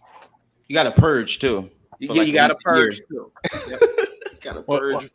I like to say is prison got our troublemakers out of our neighborhood that were white. So, and we celebrated the days that they were locked up. But they let ours go, though.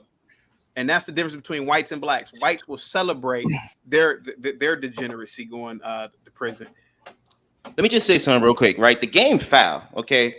The game is super foul. Okay, it's not just black people against black people. It's not just the niggas, right? Because it's black people and it's niggas. It is the government. Okay, the government makes so much money off of niggas. Okay, they make money off of a guy that lives in the hood that want to buy $300 sneakers. They make money off of women. This is so crazy. They pay like $400 for them wigs. Them wigs be costing. They're like the nails. All that stuff costs. If you try to help niggas, you gonna get X'd out. I promise you. It's too much money there. It's just too much money. At this point, your best bet is to move around, enjoy your life, because you're not about to help So, Black America, because there's yeah. two different, because Black America good. I'm There's gonna Black bring America. it home. I'm gonna bring it home because here's the thing about nigga culture. It's not even like you said, it's too much, it's tied too much into the government. Now, nigga culture, nigga thinking, that way of thinking has moved into a sophisticated wave and become its own caucus. It's its own voting power. So the more degenerative type of thinking that you have, the more help these, feed the poor. Like we need enable my bad decisions. So it's like nigga culture sided with liberalism on the women's end. Right. So that's how they put all those things It's been together. reinforced. Yep. Yeah, to make their own voting party. So it's like it's a super force now that really can't be dismantled, like you said, without somebody coming for you. Now, Lee in the chat says CT before integration with whites, crime rates were low in Black communities. Now, Lee must be 175 years old because he just knows for a fact that criminality was low in Black communities back then. But salute to you, Lee. If you would like to cam up and give us your show us your DeLorean, then please have at it, sir. But I highly doubt that, sir. Yeah. He don't know what he's talking about. Yeah. In reality, man, it's always been like this. Before we were slaves, before the Portuguese came and saw us mutilating each other, we was on some BS. Okay, Same so thing it's like Native Americans. They were brutalizing each other too. They didn't develop the country. Yep. When they came over to America, they was eating each other, sacrificing each other to deities and all this other stuff, warring with each other. The Taino Indians were being eaten by what is now the Puerto Ricans. So like, I don't know what the other name for the Puerto Ricans were, but it was a lot of crazy stuff going on. Okay. So the truth is that the truth is not being served up in a mass. The lie is like, just like Mike said, like it's all being like, once they found out that Black women will sell their baby fathers for money, for they get rental assistance. Shoot, I got two sisters. My sister was paying $15 a month for a $1,400 apartment. Every year, my sister get about $16,000 for 4 kids. So that's real math. That's real statistics. Every year they getting a re-up. The apartment paid off. Every year she get a new car. Yeah. So it's like once the government found out that they can do that move, they then implemented it with everything. Now, every time you see a Black woman up in high status, she got a wig on. Because what? Our hair don't look good enough. At this point, it's like just protect Black people, not niggas. This is America. You seem like a conservative. Are you a conservative? I don't know what that stuff is. Okay, well, nevertheless, I'm agnostic. That's all I know. Now, isn't it funny that people in the chat are basically saying these things? Not everybody again, but they're saying all these things about us. Like we're Black men on here talking about the socio-economic and political ills of the Black community, trying to come with solutions, etc. And they're saying that we are just bad, and they called me Hitler and all this. But these are the same Blacks that will listen to the most vulgar rap lyrics about Black men openly talking about murdering and killing each other. Do you find that fascinating in the Black community? Of course I do. And you know what's crazy? Watch this. Hey, Chaotic, do you listen to that rap music that talk about killing? Sir, I haven't listened to rap in 20 years, sir. I listen. Tell you. I didn't even listen to music that even have vocals no more. The rap got so bad, like I just listen to jazz music now, or just like Hispanic music or something like that. I listen to Najee. Yeah. Go ahead. Yeah, like that's the problem in the Black community, is what I said in the beginning, is that there are niggas and then there are Black people, and then the government got in the middle and said, let's blend them together. So they will always war. If we were to go outside, me and you talking like this, we'd get killed. I'm from New Jersey. I lived in New York. I lived in Boston, but I'm originally from New Jersey. It's the most densest population in the world. Well, not in the world. Sorry, we got China and stuff like that. But in America, Tokyo. Sorry, the densest population in America is New York and New Jersey. So I was literally up under people, and you saw all the interactions. If we did this anywhere, we'd be done. Like they would call us all type of names. And it's because they're trying to defend something that they don't understand. Well, generally, and thank you so much, This is America. What I've always noticed is that criminal blacks, they get mad at me because they want to commit crime. So they're mad at me when I say these things about anything dealing with the criminal justice system. The little boy that I had an interview. Did you hear about the little boy who robbed? I mean, not robbed. The little boy who beat up the NYPD cop. Oh yeah, in the subway. Yeah. Yeah, I interviewed him on my show. Oh, and wow. and he he did nothing NUFFIN, nothing wrong, and he was justifying his behavior. So you're right. It's like you can't talk to these types of people. The best thing that you have to do is get away from them, divest. Yep. You have to, and I see you've already done that. I see you've already done that. Yeah. I'm not in Jersey no more. I'm way in Miami, and it's crazy. Like it's night and you day. look at I mean, Hispanics don't really talk to us because they kind of prejudiced. They think that we're dangerous. I'm not really mad at them for that. Yeah, I mean, and they're absolutely right. I mean, yeah, no, I agree with them. It's sad because again, the contrast is always mixed. They think that all black people, and I hate that part. And that's the big tragedy of it. Yeah, it's this version, and I'm able to see that version. I'm able to look at people on this panel and be like, these ain't the type of dudes that's out here sagging their pants and doing this and that and the third. But certain cultures or certain people aren't able to make that distinguish.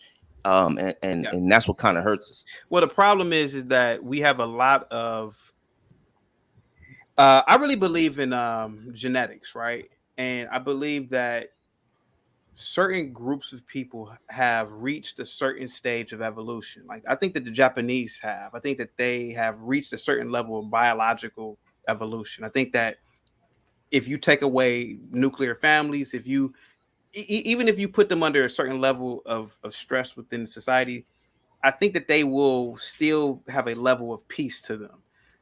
I think that blacks, we need a nuclear family to pretty much keep us from really being barbarian. I think a lot of barbarians are still in the black race. I really believe that. No, hear me out for a minute. I really believe that. I believe that the only reason why you didn't see a lot of this stuff in the 60s is because, first of all, there wasn't mass communication, so you didn't really know. But there was a certain social norm. And I feel like if we study this, if we accepted it and studied it, we can correct it. Listen, when I was a school teacher, I didn't just teach blacks, I taught whites, I taught Asians.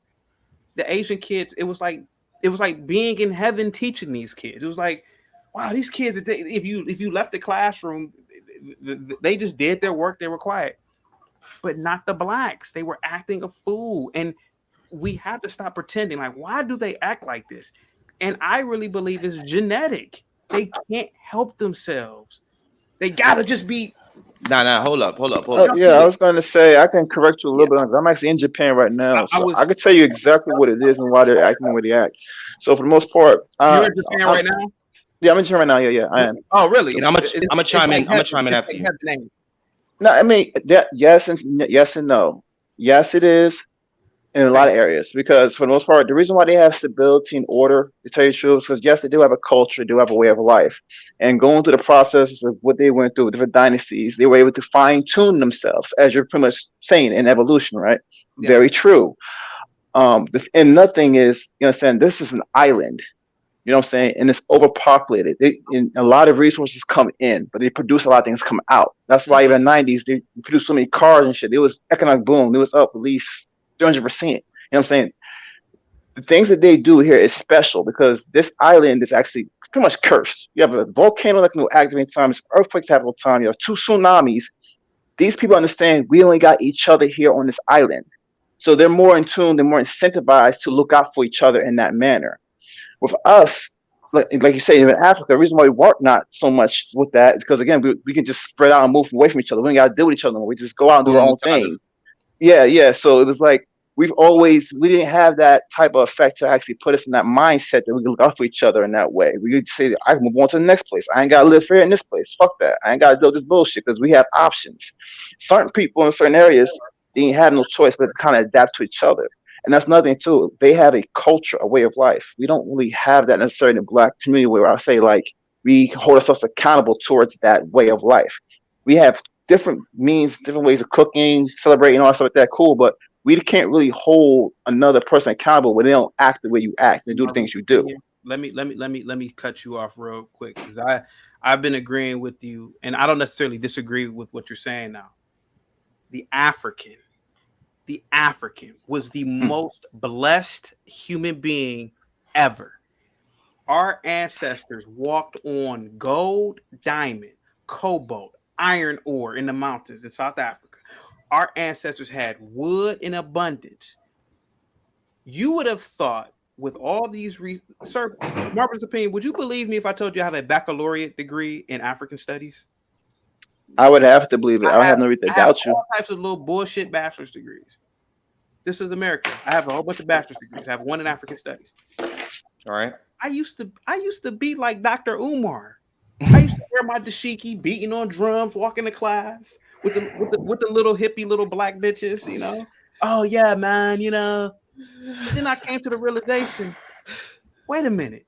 Here goes the European who now Mike, believe it or not, Mike, I ain't gonna lie to you. For a couple of years in college, man, I used to be a staunch racist against whites. I wouldn't even say hi to a white on campus. White boy be like, "What's up, man?" Be like, "What?" Because I was indoctrinated with bullshit on college. Now, mind you, growing up, I had lived around whites. My neighbors were white. I didn't think nothing about it. But in college, I got around some dumb professors, Pan-African professors, teaching me nonsense about whites. Now, they said that the white man lived in caves, that the white man was a Neanderthal. But then I got to thinking, if the white man is all this, how was he able to come to power if he's a fucking Neanderthal? And conquer you. And conquer our black asses. And then I got to thinking, and Mike, please follow me on this one. Then I got to thinking, the European, he didn't have a continent full of gold and diamond and all these beautiful resources like Africans did. And this man went into our continent and did something with it other than wear the shit. And he refined it and put it in his technology and turned iron ore into fucking steel and built America with it. Built these fucking skyscrapers and shit with it. Yo, talk your shit, yo. You know what it is? Then I got to thinking, it's what is wrong with us? We were the most blessed. So when Marvelous is talking about Japan and saying that Japan is cursed, well, if that's the case, then you would think that the African living on a abundant continent would take these resources, literally living on heaven on earth, and take these resources and would have had a civilization more advanced than any other civilization on the fucking planet by 1,000 years. And this is the anger that I have. This is the absolute anger that I have about our people. You would have thought the white man didn't come to Africa 5,000 years ago. The Arabs didn't. We were in Africa for thousands of years. Thousands. How come we didn't use all that wood and all that steel to build fucking skyscrapers, to build fucking cruise lines? And then when these dumb women in the chat talk about the ancestors, I say the ancestors, what the fuck did they do? Why should I worship these ancestors? Whether they're African American, what the fuck did they do? They didn't build cruise lines and shit. Most of the nigga did was the nigga built a fucking mud hut in a fishing boat. So I understand where Marvelous is coming from when he said that all we got is us on this island. But you would think living in Africa, the African would say, well, shit, man, this is pretty much paradise. I could walk up to a tree and get a fucking orange. I could see that was the problem. Walk up anywhere. You see this animal right here, this dumb animal. I can just go kill this animal, I can kill him and eat him. Well, Africans don't really have a lot of meat in their diet, but you want to know what's crazy about what you're saying, Chaotic? Yeah, go ahead. Someone said, why do they teach so much European history in Nigeria and other because they bought civilization. Because if you want to look at the advancement of civilization, you can't look at Africa. I mean, we can go in history, as everybody keeps saying, oh, that's great history, but Wow, that man said they control the universe. They control Yeesh. the universe. Not I the think universe. he's high right now. Yo, Wow. you are The a person that troll, wrote bro. that is Funny. hella high. Control the universe. Not They the are universe. mystical gods, y'all. They are mystical Hey, gods. chaotic. I wanted to Insect. say something about this too. This topic. You understand? Like right now, we say we're in advanced times and things are going well, technology and all that stuff, right? We look at that and we say these are good things, We haven't even but scratched the surface. that's kind of for me what I'm looking at right now. I see that technology could be somewhat problematic in some ways because what's going on right now currently is that we are starting to lose faith in humanity. Our strength in technology is improving, but we're losing faith in each other. We're relying more on technology to do a lot of things for us rather than us doing each other for each other. You know what I'm saying? We don't. This is what makes us individuals because we used to be strong, united, but now you can be an individual like a woman who says, "I'm strong, independent. I can do it all myself." It's very much true. Every person has the ability to be independent and strong on their own due to the guidance and technology that we have today. But by doing that, separating each other from ourselves, we lose our humanity. I can show you in so many different ways that how humanity has been affected by technology just by being in the military. You know, I had letters written to me when I was like first in boot camp, right? And I appreciate those letters. I still know all 6 of them. You know what I'm saying? But I couldn't even tell you 6 text messages I got last week. You know what I'm saying? There's no humanity to it. Technology, because it's making it so abundant and so easily accessible. I don't appreciate the things that are given to me by via text, but I do appreciate a letter when given that. Yeah. You know what I'm saying? So that's what I'm saying. There's certain drawbacks to technology. Yes, it's good, but the thing is, when we don't know how to live without it, that's the issue. That's what I'm saying. We're going to end up losing ourselves into tech because it's so accessibly easy. And Well, when we can't something's turn easy, back, so we can't turn oh, back. I'm not saying turn back. I'm saying people still don't know, like the kids. They don't know use a map. They know Google Maps. You know what I'm saying? Like it's Remember like weird that people. Marvelous. This goes into what we were talking about earlier when we said, like, you talked about Japan and these people needing each other, having one common culture on an island. This is why nobody's stopping anybody from killing each other. The world in itself is overpopulated, not just Japan. So every bad thing or every advancement that comes with technology or whatever, the world is waiting for these people to die off. The people who are degenerates, the people who are uneducated, the people who are like, so all of this lack of humanity and all of that, that's great. The people who are smart enough to make a good situation for themselves out of it are the ones that will live, and their generations and dynasties will live. Everybody else need to die. Trigger Mike, can I say something real quick? Yep. Hey, man. It's your show. See, I ain't mad at that. And normally I don't follow the chat, but I'm not gonna lie to you. Every now and then the chat gets to me. Africa is the wealthiest, most resource wealthy continent on the planet. Do you know what I really believe happened in Africa? We had a lot of dumbasses like Dr. Umar Johnsons in those villages. We had a lot of niggas like what's the other nigga? What's the other tall nigga? We had a lot of those niggas. You know, Tariq Nasheeds in our culture. Yo, you funny. We had a lot of these dumb niggas. And we had a lot of these what's the dark skinned nigga? The one who talked all that black shit, and then as soon as he got wealthy, the nigga sitting courtside at Lakers games driving Rolls Royces. He's driving the very same white man's car that he's dogging previously. Brother Polite. We had a lot of niggas like that. We had a lot of Mansa Musas. A nigga like me probably said, "Hey man, maybe we can use these diamonds to do something for the entire populace. Like, you know, maybe the diamonds could be used for some sort of technology." Man, what you talking about, nigga? No, we wearing that on our neck. They all call themselves cheap, nigga. See, they made a lot of dumb blacks like that. That's the problem. And this is why I say that a nigga needs to rise up like Bukele in El Salvador and say, you know what? Enough is enough. We're going into a new age of living. You think that this gang bang and all this nonsense is going to be on these ships going in and out of space? You dumb fuck. What the fuck are you talking about? So this is what I'm saying. All the resources in Africa. You got niggas. I dated a woman from Congo. She's, you know, the white man came in there and he I think it was the French. And they proclaimed that the river belongs to the French. You black nigga, you had the fucking lake for a millennia. What did you do with it?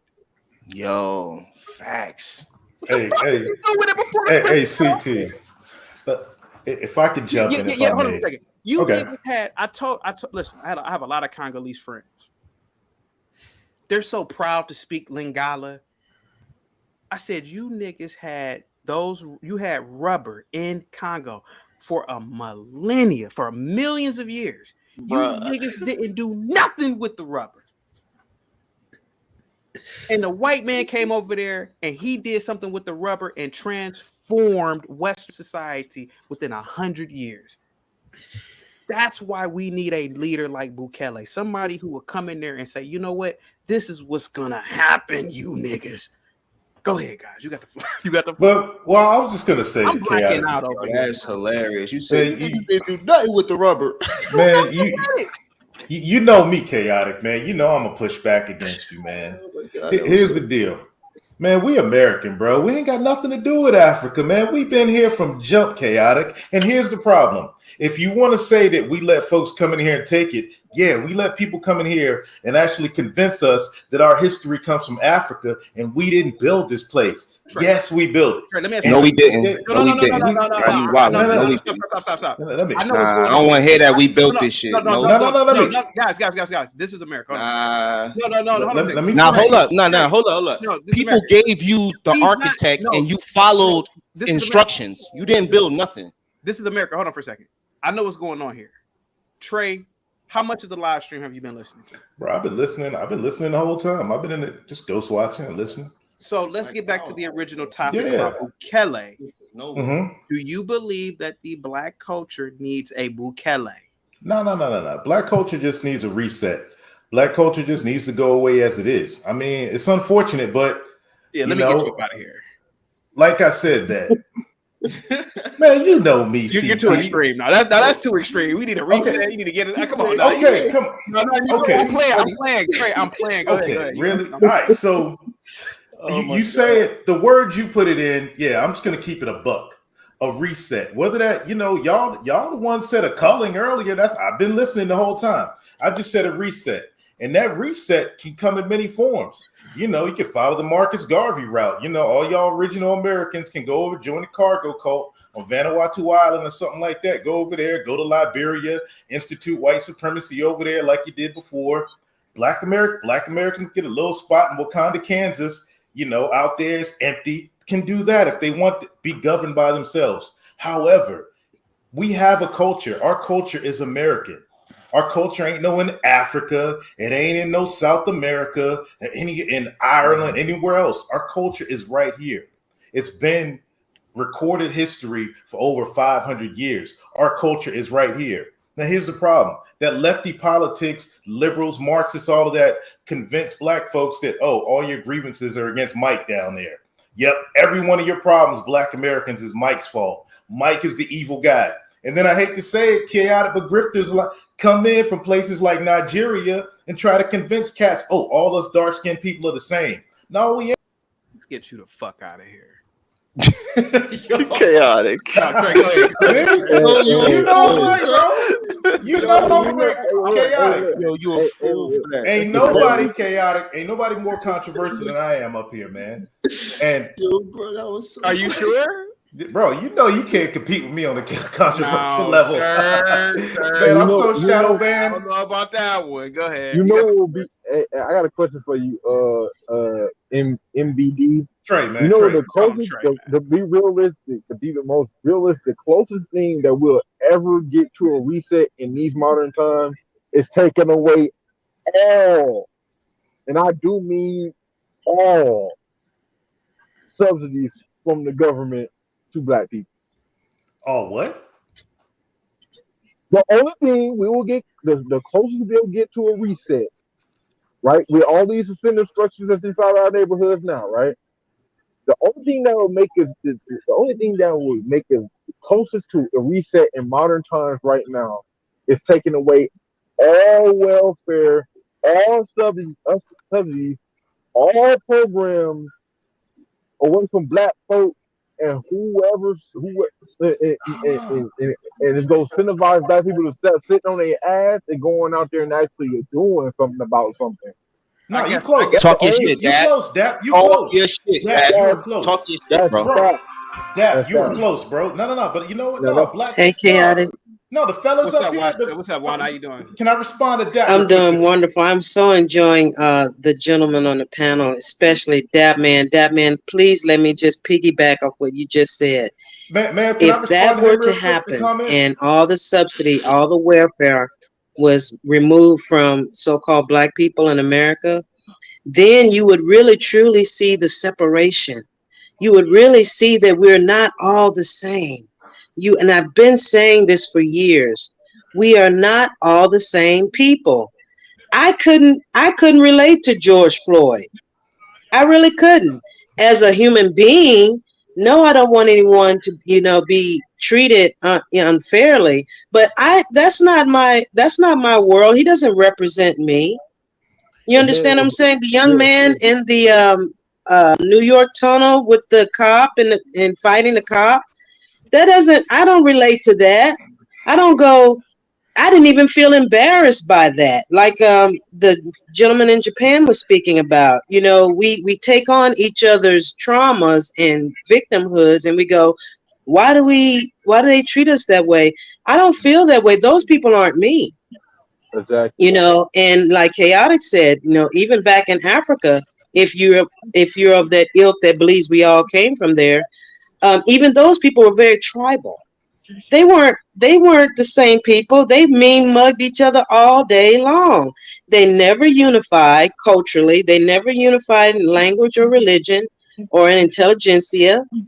And you can see that reflected across the board. You can see that reflected on this panel and in the chat. Thank you, Chaotic, for allowing me to come up. I just want to share one quick story, and then I'm going to get off because I really, truly respect the power that men have when they come together, like what I've been viewing. And I've been watching from the beginning, Chaotic. I really enjoy when I see men come together and have an intelligent conversation about the issues that matter. And I really don't feel like it's my place to be here, but I wanted to share a story with you because you talked about how a lot of us don't even really like each other and are afraid of one another. Oh, absolutely. So I'm in my mid-20s and I'm working as a waitress. Yeah. And I'm working at night. And it's after midnight and I get off my shift and I go outside and my vehicle won't start. Now, I only live about 3 to 4 minutes by car away from where I work, but to walk it was almost damn near 45 minutes after midnight. And this is back in the day. I'm showing my age, but the cabs weren't running. We didn't have, we didn't have Ubers and stuff like that back then. We didn't have a Lyft. And this is in the South. And so I'm like, you know what? There's nobody on the road. I'm going to go ahead and walk it out. So I'm walking to my little apartment after midnight. And I finally get to a place about 20 minutes into the walk. And there's a gas station. And I go in there just because, there's some light in there. And it's, because where I was walking is very dark. And it's pretty scary, a woman walking alone. We don't have a lot of upper body strength. And there was a brother. There was a brother in the convenience store. And I'm watching him. And what am I watching for? This is so comical. I laugh at this when I think about my mindset. I'm looking to see if he has any kind of thug in him, because I want to ask him to drive me the rest of the way home. So I'm walking around the store and I'm observing him and I'm looking at him. And he's a young brother. We're about the same age. I was about 25 and he was probably about 28. And finally, I watch him go out to his car and I look at his car and it didn't look all tricked out or thugged out or, and he gets in his car and finally I go, I'm going to go for it. And I go up to the brother and I say, excuse me, sir. I said, I'm only about 2 minutes away from my house, but if I have to walk it, it'll be another 20 minutes. Do you mind giving me a ride home? And he just looked at me and he looked at me up and down with the same scrutiny that I had observed him. And finally he took a shot on me and he's like, Yeah, come on, I give you a ride. So I got in his vehicle. He took me straight home. Nothing nefarious happened. No trickery. No even sly, slick comments. No sexual innuendos. None of that. And he pulled up to my apartment. As I'm about to open the door to get out, I said to him, I said, I really appreciate this, not just for the ride, but because I really was trepidatious about asking you. I was a little bit afraid. And you know what he said to me, Chaotic? What did he He say? said, Sister, I was trepidatious and I was, hesitant as well. And a light bulb went off. A light bulb went off in my mind that struck down so many mental barriers that it's not just a sexual feminism thing or white supremacy thing. We are actually afraid of one another, because if you think that some of these degenerate women out here don't set some of their own brothers up by asking for a ride to get to a place where when they get there, some of her male homies jump out and jump the guy and take the vehicle, like that wasn't on his mind, you are not living in reality. Those things happen. And so he was just as cautious about me as I was about him, and God bless him for taking a shot on me. And so, I just want to say, let you all know that I'm with you on these conversations. These are very progressive conversations, not a liberal progressive, because I do believe that there's a certain evil element to being a liberal. But I do think this conversation is very progressive and it needs to be had. And I'm so grateful that you're having it. Black people are afraid of one another. This is why we choose, when we do find a way to get away from one another. Yeah. I'd rather live around, I think his name is Mike, with the headphones on. Well, everybody has headphones on, but with the cap, I'd rather go live next to him than some of the people that I grew up with. Yeah. So, and I hope you get something out of that story that I told, because it really did change my mindset. And I'm going to get off, and I just want to say I'm so enjoying the conversation. Keep up the good work. Thank you. Thank so much. you. Thanks for sharing. Thank you for sharing, Miss Washington. Thank you, Miss Washington. You're welcome. Bam. Yeah, that was a good story. That was a damn good story.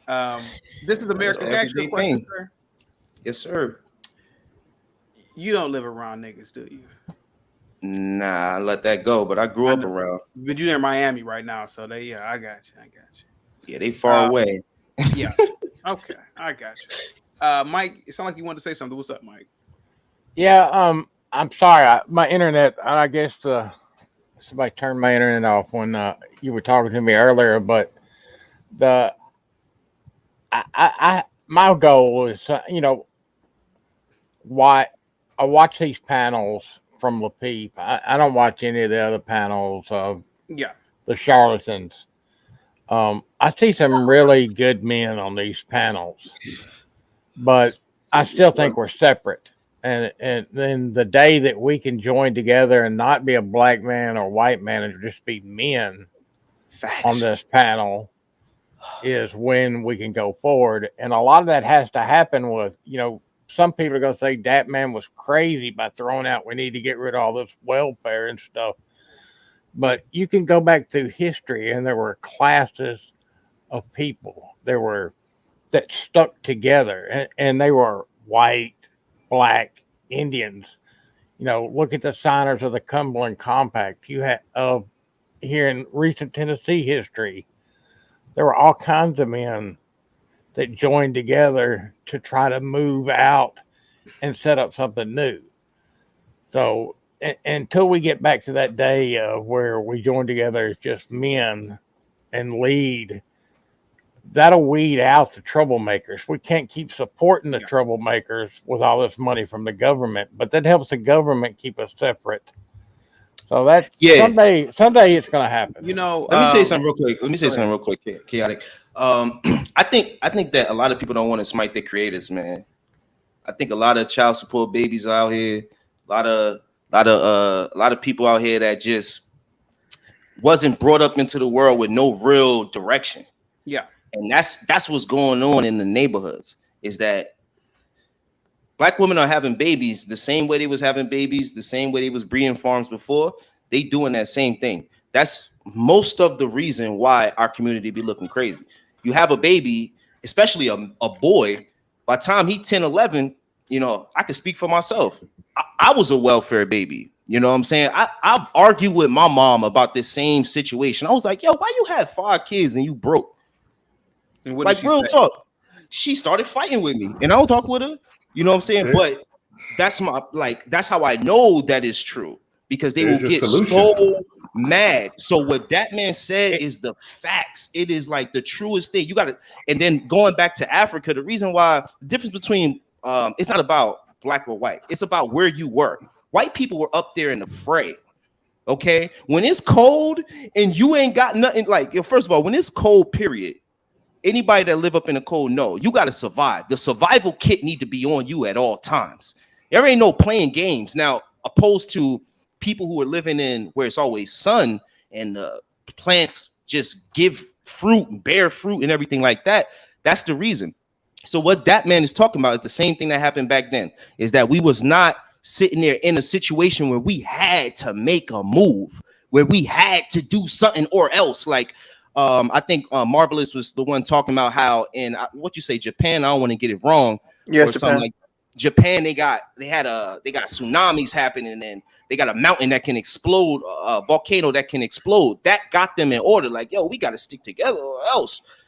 In Africa, the same thing that's happening now, and they using that same thing against us, is all this shiny thing syndrome. Oh, who got the most diamonds? Who got the most gold? And we not trying to come together. And what's now that got to do with us, Lee? Hold on a second. Wait, what you mean? What that got to do with us? What you talking about? What's that got to do with us? What you mean? What that got to do with us? That question. No, I'm saying, but I'm asking you, what's that got to do with us Americans? You got this is America in your name, Lee. What is that? What is African diamond got to do with us? Because I'm trying to give the reason why back then we got conquered, and then now we're still getting conquered, bro. Bro, what are you talking about, bro? Are you joking? Chaotic got conquered, not us. You got conquered. What'd you say to me, man? Man, you got conquered over Nigeria, listen, not us over here, bro. You got conquered. How, bro? How? What are you talking about? How, bro? What is Africa got to do with us right now? We didn't lose anything, bro. You keep talking about right now. I just told you. I am 400 years ago we was here. So what? 500 years ago we was here. 1,000 years ago we was here. What do we got to do with Africa, bro? Bro, I'm giving the same analogy. Even right now. Wait. Oh, watch this. Watch this. What city you in? What city you in? Watch this. What city you in? I'm in Texas, bro. San Antonio. You in Texas? Okay. Are you in Houston, Texas? I'm in San Antonio, bro. Antonio. You in San Antonio, Texas, right? Right next to you is Houston, right? How many murders happening in Houston right now? Ton of them, right? Oh, you don't know though, but you don't know though. A lot. Okay, a lot. And who is happening by? A lot of black folks are killing each other. A lot of black folks. So that's why I'm bringing up Africa. I'm saying that ain't got nothing to do with us. Look. Listen, Bridget nose and lips don't make us the same, bro. They got big nose, lips, and dark skin. They don't make us the same, bro. You trying to make the argument of saying we're the same? I'm not making that argument. I'm just saying that the laxity. I'm going off of what that man said when that man brought up we need to take away the welfare and all the things that subsidize a word that you didn't even understand. Okay, I'm with him. Here you go. Here you go. Here's a sweet take. You hold on for a second, Trey. I wanted to finish something real quick. Trey, give me a second. Trey, give me a second. I want to say something to This Is America. So This Is America. You brought up something that was really interesting. You brought up something about when it's cold or when you have certain natural phenomena, you tend to want to think your way out of a situation. Sort of like with the European with the coldness. But see, even in Africa, they had a lot of problems too. One of the things that, so if you I don't know if you've ever read a book called Guns, Germs, and Steel by Jared Diamond. It's a really good book, and it talks about this. No, I haven't read that. The African never domesticated the zebra. The African should have domesticated the zebra or tried to tens of thousands of years ago. They just never did. Could you imagine if the zebra had been domesticated, what the African could have done with travel Just think about things like that for a minute. Does that make any sense to you? So I feel like we had a problem with traveling. Well, how come they never thought like maybe we can domesticate this creature? They That's never what I'm saying. tried. That man is right on point. Yeah. The same thing that's happening back then is happening now, and the government is aiding in it because the government is led by people who kind of created the world, and they understand. They have watched black people with a microscope after they conquered them and before they conquered them. It just is what it is. If you sit there and you keep giving black people stuff right now, all they're going to do, we're going to sit in this same situation. But if you take everything and you put them in that same situation that white people were in, that Asian people were in, that every other race was in, I'm telling you, Africa is wherever it's warm, you're going to be chilling. I'm in Miami. I don't got to worry about the heat. I don't even got to worry about a whole layer of clothes that most people in a different place do. People in Texas, y'all don't have to worry about the cold either. So you are more relaxed than someone that's up north. And that's what's going on. So that's all I was trying to say. I wasn't trying to say that we the same. I don't even believe that slaves came from Africa. I think the Africans sold them and we came from a different place after we escaped from somewhere else. Ain't no African design. Trey, get over here. Trey, stop. I sold you, nigga. Man, you ain't make no boat to get over here, bro. Chaotic. You keep hearing stuff, bro. You keep hearing the wrong stuff, bro. I don't know what Chaotic.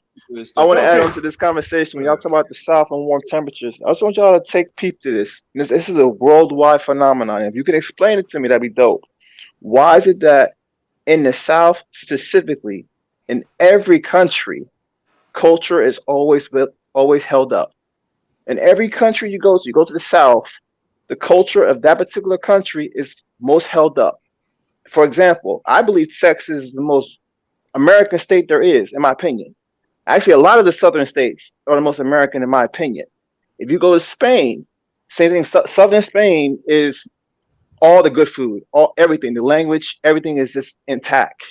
Taiwan, Japan, all these places, even in Ireland, even there, they're all the southern, always in the south. And same thing, England, even England and France. For some reason, in the south of every country, the culture is always held up. Now, why is that? Well, I could say over here in the U.S., it's, values, conservative American values, are really, Southern, really Southern, values. If you look at it, what's still going on today, the craziness, the northern big cities, the western big cities is where all the craziness is at. But I just want to respond to Lee and Dat Man real quick. They said about taking away the welfare and all that. I'm with it, but I don't believe we don't need to take away anything from men. Men, unless you have extenuating circumstances like you're handicapped or something like that, you ain't getting no benefits. All these benefits, welfare, alimony, child support, all that need to be taken away from women, period. Not just black women.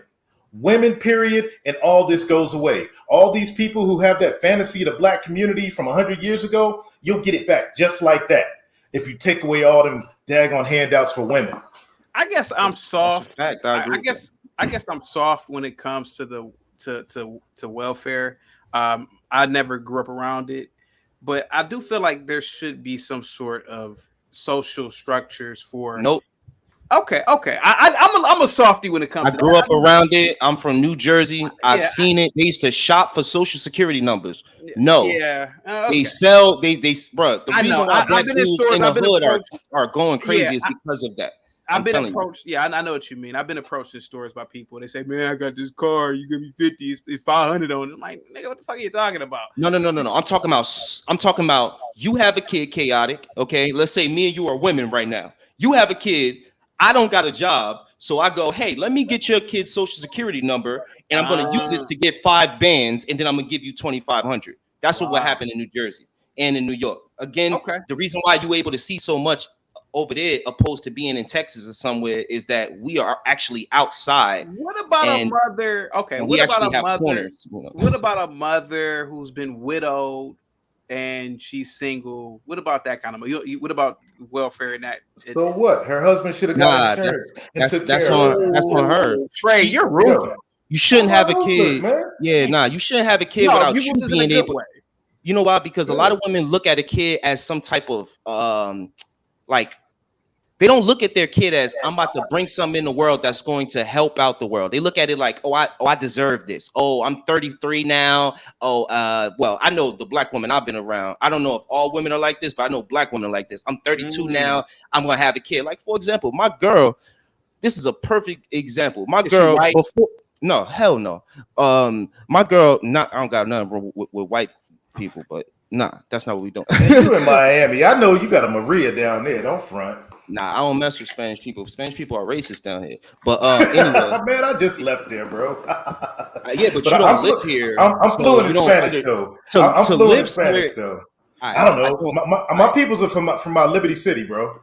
My mom peoples. So you're Spanish, Trey? I speak I'm not. Spanish. Let me get you up. The black people here are racist too towards each other and the Hispanics. It's a bunch of prejudice going on down here. You have to live anywhere to understand a place. To say I've been somewhere one time, that's stupid. Anyway, you kind of ruined what I said. Yeah. But, my Dominican wife is from there, but it's all good, bro. Oh, but you got to make up stuff. Kick him out. Trey, Kick him Trey, out. can I ask you a question? How come Trey, how come you didn't marry a Haitian woman? Yeah, right. Why would I marry a Haitian chick, man? I was married to a sister. I was married to a sister for 16 years, bro. I got my black card. Still calling them sisters. I got 4 black kids, man. So you don't look that old. I didn't know you were that old. I didn't know you were that old. I'm 47, bro. Oh wow. Yeah. Okay. Awesome. So I rode that rodeo. I was joking. You know what? Learned Spanish fluent, and guess what? I just left Miami. And man, I got mad love down in Little Venezuela. Everywhere I go, what is Little Venezuela? All them places, man. I got mad love, bro. Learn Spanish, bro. I know Spanish. What are you talking about, guys? Why is it racist, man? Is it racist or they just you, bro? Guys, you couldn't get no Puerto Rican chicks in Jersey, bro. Are you joking? I will take your girl. What are you talking about? Okay. I take your girl. Take She's out. Racist, bro. Let her ride around in my Tessie. Let her ride around in my Tessie. Let her call it Tessie too. No. What are you talking about? You know who you're talking to? No, bro. He know what a Tessie is. Hold on. What is a Tessie? I'm a Tesla. I call my Tesla a Tessie. I'm out of touch. Bro, you talking to a dude that could get any girl he want, bro. They racist though, bro. How can you when they racist, bro? You know what? Somebody get one of them Spanish racist chicks down there, bro. I ain't about to sit here argue with you. I already got me a black girl. You got a Spanish girl. I do. Okay. You want me to get more? I can get black chicks, white, yellow, brown, Puerto Rican, Martian, whatever, bro. Trey. That's great, bro. Bro. That's Trey. Trey, can I ask you a question? What's up, man? Okay, I know you like Spanish women, but I gotta ask you a question. Did you ever watch Star Trek growing up? No, bro, no. I hated Star Trek. Okay, do you know who Nichelle Nichols is? No, bro, I don't. Oh, you niggas. Okay, so anyway, she died, but she was Uhura. But yeah, the one that just passed away in 2015. Okay. So did you ever see her when she played the original character Uhura? Yes. Mm-hmm. Okay, so she played Uhura, and in the new movies, Zoe Saldana played Uhura. Which one is the hottest one? Bro, I mean, don't matter. I'm not feeling Zoe. I didn't feel Uhura like that. So I mean, but if you had a choice, you know, Zoe, I'll give it to the old school Uhura just because you know the old school. You know, she had that classic beauty to her. Okay, it wasn't all that woke stuff. I just want to know which one you thought was hotter, the black one or the Dominican one. Okay, because you know Zoe's Dominican. Okay. What does that matter, man? Okay, Trey. What's up, man? Damn, this nigga. Really, you're on mute, man. What's up, man? Hey, what's cracking, man? Am I still on delay? I don't know. But your camera seems slow, but I don't know. Just talk. You're fine. Go ahead.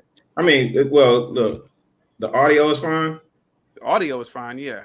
Okay. All right. Let me first off, let me just give a shout out to you, Chaotic, and let me give a shout out to the greatest network. Let me give a shout out to the greatest network that allow reaction videos. We don't strike people. Allow reaction videos, and people have a lot of critique for the network. Allow reaction videos, and we still allow you to pull up on the network. So shout out to the greatest network. Let's be clear. Number one, for all the smoke that people have for this network, when it's time to get busy or when it's time for them to find a place to get their voice, they sure do know how to find their way over here to voice their opinion on the platform. So shout out to JR, shout out to the Lapeef Network, And next time you do a reaction video, let's be clear to shout out Lapeef Network in that order. Now, for the conversation, chaotic, bro. You know what's funny, bro? When I first encountered you, we bumped heads a little bit the first time we was like on the panel, and then I had to get an understanding. It was just a little bit of straightening that I had to get on my end. You be hitting on points from a different angle, G. You really do. You really do. And I got to salute you for that, because what you challenge people to do is use the left side of their brain, right?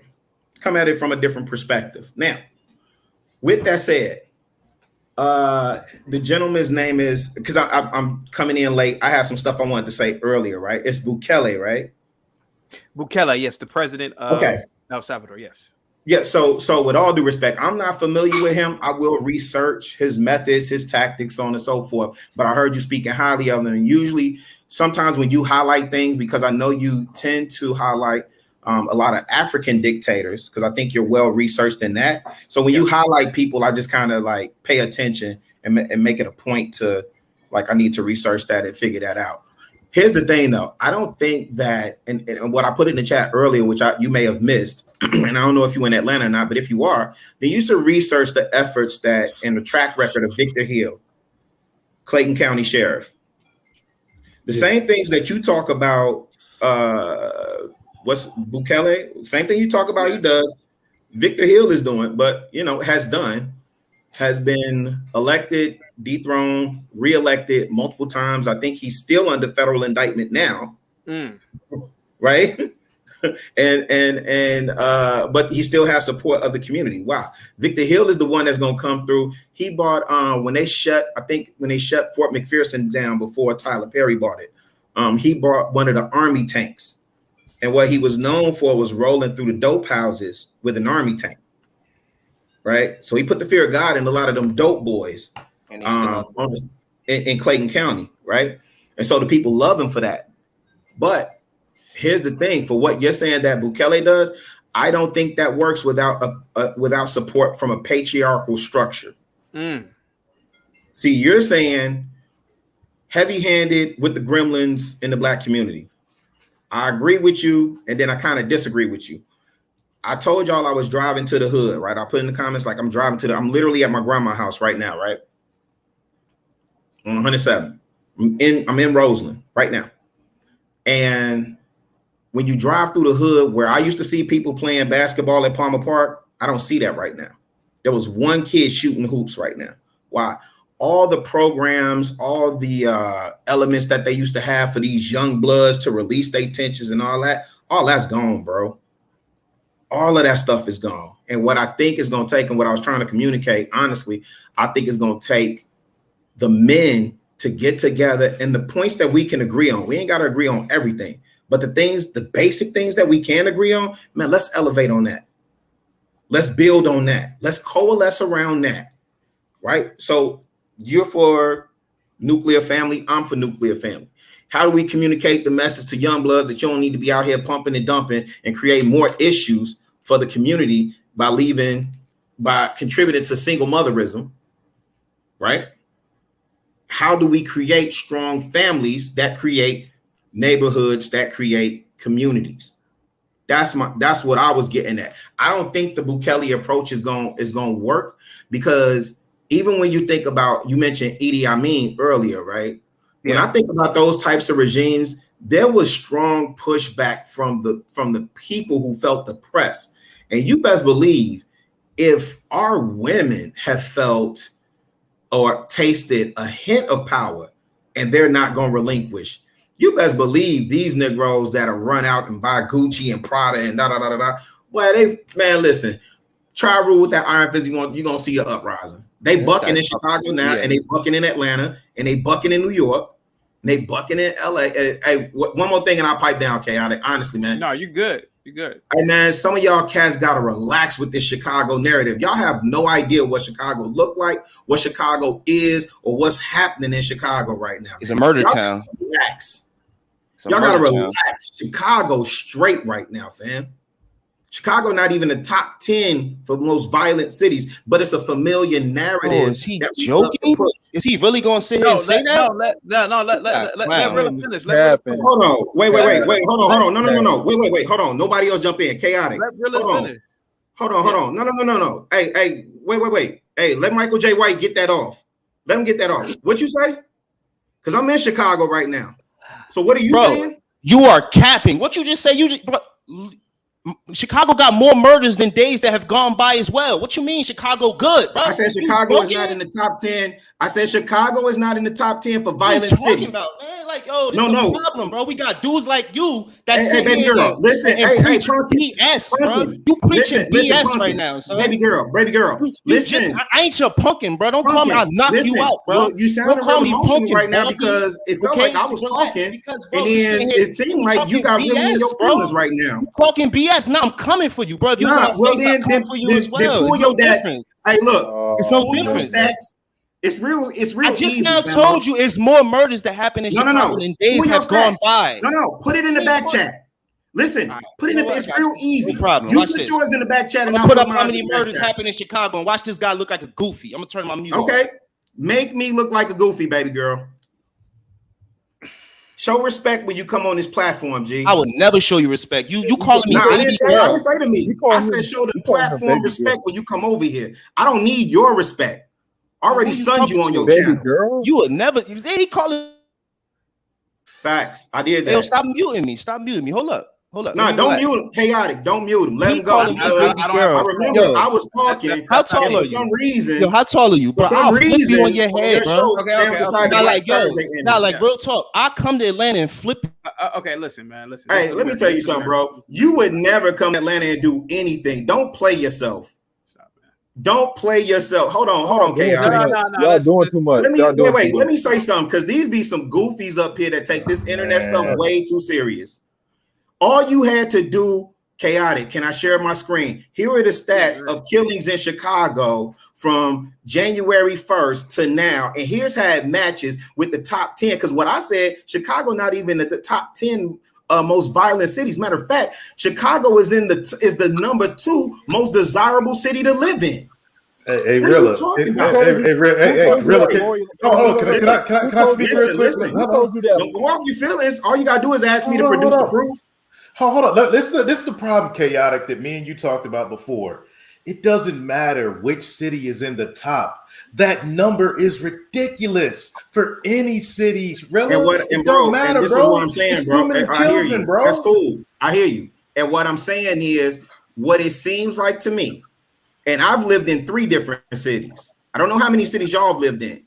And I've visited multiple cities. And I'm assuming most of y'all are well-traveled. So you and I both know when I was in Scottsdale, Arizona, the same types of crime, the same intensity that I saw those crimes reported on the news in Chicago. Guess what? They was telling me the same thing was happening in Scottsdale, Arizona. The numbers, though, bro. What? No. Okay. So again, hey, y'all are putting up NBA numbers out there. It's real easy, fam. It's real easy. All you gotta do, listen, tell me, bro. Hey, where's your proof? We ain't gotta go off emotion and what we feel. Who told you this? I just now posted. Could y'all hear me? I just now posted up. It's 600 murders in Chicago already. Like, bro, what are you talking about, bro? Where? What are you versus where? I'm done talking to him. Oh, you definitely done talking. Fellas, it's not about the verses. Yeah, and there's too many kids getting killed, man. One is too many. Thank you, bro. It's black on black. It's black on black. It's black on black, bro. Listen, y'all missing my point. Listen, wait. Hold on, bro. Hold on. Let me say this real quick, because I think y'all missing my point. What I was saying is y'all got to get off this Chicago narrative. If you're going to address the murders, if you're really that concerned, then address it in New York, address it in Atlanta, address it in LA, address it in Houston. Too. You can address it in Chicago. We've been addressing it since Trump has been elected. What are we talking about? Actually, we've been addressing it since 2008. Trump offered to help, bro. Chicago turned it down. Listen, y'all not listening to me. I'm saying balance the argument. Stop leaning like Chicago. This is the only city where this is happening. But here's when you balance. Hold on. So, okay, I used to live in Houston, four years in Houston. It's crazy there now. I moved to San Antonio.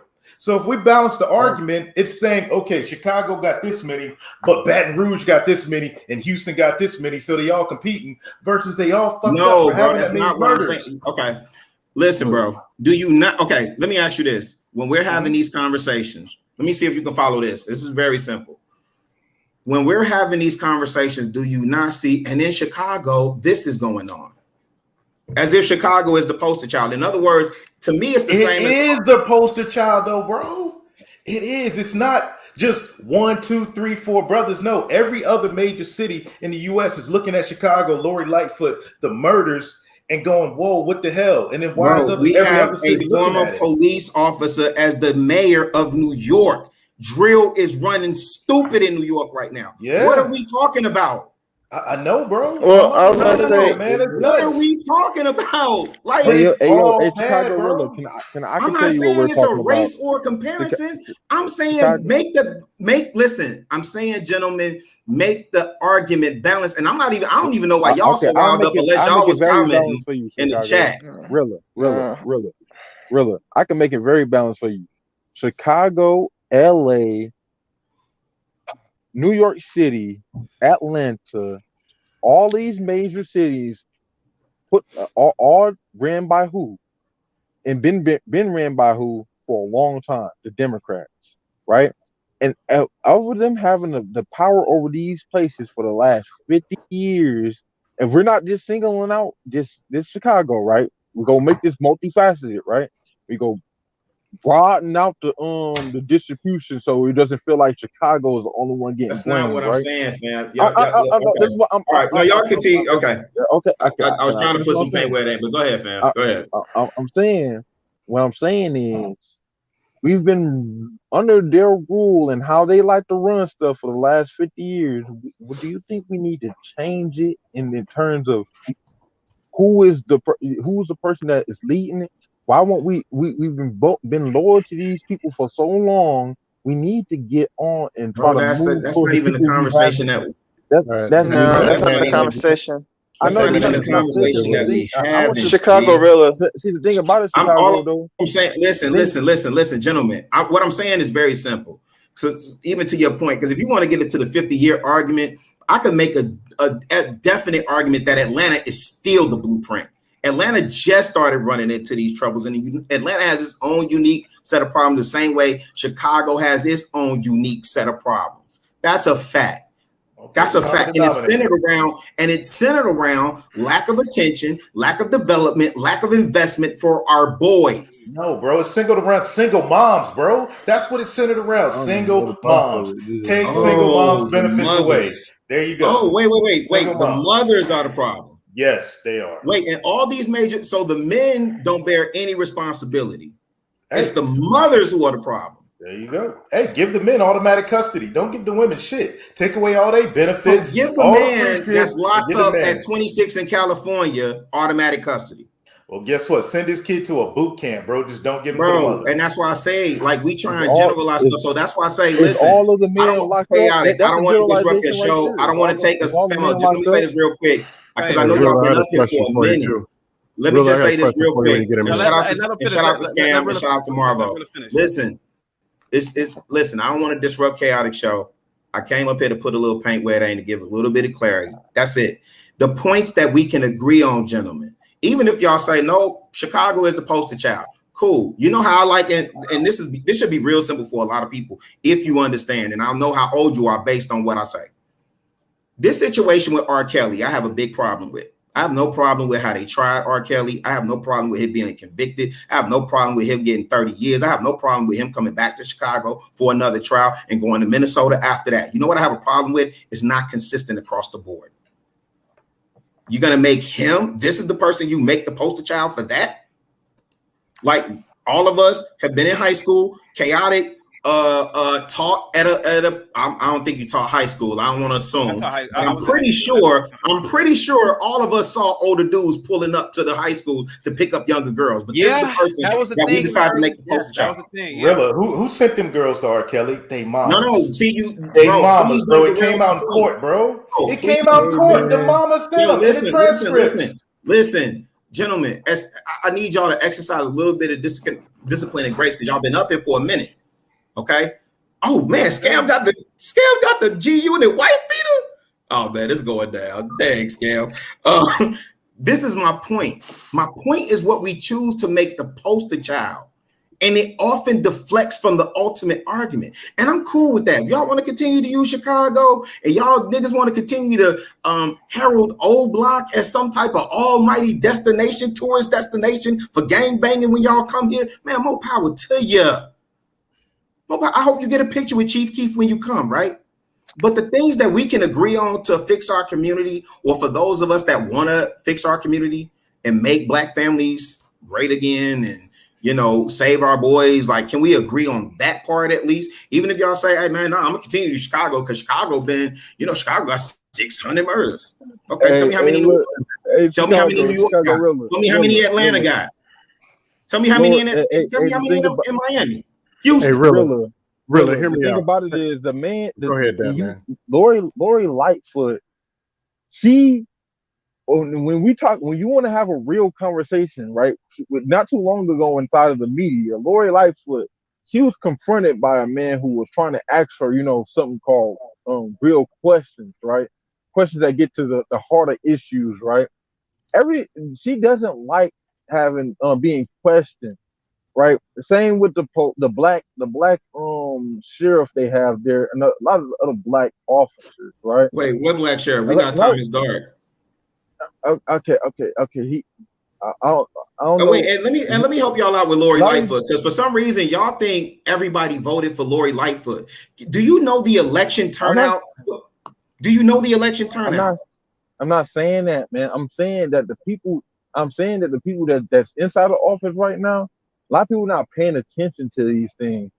These people, they know they have. They understand. That's like every other else. That's like the Black that man. Where do you live? Understand. I live right now in Atlanta. You live in Atlanta? Yeah. Did you vote for Andre? Did you vote for Andre? Oh, wait a minute. Hold on. Hey, Rilla, hear me out. Is that just hold on, Scam? Is that technical difficulty on my end? I want to know who that man is. That's technical. That's technical difficulty. Because this is what y'all not understanding. But the race for mayor, nobody came out. Lightfoot won by default because the president of Cook County Board instituted a sugar tax. That's what sank her ship. Nobody voted for Tony Preckwinkle, because she had a sugar tax on pop.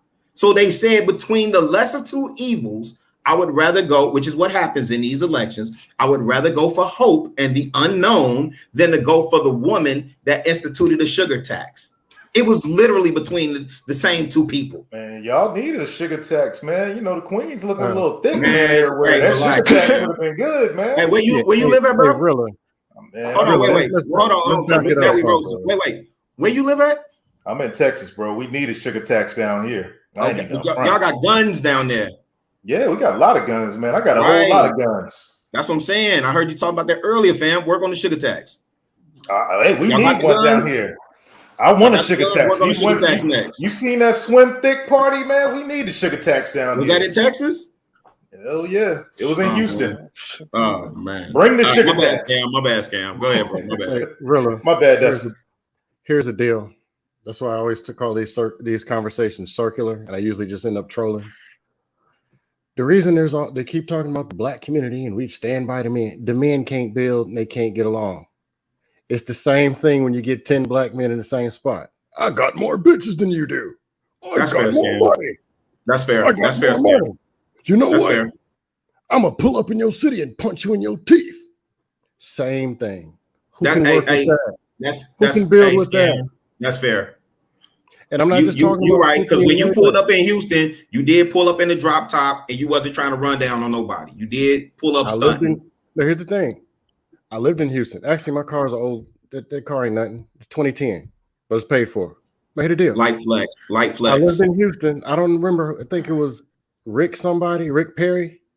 I didn't go kill somebody because he became the governor. I lived in close to DC.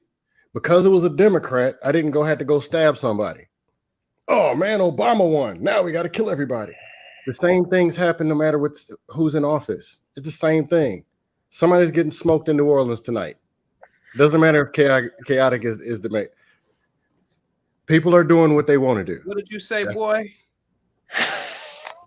I forgot what I said anyway. But If anyway, I was the mayor, trust me, sir, I'll be just like Bukele. it'd be the same thing. That's your plan, chaotic. That's your plan, bro. It'd be the same thing. The National Or Guard, it'd be a whole bunch of people sir, not listen, letting you do what you want to do. Sir. Okay, the National Guard, the police will be on every corner in the inner city, sir. You don't, and here's the thing. I know you know better. I wouldn't give them an inch. No, here's the thing, chaotic. You know that violence does nothing but ignite more violence. You know that. They're being violent. What are they there for? They're there to bring peace and law and order. If you have a police or two on in high crime areas, just there, just watching. Chaotic people don't fear consequences. That's why they join gangs and do the stuff that they do. They know their life is on the line. Facts. They know they have nothing to lose. Stop They and frisk know. work. They're getting killed. Now, wait a Stop minute. and frisk work. Stop and frisk work in New York's They're- crime. They're getting killed on first 48. Every crime is $200 or less. Weed. He looked at me. He trying to bang my girl. They're willing to throw their whole life away for it.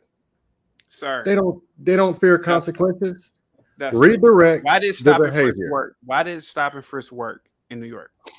Why did what? Why did the murder rates go down in New York? COVID caged them in the house. Less Why people- No, that was way before then, man. That was way I don't before. go to New York. I don't go to New York. I don't care. Don't know. But somebody's still Presence, getting man. popped tonight. Hey, chaotic. I'm sorry. All dude, can you please kick that goofy completely out, man? Like for real, I for real. can't. I'm Like kick that goofy completely the fuck out. Who, me? Straight up. Who? No, not you, Scam. Somebody in the back. Who, me? Patrol? Oh, I guess someone in the back. Yeah. Hey, Chicago, I was gonna ask something to you too when you get done on Go ahead, Scam. Go ahead and Marlo. Scam. Oh, No, so go one thing I wanted to ask. Marvo, I'm sorry, bro. Let me say this. Let me just say this one more time because I love when you goofies love to do reactions on your channels. Love to do reactions. And then come over here. You got so much smoke. So much smoke for this channel. Then want to snake your way up here. Nah, move around, fam. Move completely around. that man. Do you mind reading the $100 super chat, sir? Go ahead, sir. Okay. The 10 most dangerous cities in the U.S. are Detroit, Memphis, Tennessee, Birmingham, Baltimore, St. Louis, Kansas City, Cleveland, Little Rock, Ohio, Milwaukee, Wilson, Stockton.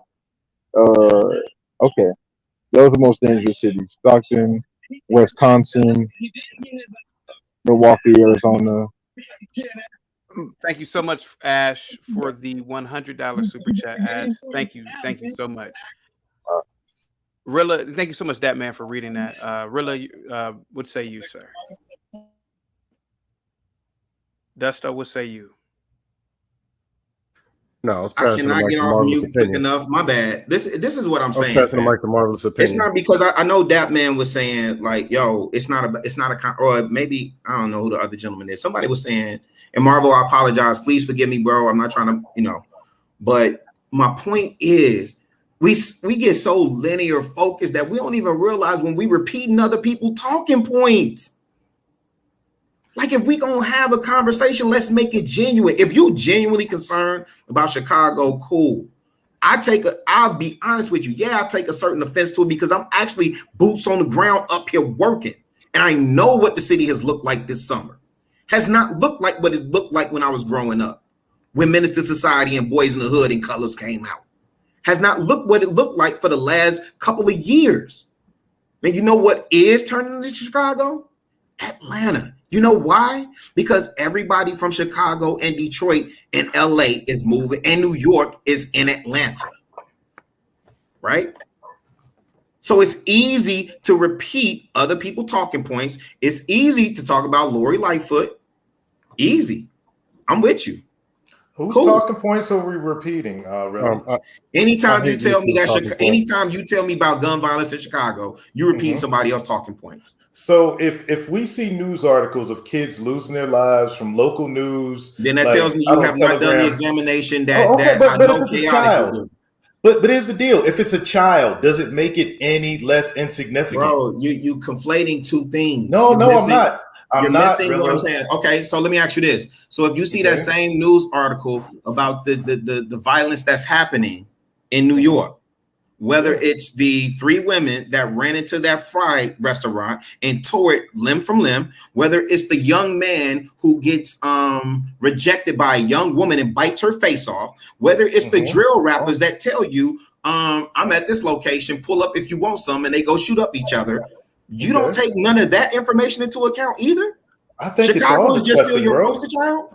No, it's all disgusting, bro. Chicago's not the poster child, and here's facts right But here. somebody Bro. just said it is. No, nobody brought Chicago up on the dude that panel got till kicked you off. came He's off up. the panel.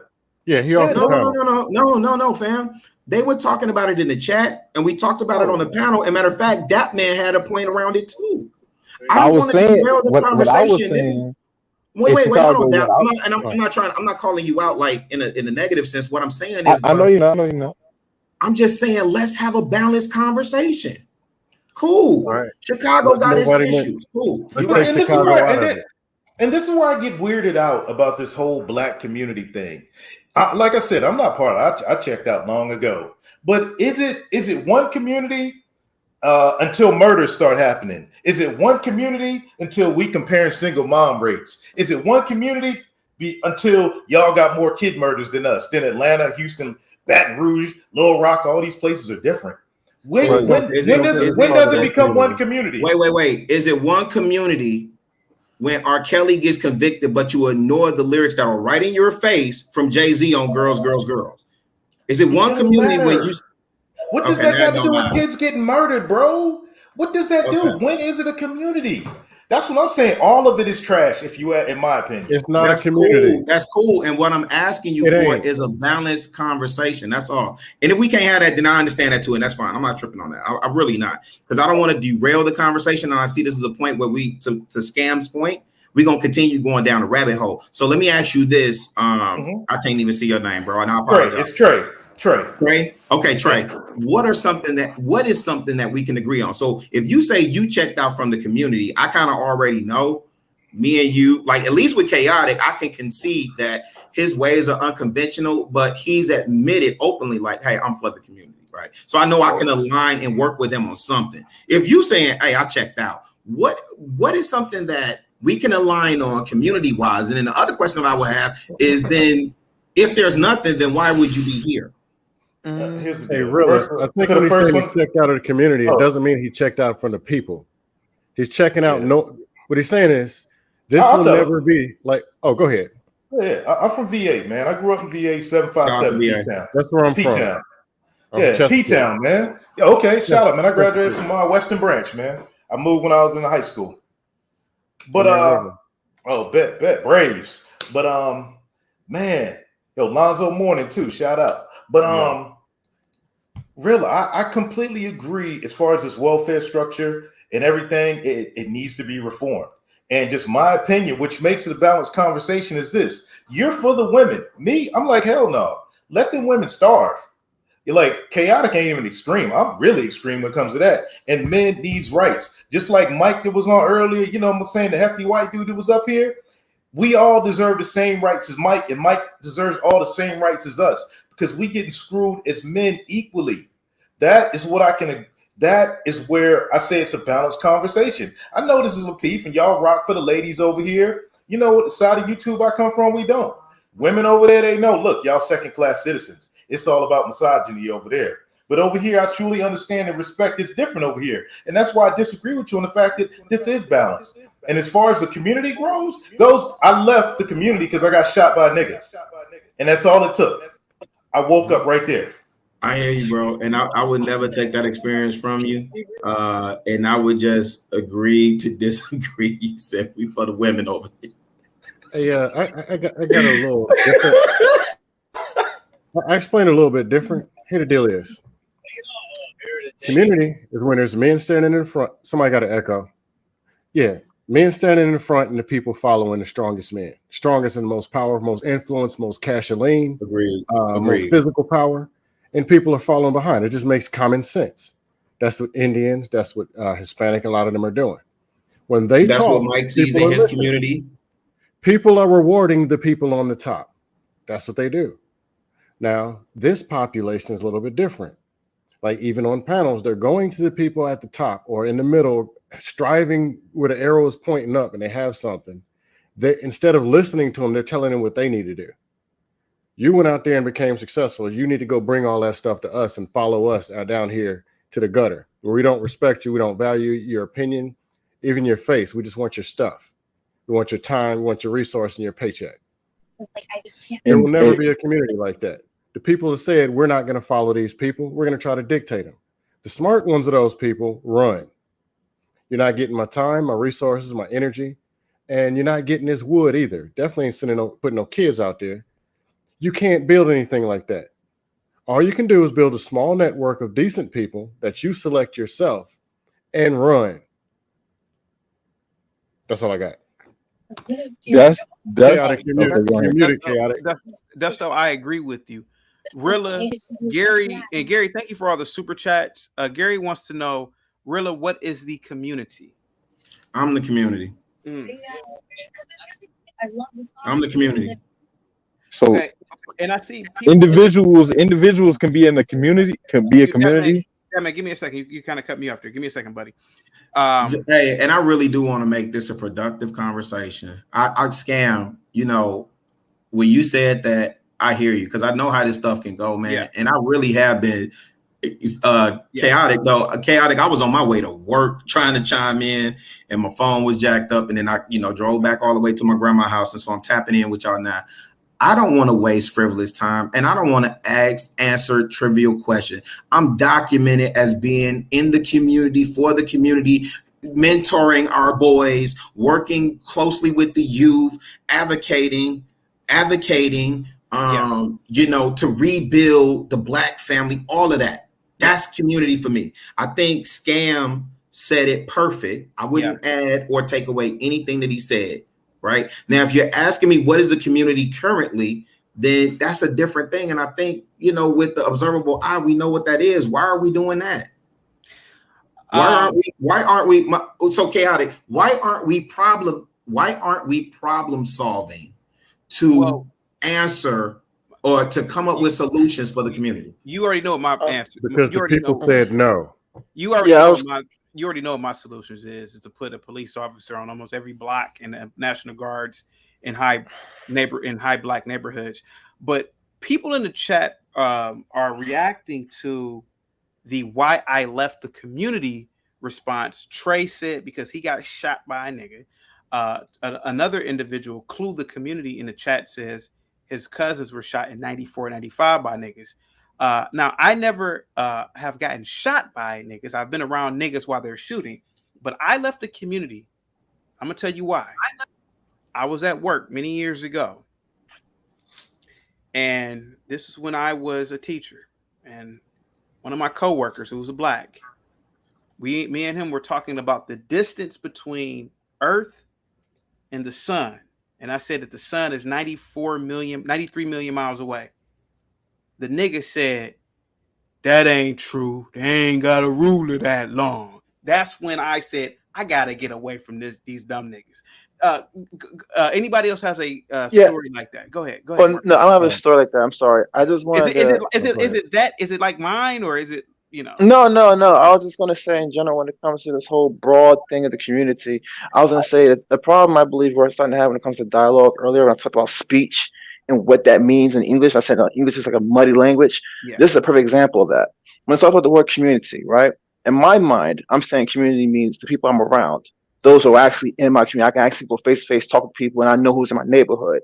That's what their community. But when we speak on this big platform, when we say community, we're basically saying their image, people who look like you, act like you, people you can kind of see like, but you don't really know these people, but yet you want to hold them accountable. But the thing is, people have different problems, different areas. Like Willa said, like Atlanta got different issues than Chicago, than from New York. These are different communities, but we're gonna all branch them under one umbrella and try to fix them with one broad brush. That's not even gonna be feasible, ever. So I always said, like, when you talk about community, that's a good question, because when I think of community, I think of my hometown, like dead ass. Those are my people. But also, I think of community, I think of military. These are also my people. You know what I'm saying? Like, it's very different when we talk about how we define community. I am so glad. Thank you so much, Marvelous. I am so glad that somebody at least was listening to what I was saying. Shay says, laugh out loud. I know CT's experience. A group of black people tried to convince me satellites in the sky were white people's lies. Yeah. Oh wow. I had my telescope. My dad bought me a telescope about, I don't know, 29 years ago. I still have it to this day. I had the telescope out around a whole bunch of niggas. We did the calculation of when the ISS was going to orbit. I showed the niggas the International Space Station with my telescope. The niggas said that's a computer generated image in the sky. I said, oh, I can't do it anymore. So yes, thank you so much, Shay, for sharing that experience. Guys, please continue. Go ahead, guys. Hey, the niggas said that they ain't got a ruler that long to the sun. Can you? Hey, chaotic. Before I dip, man, you know me. Those are the white people's lies. But those white people just got small hats on, bro. Ain't no satellites up there. I'm out, man. Get the fuck out of here. Peace, bro. Peace, man. Have a good one, sir. All right, bro. Community's done. Desto, come on, man. I don't believe that. Hey, look, chaotic. Before I jump out of here, man, I got to get ready for King talk. Yeah. Go ahead, Rilla. I was just gonna say real quick, because Dusto, it's all you after I get out. And Marvel, I apologize, man. I did want to hear your comments. I got to get out of here and get back to the crib. I'm over at grandma's house right now. I did want to tap in. Chaotic, bro. I know we really did start off on the wrong foot. I know you don't think nothing of it, but I take it personal. But I peep everything that you're doing, bro.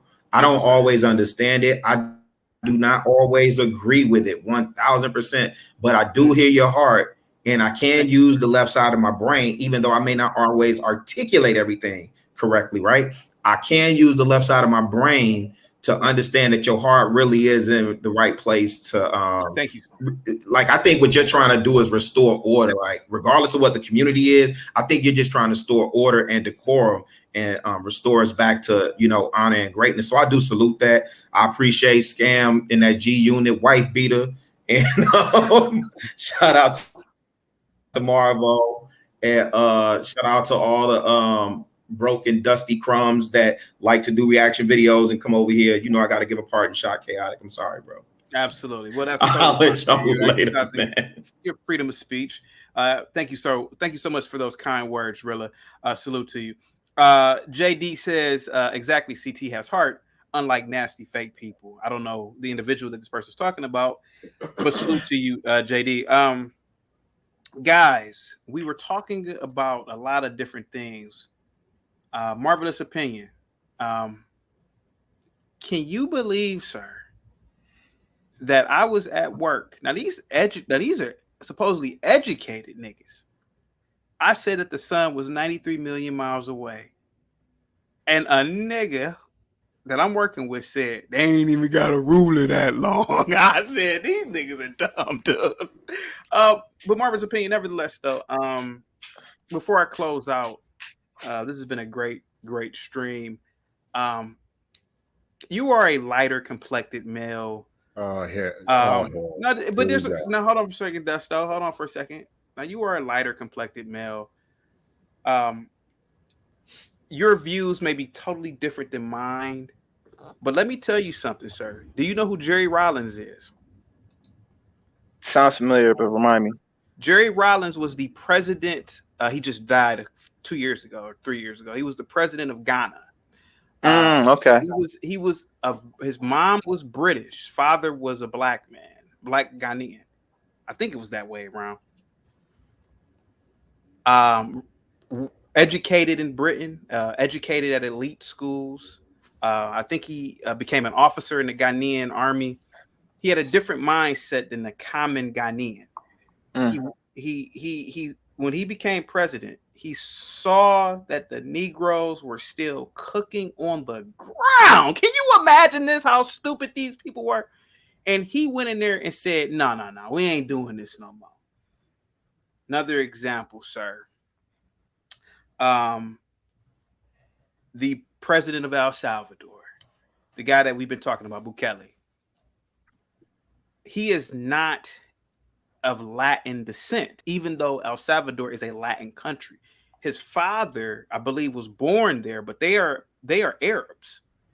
Now, the reason why I'm saying this is that, do you believe that maybe it takes an alien of sort to see things, you know? And that's why I said the whole thing with the lighter complexion. Maybe somebody who's from the outside looking in. You said you didn't go to black schools, and I could tell by the way you look, your diction. Could that be something too that is you? I know Dusto's hating, but could that be something too?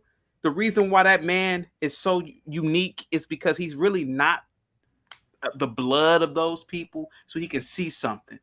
Like, damn, these niggas need some help. I would say it's simply. Does that make any sense? Well, yeah, I can hear what you're saying, but I wouldn't go down to just genetic tailoring of an individual. I would just put it down to environment. Like for me, I travel the world. I have so many different perspectives about different things, and I love it. I love learning about how people deal with things, and what the history is, what the real history is. It gives me a deeper understanding, and then when I come back to my own place, I can always like look and let's say correlate certain causes and effects, and be like, okay, I can see how this probably developed and where it's going to lead to, because history in this country tells me that this is where it could lead to if we continue this path. You know what I'm saying? So I believe because I have more perspective, because I moved around and I come into this environment, now it's like, yo, this is not correct. Or we don't you like guys you are gotta be on camera, bro. That's the rule. Go ahead. Or it's like, or you guys don't see vision past this city because like you guys haven't really done much. You got to change, and that's the one thing. That's the one thing. There's two things that are absolute: numbers and change. And that's the thing that hasn't really worked for us. Is like if we don't change, you're not going to grow. We're stunning. We're much dead. Well, you know what I'm saying? We're a dead people.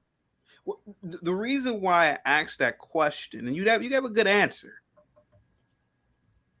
When I was a kid growing up, sir, I went to both private and public schools. I'll never forget this. At the public school I went to was a middle school. It was a very bad middle school, obviously for reasons that you know of. The teachers pulled my mom to the side one day and said, ma'am, out of all the students in this school, your son has a conscience. He's not like these other kids. It was shocking to hear that. It was absolutely shocking because I went to the school. The kids every day, they would take the science beakers, throw them at the teacher. They would take books and rip the pages. The niggas would burn shit in the bathroom every day. And I would be in class. I'm not saying that I was an angel. I'll be like, hey guys, why don't we stop talking? Why don't we listen to the teacher and do the work assignment? Man, nigga, you corny nigga. You trying to be white. They said I was trying to be white because I was trying to do the work. And what it was is that the intelligentsia of blacks, like myself, and you too, sir, we can see things that niggas can't see. And what I can see is this. Atlanta is going to be Detroit if the niggas are continuing to, if intelligent blacks are going to allow that shit to run amok. It's going to be Detroit. And what I'm saying is that it's going to have to take outsiders. So blacks like me, we're outsiders. We are the intelligentsia. We're not the inferior class of blacks. So you have to manage those blacks. You do. So Jerry Rollins, maybe his intelligent DNA came from his European side. You never know. And when he went back to Ghana and saw these ignorant niggas cooking on the ground, maybe he said, you know what? These people haven't advanced or evolved at all. Maybe I can help them out. That's what I was trying to say something. Maybe skin tone and, you know, where you're from has a lot to do. So what's up, man? You over there hating. What's up, man? Damn. Just real simple. And you know this. Go ahead, sir. If you want to change behavior, you have to teach behavior. You have to correct and redirect. Absolutely. Therefore, you have to transfer knowledge into another person's brain. That's not done with a brick. Go You ahead. can grab somebody and beat them over the head with a brick. All you transferred was pain to a person who's already in pain, already has no knowledge. What do you think is going to happen? So you can bring the National Guard, you can bring all the police, people with bats and sticks. All it's going to do is bring more violence to people who are already violent. They don't value their lives anyway. What do you expect? Go ahead. That's all I got. And you know this. I do. Shay says, landing a rocket on a different planet is near indistinguishable from time travel. Ironically, CT, they use a slide rule. Let's see here. Let me read some more of this. Okay. Give me 1 second, guys. I gotta read some more of this. Michael says, get your bread up and send your kids to private schools. Ain't no way my son gonna be sitting next to Ray Ray and Shaniqua. Wow. PDGAF says, CT talking about the talented 10th Boule bullshit. Sir, believe it or not, the Boule blacks are the superior blacks. To this day, you Negroes still worship a superior black, Martin Luther King. He was a member of Alpha Phi Alpha Fraternity Incorporated. He was highly educated. He got his PhD when he was 18 or 19. No, I'm sorry, when he was 21, 22 years old. You niggas followed him. So obviously that says a lot. We on Lock Nation. Harriet Tubman, Sojourner Truth. What's it going to be today, sir? Go ahead. It's coming for me. Let's see what you got. Uh-oh. No, I'm not coming for you particularly. Go ahead, sir. You got the floor. I know your stance, and I hear you all the time, and you have completely given up, and that's understandable. So all I ask is,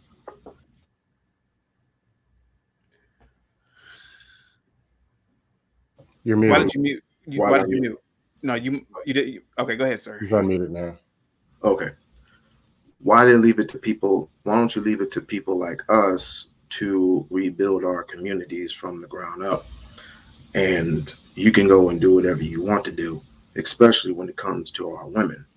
Now, I understand there are a few knuckleheads out there that will ruin it for everybody. Yes, sir. But why punish a whole group of black people? It's not like, let's just say, John over here, he's getting his education and whatnot, and he's going straight to college to get more educated and whatnot. But it's all in vain because, I mean, I'm not saying you, but you like to put them in that same little pot, that same little fiery pot that's saying you will never make it in life because the rest of all you, what you say, Chaotic Truth, niggas. I mean, what do we have to do to please you, sir?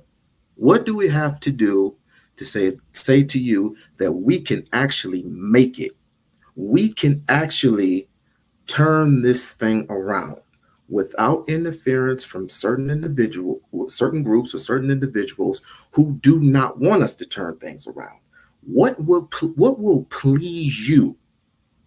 Obviously, no. No, I'm asking him. What would actually please you that it will say, okay, well, maybe there's a slight bit of hope, like a mustard seed? Easy answer. Show me where the hope is. I'm an analytical person, not by choice. That's who I am. If you want to know who's going to gain or lose weight, go to the buffet and go to the gym. The buffet is full and the gym is empty. What's going to happen? People are going to get fat. This way, no, you don't understand. The fairy ain't coming. The black fairy's not coming. They're not. So if you see, and for example, you want to talk about the black community and okay, most of the out of control women that you see have kids. What are they teaching those kids how to do? That's called we don't die, we multiply. Look at the 15. I bet you those women in New York who are terrorizing that plate, they have kids. What are they being taught how to do? I can only base. I'm just getting started. I'll just start there. Okay. Can I say something real quick? Hold on. One more thing. Why would you send Mo as a married man, productive? Why would I tell him to leave his wife and kids after he gets off at 6 o'clock to go way over there and take his money and resources to people who have not done the work and don't even have a common level of respect for themselves, Marvelous opinion. family, or anything else to do with him? Now, here's the thing. If you can light a candle, light a candle. If you can help someone, help someone. But why are we telling people, go out there, be productive? Then when they do, you tell them what they got to do with their own money that they built and somebody else didn't. How are haters going to go tell somebody else what to do with their money and their time and their resources? That's what's going on. Can I say something real quick? Go ahead. I don't know how long we on Lock Nation has been watching tonight, but he is one of the individuals that I'm talking about, or one of the types. He is a black man of intelligence. He is a black man that instead of promoting the superior blacks, he will be in a classroom. He won't promote Todd or black kid. I'm assuming the black kid's name is Todd. Todd with the 4.0. He's gonna find Ray Ray, who doesn't give a shit about school, who doesn't care. He's gonna try to promote him, advocate for him and his degenerate behavior, etc. There's so many black men like this. We have a problem in the black community. It's been going on for years. We have not separated ourselves from the inferior blacks, the blacks that have caused the black community to be what it is. You see this shit in Africa. You see this shit in the Caribbean. The white man, he ain't about to get off at 6 a.m. from working at Ernst Young or some Fortune 500 and go to the trailer park and help out Tom. He ain't doing it. So I have to agree with Dusto. Leave. Get away from him. We don't like. What's up, man? Go ahead, sir. You got the floor. Guess what? Go ahead. Yeah, I'm gonna tell you a secret. What's the secret, sir? I was Ray Ray. Yeah. In the day. Yeah. And my mom was a single mother because my dad died at age 14. When I was 14, he was 37. So your mom is a widow. She's not a single mother, sir. Well, people would treat her like that. But they were still married when he passed away, sir, right? No, they were divorced. Well, but see, your mom wasn't necessarily a single mom then. Sir, we're talking about out of wedlock. The bottom line is, you weren't a product of. I was out of control, sir. He's talking because your father had passed away, sir. That's a reasonable response, right? No, different point, but go ahead. Point is, you have she had broken me out of juvie. Okay, she had broken me out of juvie. I went. What I did back then, I went straight to juvenile. She bailed me out of there. She got me out of there, and she had custody of me, and she set me straight. And if it wasn't for her, I would still be these Pookies and Raiders, whatever you talk. I don't even go by that. I just go by people who do wrong need to be incarcerated, jail, or otherwise. That's how I am. But these particular Rays that you talk about, why not give them a second chance? I got a second chance. I got a second chance of life. You had a second chance, sir. Let me answer first real quick. Go ahead. In my opinion, sir, you had a second chance because your situation is very redeemable. You come from a marriage. Your parents were married. Your dad passed away, but you had reached puberty. You've matured. You're 14. Your life was different from the little kid who has grown up in an out of wedlock position. Those kids, generally bastards, they don't have it together mentally. They just don't have it. Not all of them. I'm not saying all of them. But the fact is that we want to deter that type of behavior from the mothers, from the man getting the women pregnant and not marrying them. Your situation was a little bit different. You already had a foundation. So you deserve a second, third, fourth, fifth chance, in my opinion. But a lot of these kids just don't. They're just, it is what it is with those kids. Okay, so just because I don't consider your mom a single mom at this point. I consider your mom a widow of sorts, and you came from and your parents divorced. Yeah, Well, people be online. I can respond. What? Okay, go ahead. Okay, number one, the way I say things extreme is not in judgment when I talk about these people, but it's after 5, 10, 15 years of people not listening. You just got to blast them. I mean, it is what it is. But the thing is this. When people reach it out, I assume there was some sort of mentoring and guidance or something when somebody offered you a second chance, meaning a candle lighting another candle. I assume you received it and didn't reject it and you gave respect to it. Am I right? That's correct.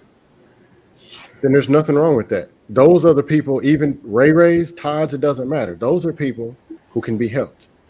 The ones who say no, leave them in the gutter bleeding. That's all I'm saying. It doesn't hurt a candle to light another candle. As long as people are offering respect, as long as people are saying, hey, thank you. Hey, I'll do this that you're asking me to do. I'm willing to listen. I'm just saying. I can't You give know up. what? I was gonna say I have one thing I want to add to this, right?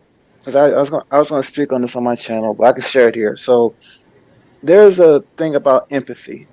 There's those who want to help. You know what I'm saying? And I'm one of those people. I like to help people. I really do.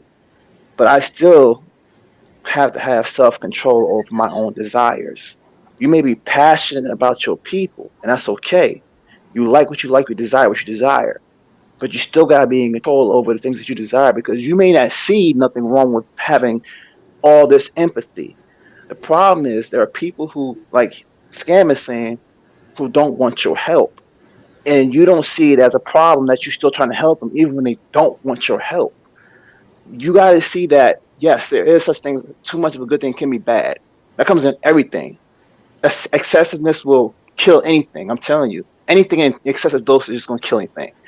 And I'm trying to tell you, it's going to blind your judgment, because one day you can get hurt, you could die trying to be the hero unnecessarily.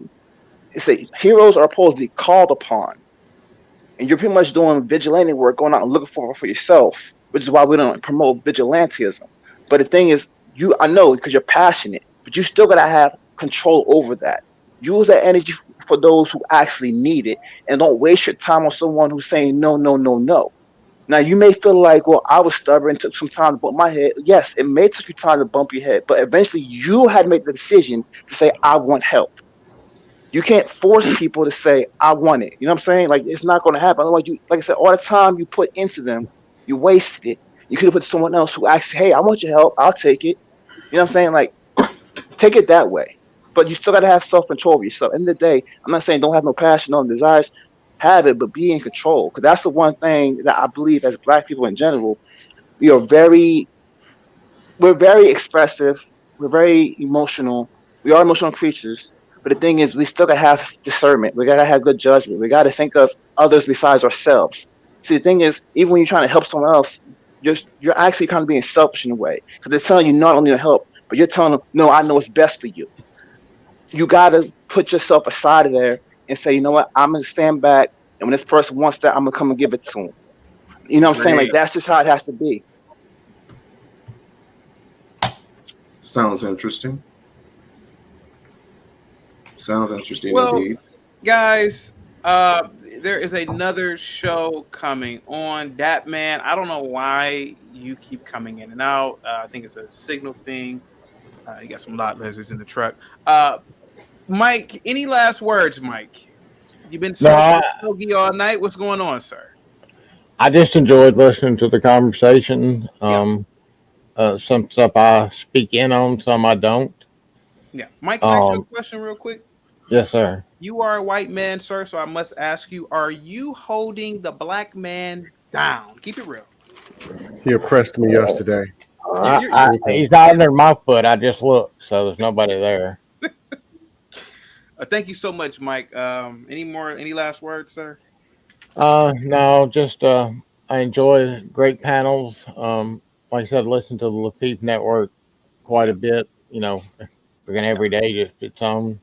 Yeah. Again, invest in Rogaine because come Thursday, stock's gonna go up. Invest in Rogaine. Yeah, because I mean, dealing with those women on that panel, you're gonna pull your hair out. So nice. And that's a publicly traded. Okay, thank you. Yep. yeah, it's publicly traded. So, Okay. Ooh, Ash with the $50 super chat says CT like MO. Joining the military was a great decision.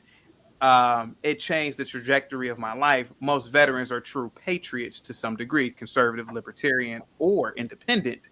We see productive Americans, not race focused, retired United States Air Force. Salute. That is true. Thank you so much for that 50. I wish I could do that, but I'm not in the military. But salute to you guys for providing my freedoms. Thank you so much, Mike.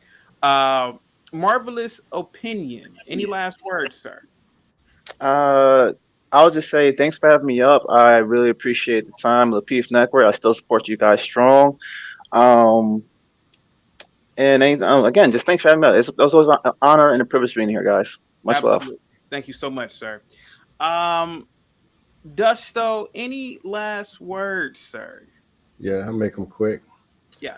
In general, if you want to build or even if you don't want to build, can black men agree to disagree, and not say that I got more hoes than you, I make more money, or I'm going to pull up to your city and I'm going to beat the shit out of you because I don't like what you said? Can it stop? Yeah. Just seriously. It's just no. Yeah. Can we accept criticism? Can we look in the mirror and realize, I am who I am? Can we stop capping on YouTube? And can we stop telling the most valuable people of our population what they should be doing versus listening to wonder how can we get to where they are? How can we support them so they can support and actually help change the world? But I already know the answer is no. Thank you so much, Dusto. And thank you, Dusto, for giving me smoke tonight. Normally, me and you are always, but thank you so much for challenging me, sir. We on Lock, or is it Loke Nation? Any? Well, okay, so it's not Loke as in. Never mind. Any last words, sir? I was brother pulled a gun out on me, right? But I also was stabbed by a white man. So it could be any and anybody. Why were you stabbed? Well, tell us the stabbing story. I'm interested in hearing this one. I was working at a hotel and I'm the cleanup crew, so our job was to go in there and clean up after 12 o'clock. And obviously the guy forgot his stuff and he thought I was stealing from him. So he ended up stabbing me on the arm. So I popped him upside the head with a phone. So. Oh, wow. Was he drunk also? No, he was one of those devilish rock and roll type dudes. I don't know. But did he get charged? Huh? Of course. Oh, wow. Of course. And banned for life. So, but I'm good. My brothers are good. My wife's good. My family good. So, but either way, it could come from any and everybody, and I am not, no matter what the situation is, there's always a way. There's always a way to deal with a problem. With a little small solution, we can help solve so many problems. It's as small as a mustard seed, as Jesus would put it. And I'm good. Thank you so much. Guys, if you are in the chat and you are still listening, I want to be clear here. When I mean superior black, I'm talking about the Neil deGrasse Tysons of society. I'm talking about the Barack Obamas.